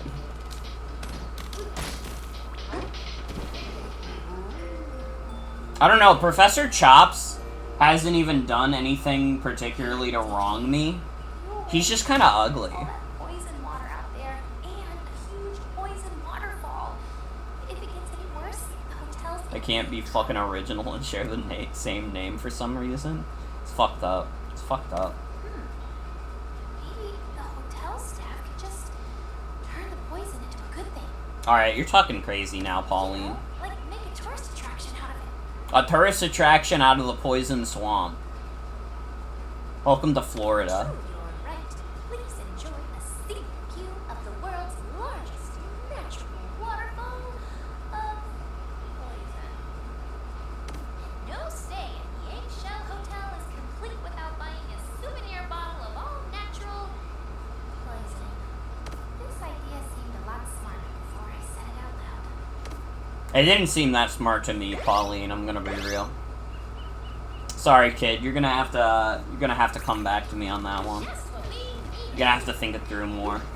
Oh, yeah!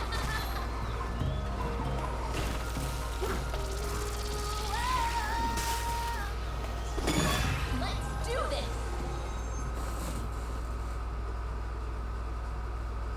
Bouncing for gold. Bouncing on it?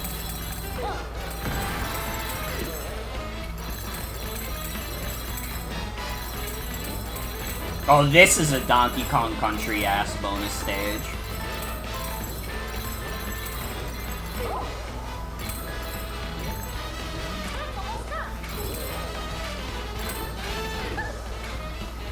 No, I missed one. That's fucked up. I can't believe I missed a single gold nugget. I'm never gonna recover. They might as well kill me. And we're back. It's literally fucked. Game's over. They're revoking my DK license for this. I'm the last member of the DK crew due to the fact that they're not hiring anymore after my fuck up.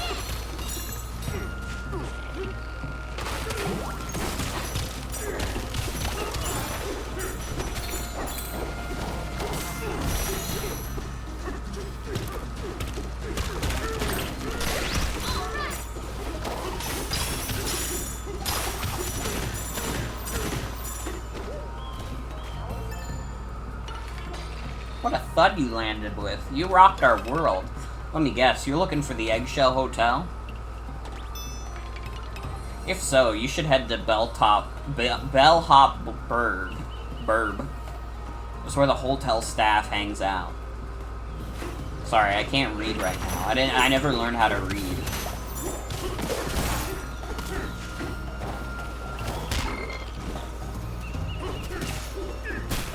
I'm assuming it's like a suburb.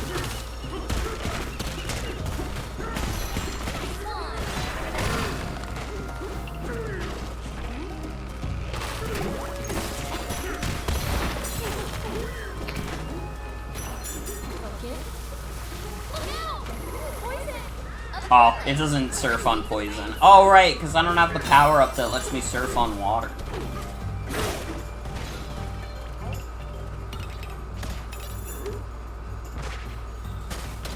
It's okay, we just build another getaway and we're fine.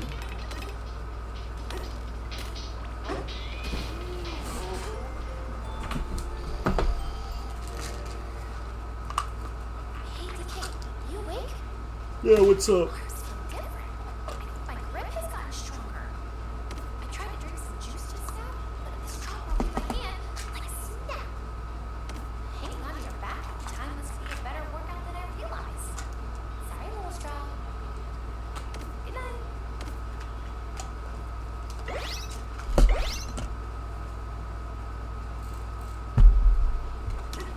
Bet you dreamed about bananas, didn't you? You don't have to call him out on it every time. She's inheriting his ape strength. Time skip to like 10 years, and like adult Pauline is super jacked because of this game. Is that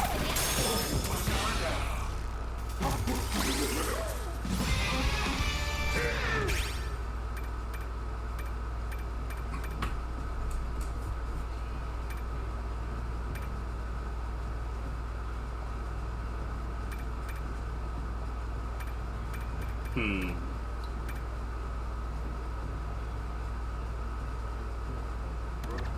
Sure. I do love my Bananza.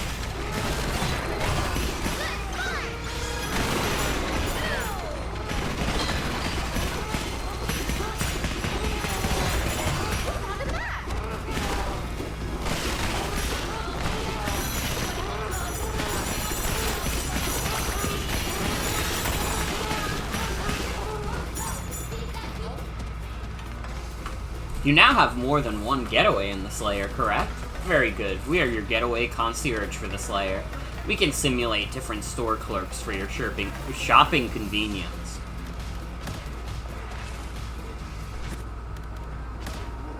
I guess I'll take the apple juice just in case.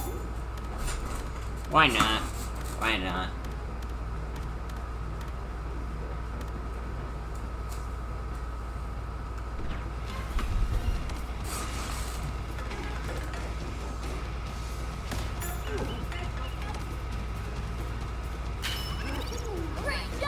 We get a CD for tipping them.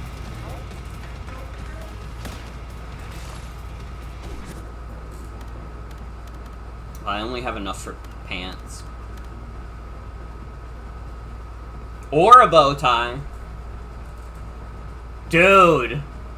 Restores the banana energy as I defeat enemies? Oh my god. Hey, spoiler! We haven't gotten to the ostrich yet.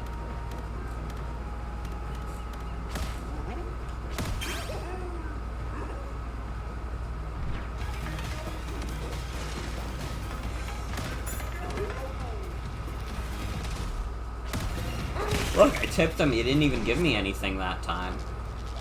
What the hell? I can do this?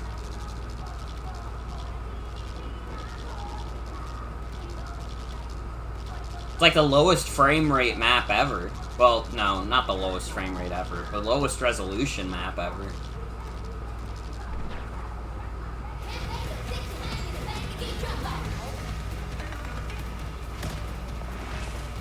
Have I seen the rhinoceros?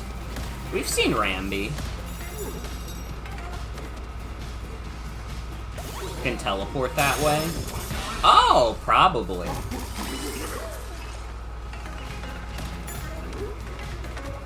Oh, see, now I get a CD.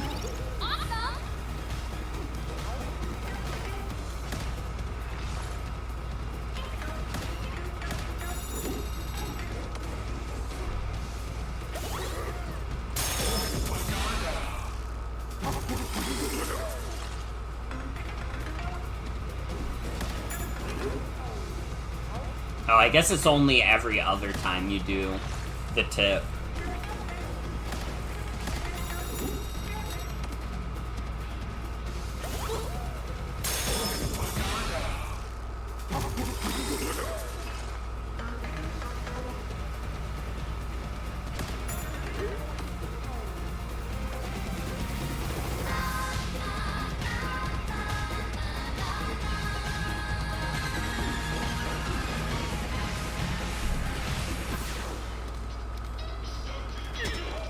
Dr. Cole is here.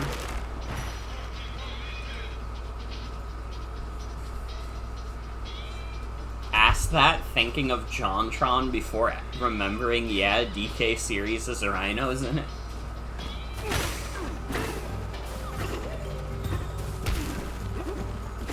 Can I ask what made you think of the JonTron turning into a rhino bit?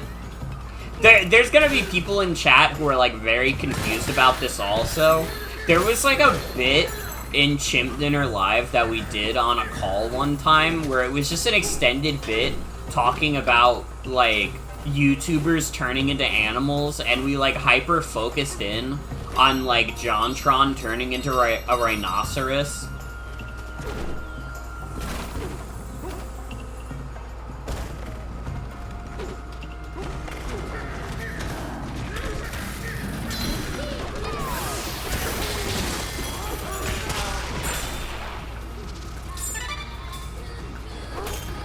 I don't know, the conversation probably was, like, way funnier than I'm remembering it, Because we still do reference, like, JonTron turning into a rhinoceros a lot. Like, we have not stopped making jokes about JonTron inexplicably becoming a rhinoceros. Oh wait, I could have read what that said.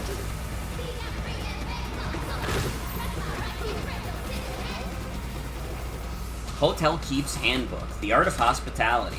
We ostriches possess long legs and lengthy necks, and so we can't help but look down upon many of our visitors. Still, we must never lose sight of our mission, to make every guest feel like the tallest guest in the hotel.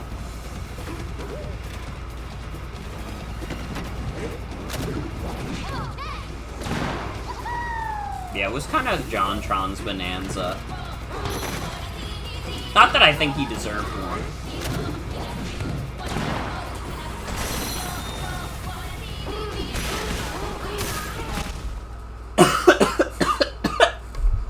Oh, I get something lodged in my throat, bruh.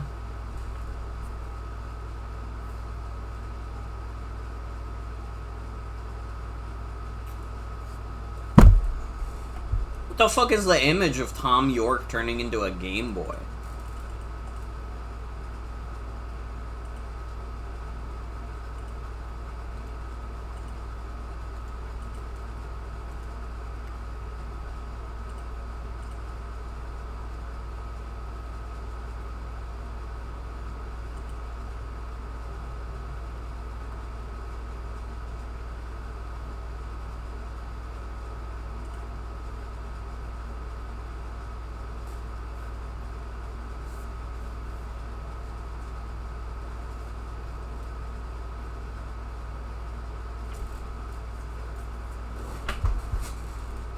Sent it in voice? What the hell? That's fucking crazy.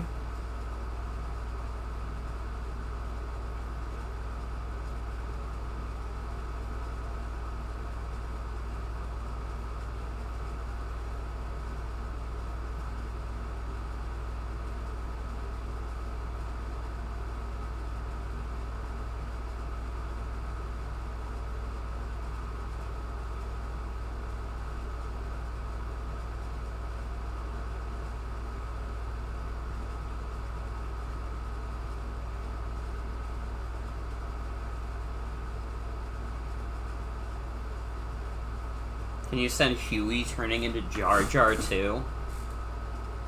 Oh, brother.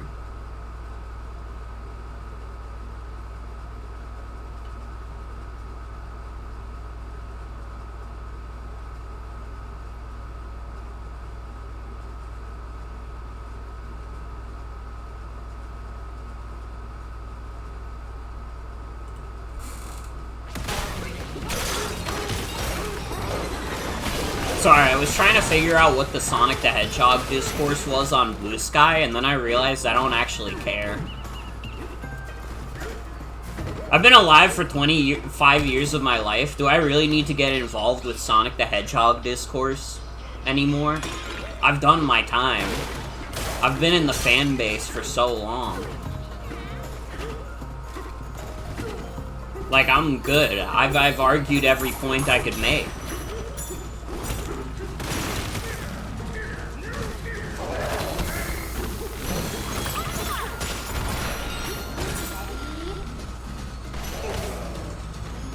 Someday you'll make Anton's Bananza and it's just Anton turning into a dragon person? Mm-hmm.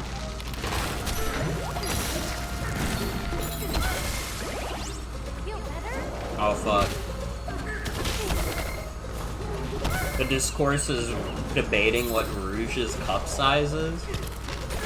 Who the fuck is debating about Rouge the Bat's cup size? What the hell? That made my stream go down.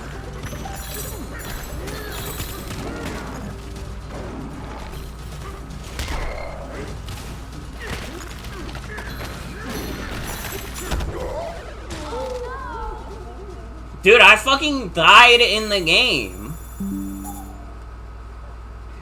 My fucking stream died for a second after Jen said that thing about Rouge the Bat's cup size.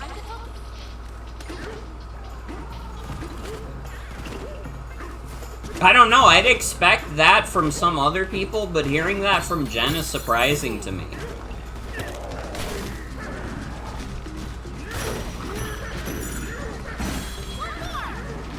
Okay, I need to be more careful around these guys, clearly.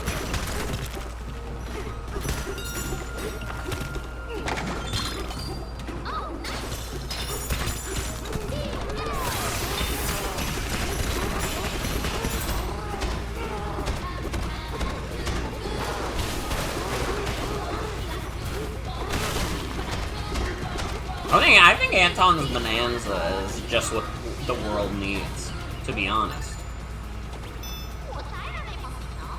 You are checking into the hotel, yes? Well, good news, you're almost there. Please do stay focused when climbing the big tree. Hazards abound of late, though I trust you can handle them.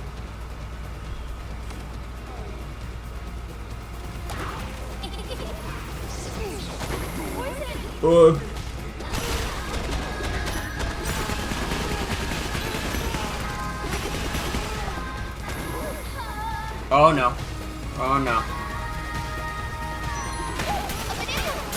It's okay, banana. Maybe I do need extra health. Oh, I need another skill point though. What the fuck did I hit? Oh, I guess it was the thorn up top. Where?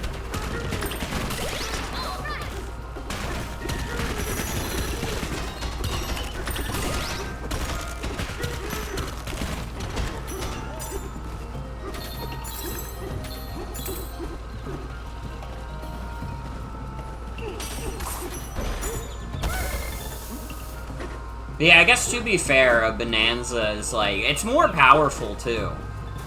Like, I guess a persona could just be a jacked version of yourself, but a lot of the times it isn't.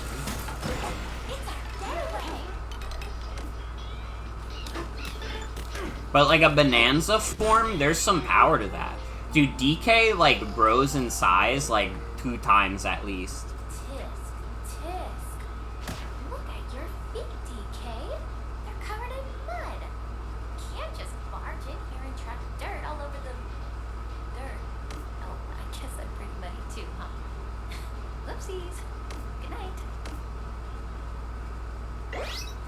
It's like a Wario Land power-up.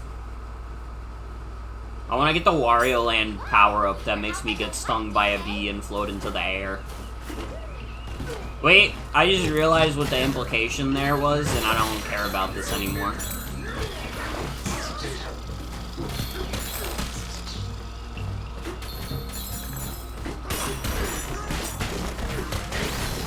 I just thought that the getting stung by the bee was funny. That's all. Called you A to B? Yeah. Yeah, let's go with that. Focus.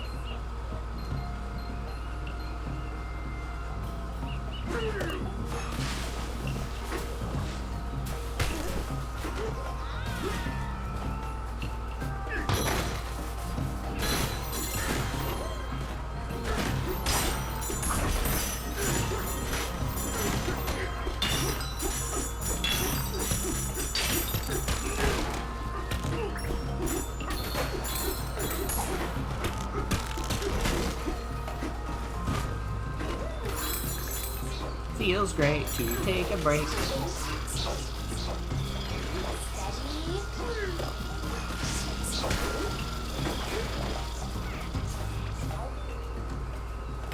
We can clear out these thorns. That will make it easier to climb the big tree.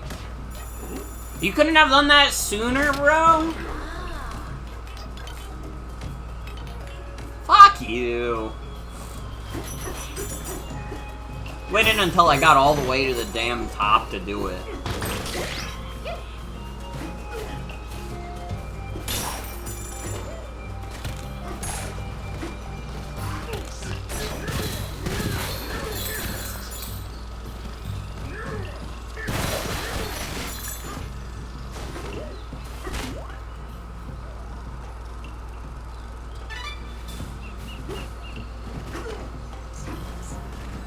How much money Would you personally need to eat a bee? Like, what's the cost for you of eating a bee? I feel like it would be a lot for me, because I'm already, like, scared of those fucks. Yeah, like a live bee that you have to eat.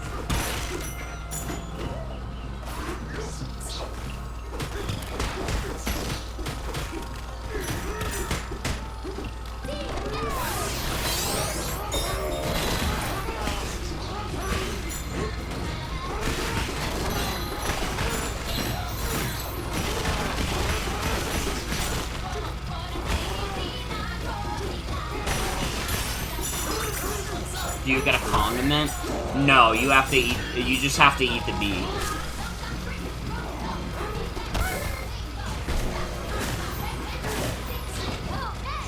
Do you at least get water?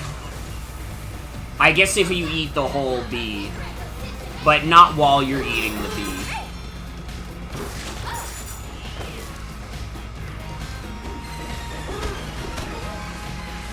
So many of the shop's courses. Good. All right.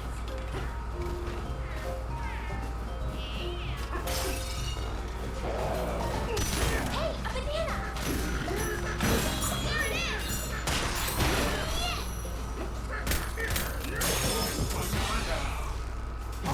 No, the bit with the bee is literally just, you just have to eat a bee. You don't get anything to make it easier to eat the bee, you just have to do it. How much money would that cost?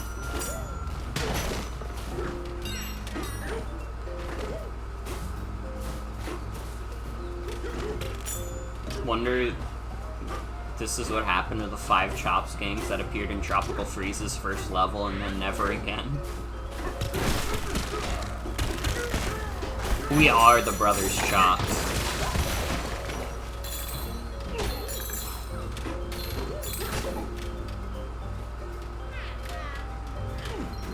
Okay.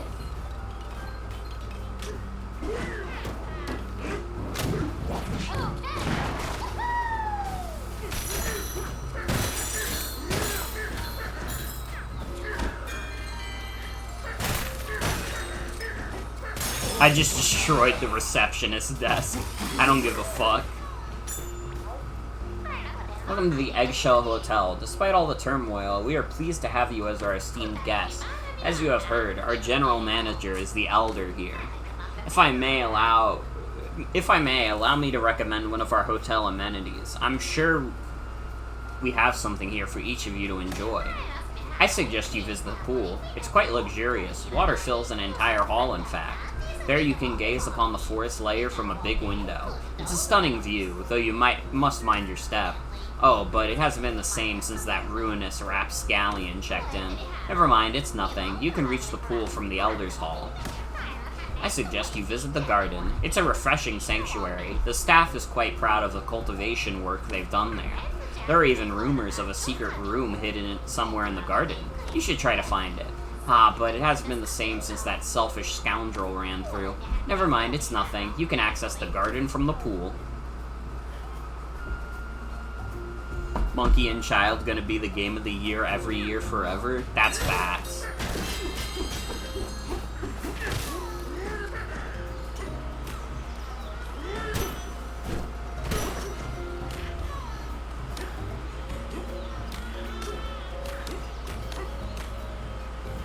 Okay, will the game let me speak to the Elder?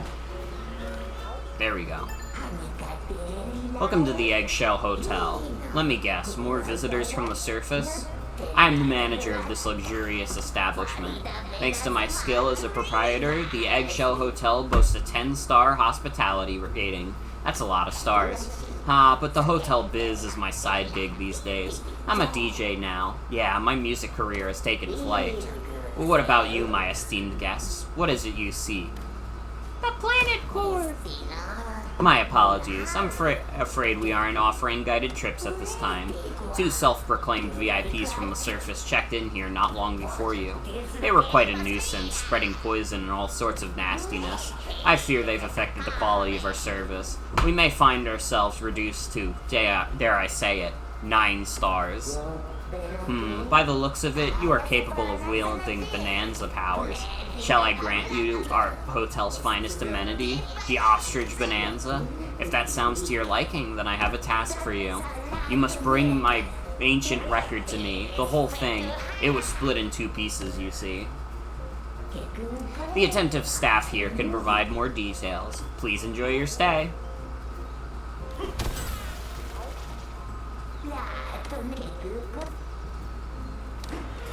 Okay. So, honored guests, you seek the power of the ostrich. Quite an undertaking. Alas, the ancient record was stolen from us and broken in two. No record, no Bananza, you see? That said, members of our staff have reported seeing the missing pieces near the hotel pool and in the garden. I myself had laid eyes upon the piece of ancient record near the pool. Head to the egg room below to retrieve the record piece by the pool. That door right there will lead you to it. Best of luck!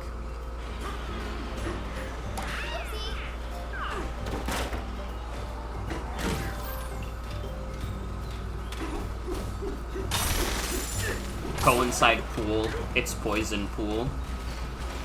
Dude, that's like a really... That would be like a really good, like, bad look Brian image. Goes into pool. It's poison pool.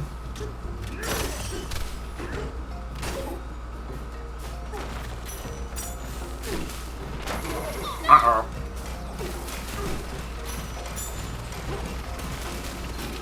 Is it creepy or wet? The fucked up thing is that poison is, like, both creepy and wet, I would say.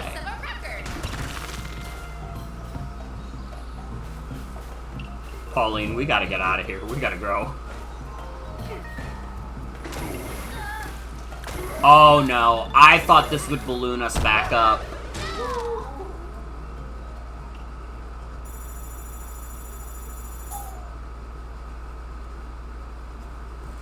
Ostrich Bananza DK is the most freak of nature thing ever.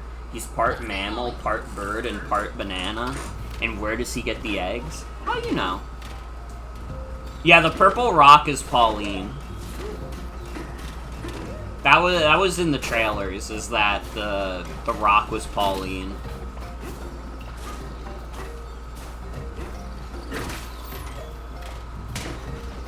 No! I didn't mean to do that.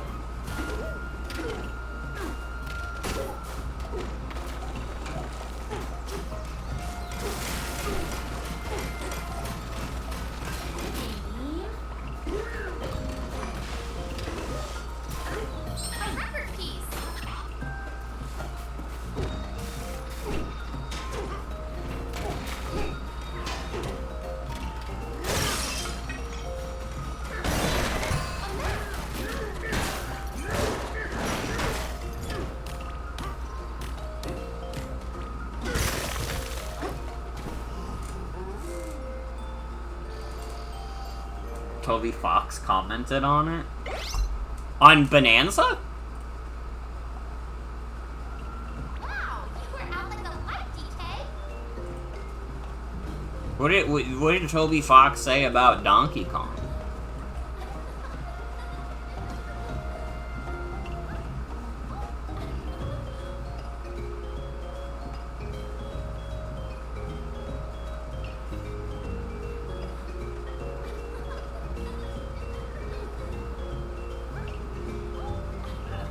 People fake interview screenshots.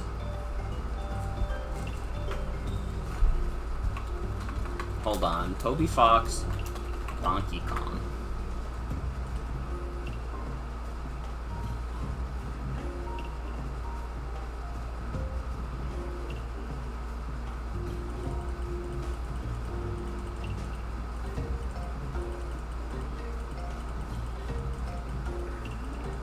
I found it. It's from a Nintendo Life interview. How has it been developing for Nintendo Switch 2? And have you any thoughts of how you could take advantage of the unique hardware again down the road? It was kind of like the Nintendo Switch, but a much bigger number and strong. Down the road, I'd like to take advantage of the unique hardware to play Donkey Kong Bananza. I can't believe they misspelled bananas, but I'll let it slide because they turned the rock into a girl. I wonder if she was originally intended to stay a rock, but then they realized that she didn't sing rock music, she sang girl music.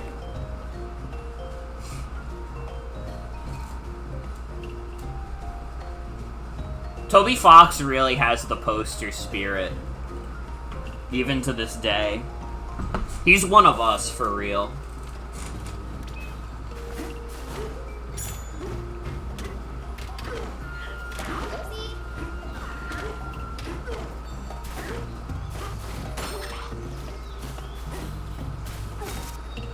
Oh! Well, I survived somehow.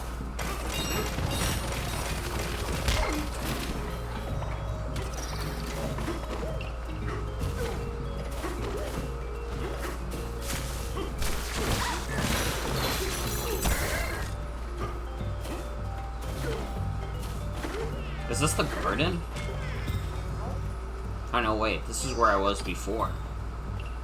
Oh no, wait, this is new. This is the garden. What the hell? Accidentally found my way into the garden.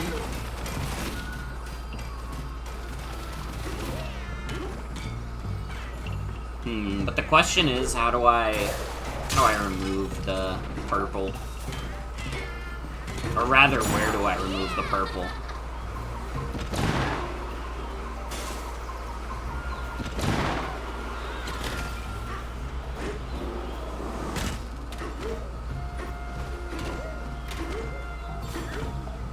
Alright, everybody, let's see if I fuck it up another time, because I keep getting impatient.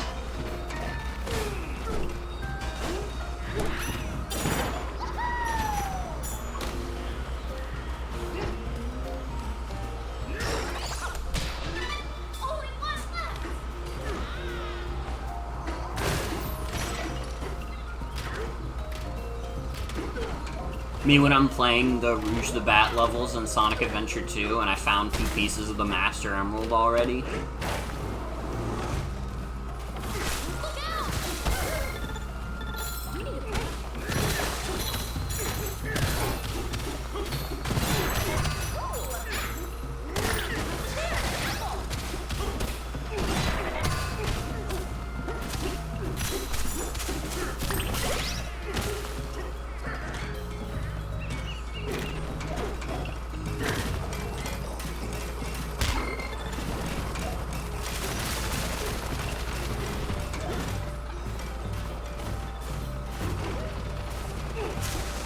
Where the fuck is this purple?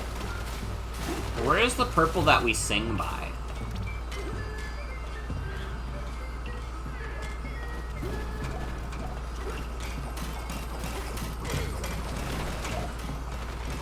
Well, I guess it would make sense that we have to climb to find it.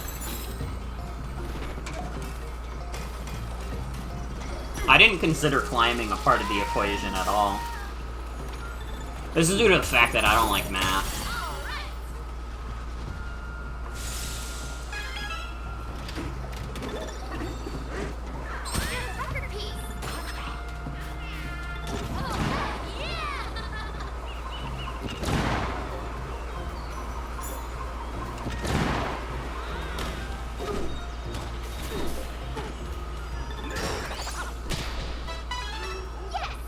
Fuck yes.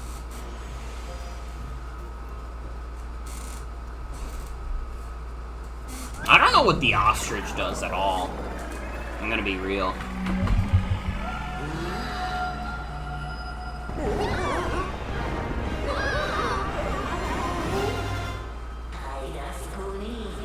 Your impressive power. Let it take flight. Well, you don't have to spoil it. Let me figure it out.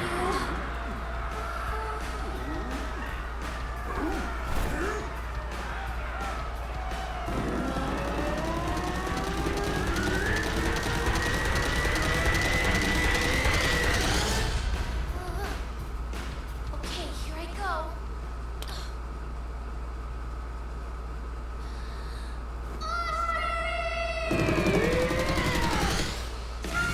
Not as good as the DK.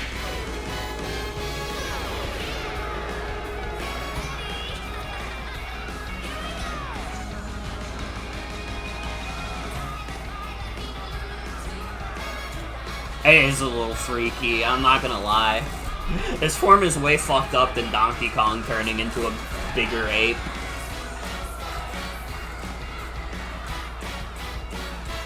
At least Pauline is having a good time.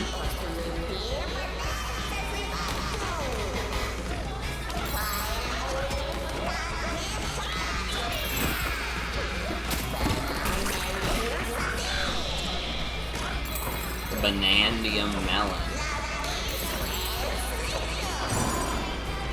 Okay, so this is a way more specific power-up than the other one. Now that you've got the power of the ostrich Bananza, I hope you're a frequent flyer.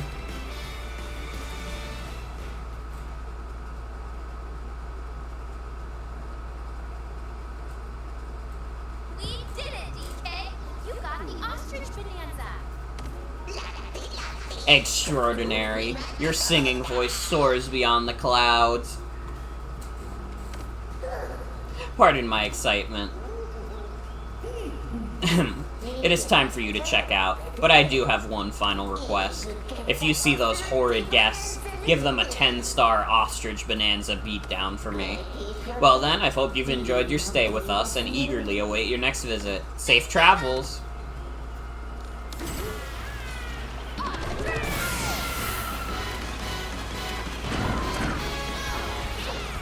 Since when do ostriches fly? That's literally what Jen said.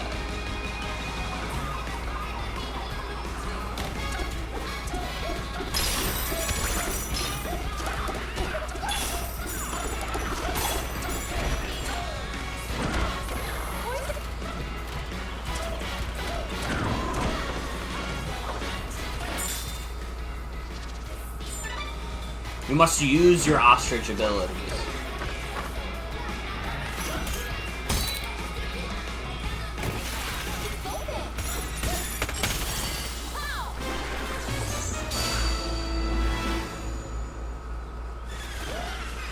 What do you think's waiting for us down there,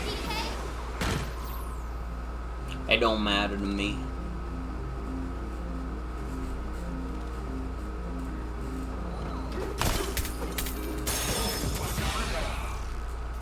I am starting to get sleepy. I think we'll try and finish this layer, though, before I head off for the night. Did I miss a fucking Bananza power? What the hell?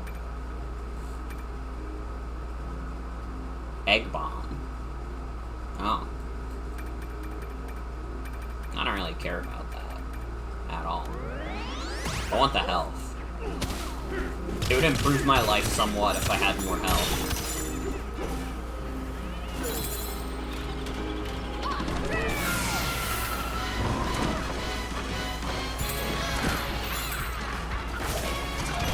You can miss Bananza powers? Apparently.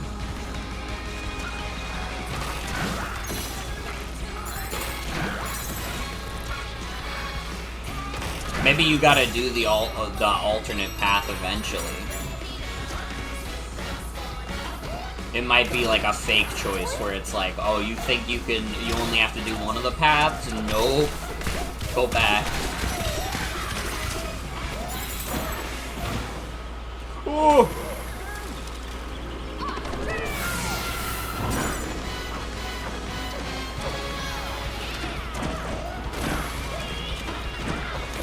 What the fuck? Donkey Kong, what are you doing? This fucking guy. You're ruining our gold nugget savings account. Let's get going.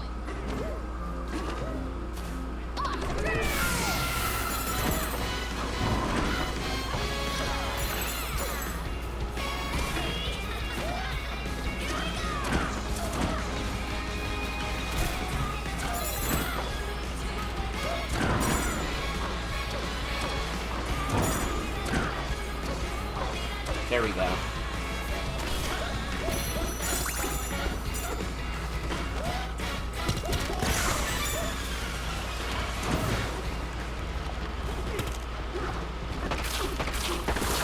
Ooh. My disgusting bulbous sack. Ugh. My leaky sack. Poison's gone down.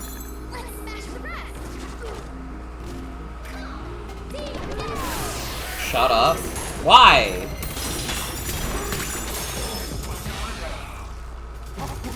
So we can't talk about leaky sacks anymore? Is that what censorship has come to?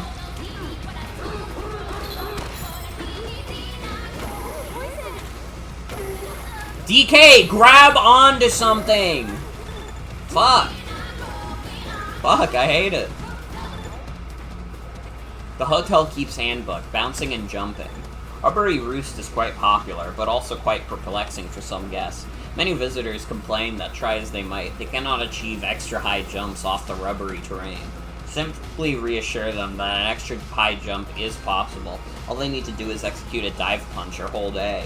Both methods are valid, and each guest must decide what works best for them. Still, you might suggest that they simply hold the buttons throughout, rather than try to press do their press when they land. Oh, I didn't realize this was rubbery. It didn't look rubbery, it just looked like a damn crystal.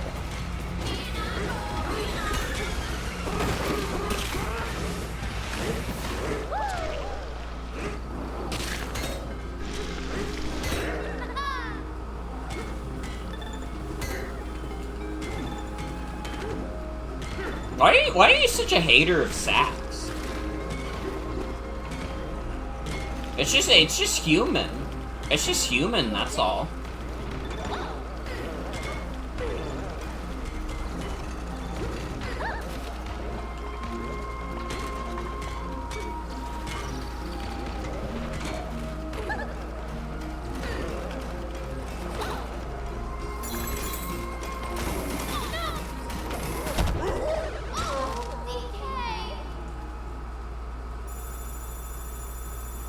DK, we're taking away your allowance for the month.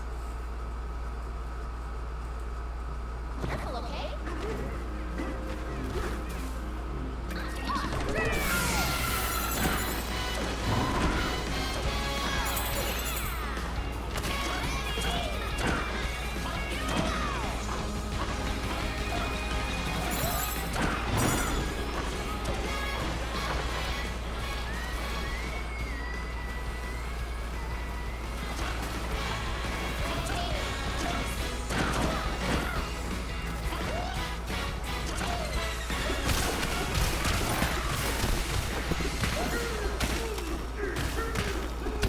I didn't even realize I was heading the wrong way. Oh, fuck. I don't know where the fuck I was. Where am I? I have to get that poison sack somehow, but not from here.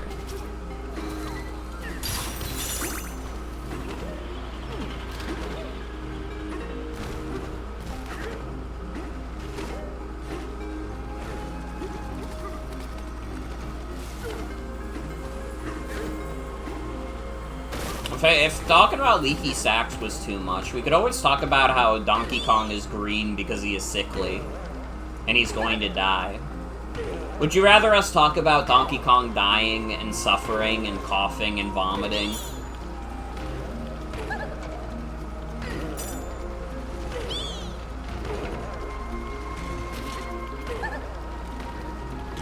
Because, I mean, hey, it is a more mature topic. I don't know. But you have to make up your mind. Otherwise, something bad will happen to him. I knew you could do it, DK!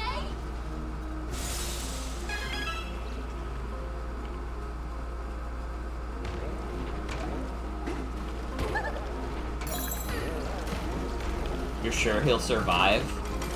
No, he will die. I'm not gonna lie to you. He's gonna die.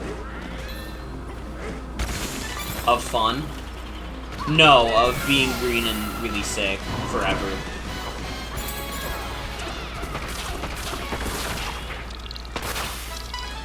I'm sorry I have to break it to you this way. Donkey Kong is very sick and he will die.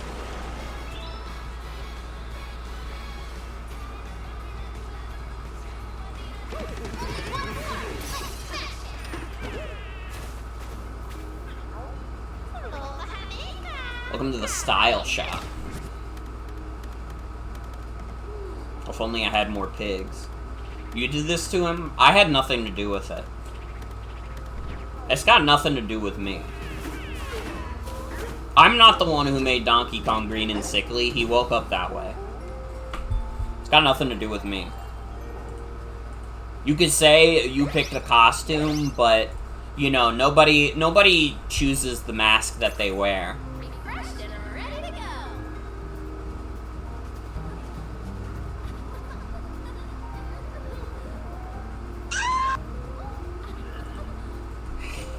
Why'd you Roblox Chris McClane that?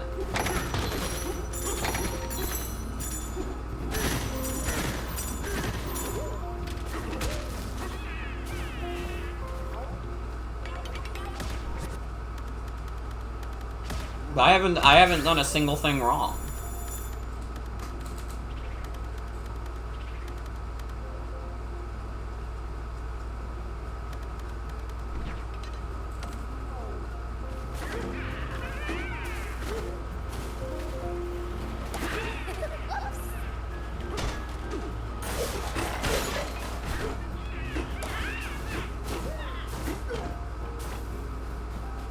This hotel is kind of ass. Would you stay at this hotel? Because I wouldn't.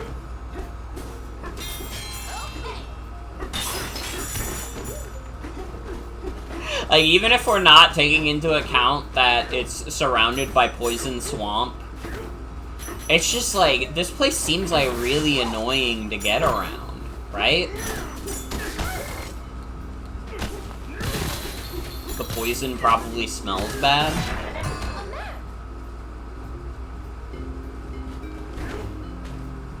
Why is that a redeem? Why did that make you remember the NDE or whatever for the Roblox Total Drama Tycoon Discord? It's a redeem because I saw that image one day and I thought it was really fucking funny.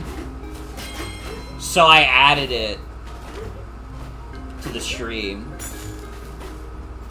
What can I say? I'm a whimsical kind of gal. I see something that makes me laugh, and I have to share it with the world.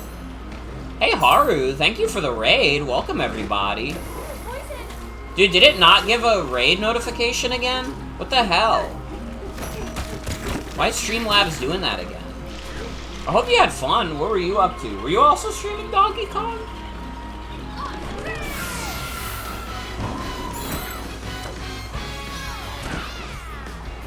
Some Donkey Kong? Hell yeah. This game is really good. I really do like this game a lot. Even though it's giving us the fucked up imagery of Donkey Kong as a giant, muscular ostrich.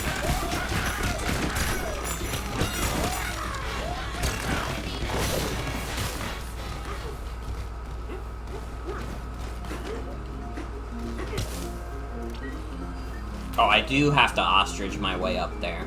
Okay.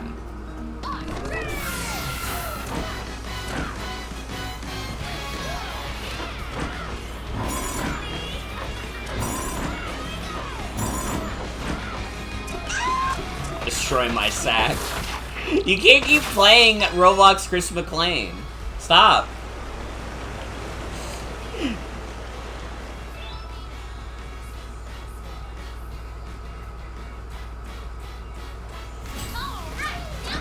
My, like, entire activity feed is exclusively, like, Haru's Raid, and then just Roblox Chris McClane. Because you guys have been spamming the shit out of it this stream.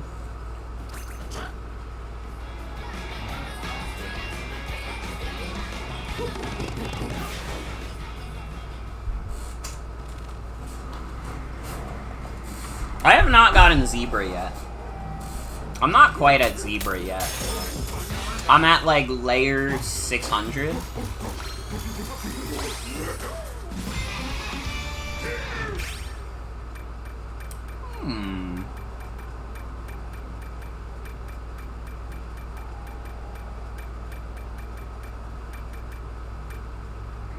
I can't do anything with one skill point anyways. What's up? I'm not dealing with you, huh? Two extremely vexing guests buried a seed over yonder. It was a small seed, and yet, in an instant, it grew into a forest of thorns and began spilling a tide of poison. The forest lair, once renowned for its hospitality, quickly became the foreboding wasteland before you. This foul flora is the source of the thorns and poison that plague this beautiful place. It must be stopped. Still running on 3 hearts? That is crazy. I mean, it probably just means you're better at this game than I am, to be honest. I can live with that.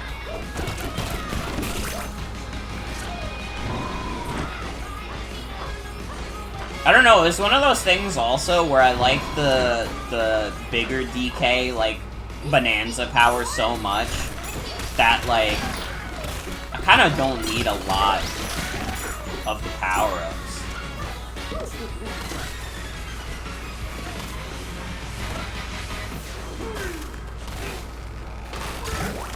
So I just turned into the big ape and then I went. Stop! We can't keep doing Roblox Chris McClane.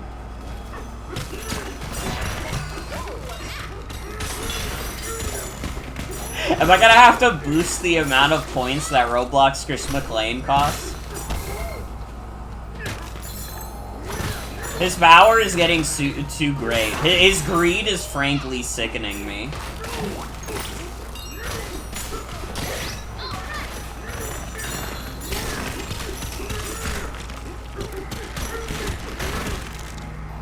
Would suggest putting a cooldown, but that's no fun. I might have to do a cooldown. That might honestly be the play. I like that more than raising the price. I probably wouldn't even put a big cooldown on it. I just don't want it to be spam.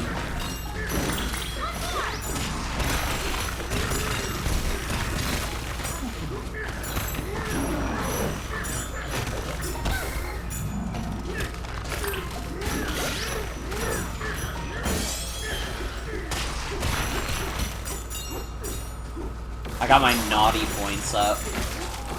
Get my money up, get my naughty up.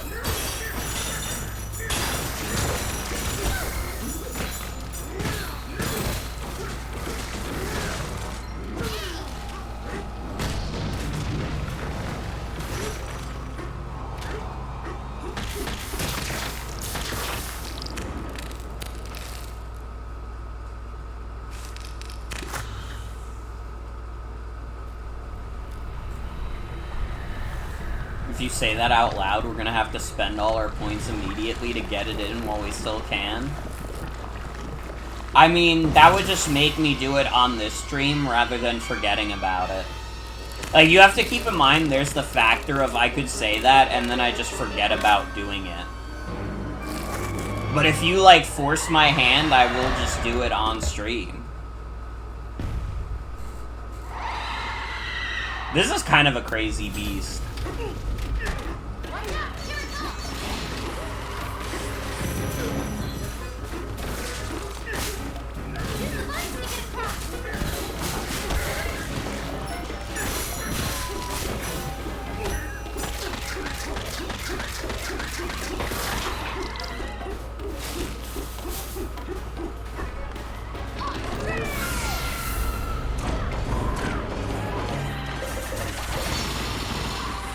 The bosses are the only time we don't get to hear Pauline's tracks.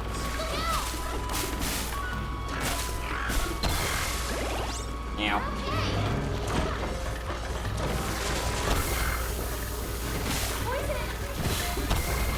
Fuck. Ostrich, you're too big.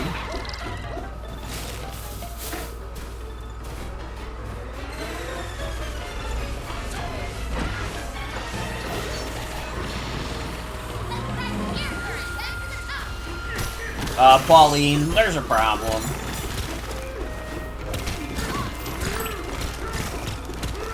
Wait, eat an apple? Eat my Apple computer? Okay, wait. Nobody said how much they would need to get paid to eat a bee, but how much would you need to get paid to eat an Apple computer?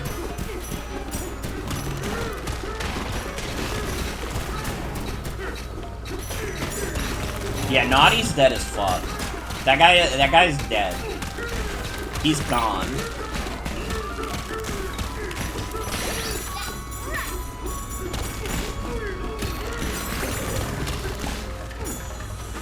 Okay, now we have enough ostrich powers.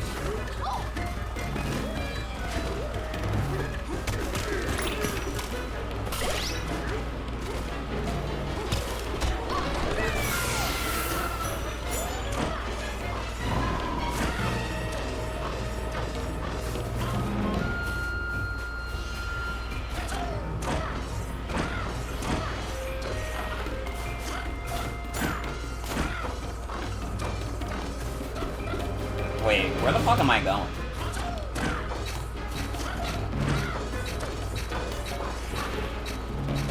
Ooh! Let's fucking go. I wouldn't call that speedrun tech, but it was tech nonetheless. It felt damn good.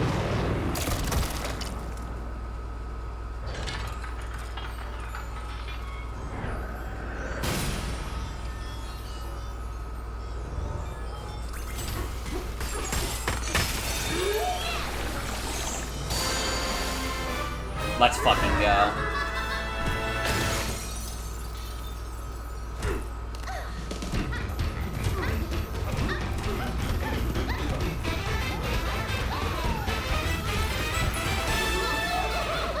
On to the next layer.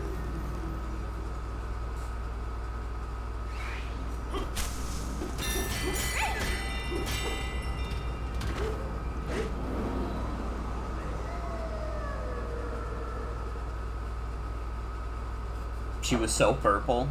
That's true. That's true as fuck.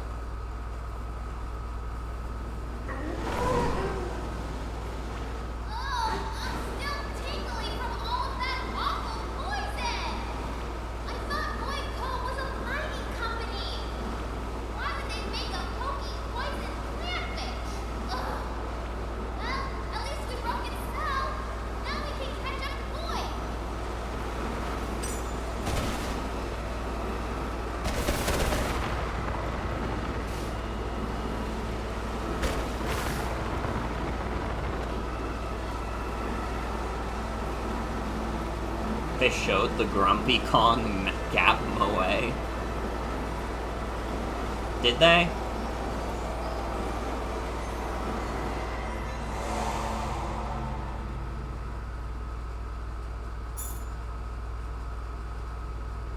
I got two. 2 gold.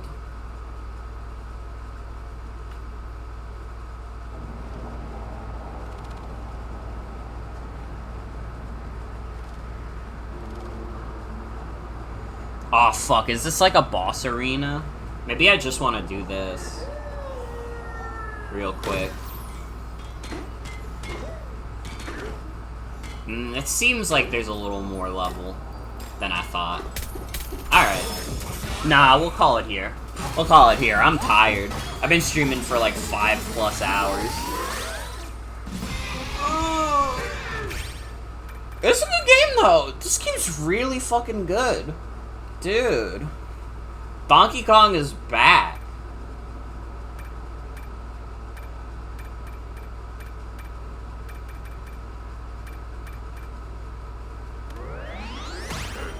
Fuck yes. Whoa, no way. There was art of him watering flowers? Oh, I didn't even notice. I'm gonna be real. My ass did not even notice.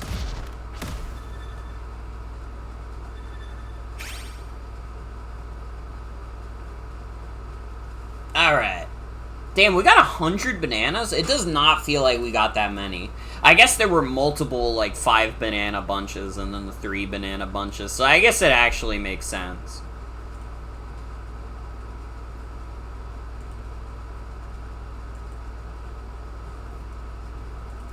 But I hope y'all enjoyed Donkey Kong Bonanza for the night.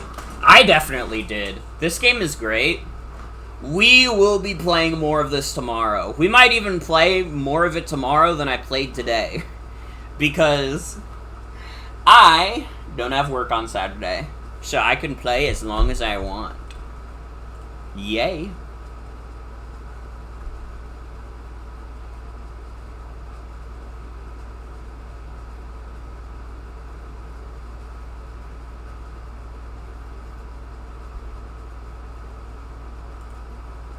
Yippee! Yippee!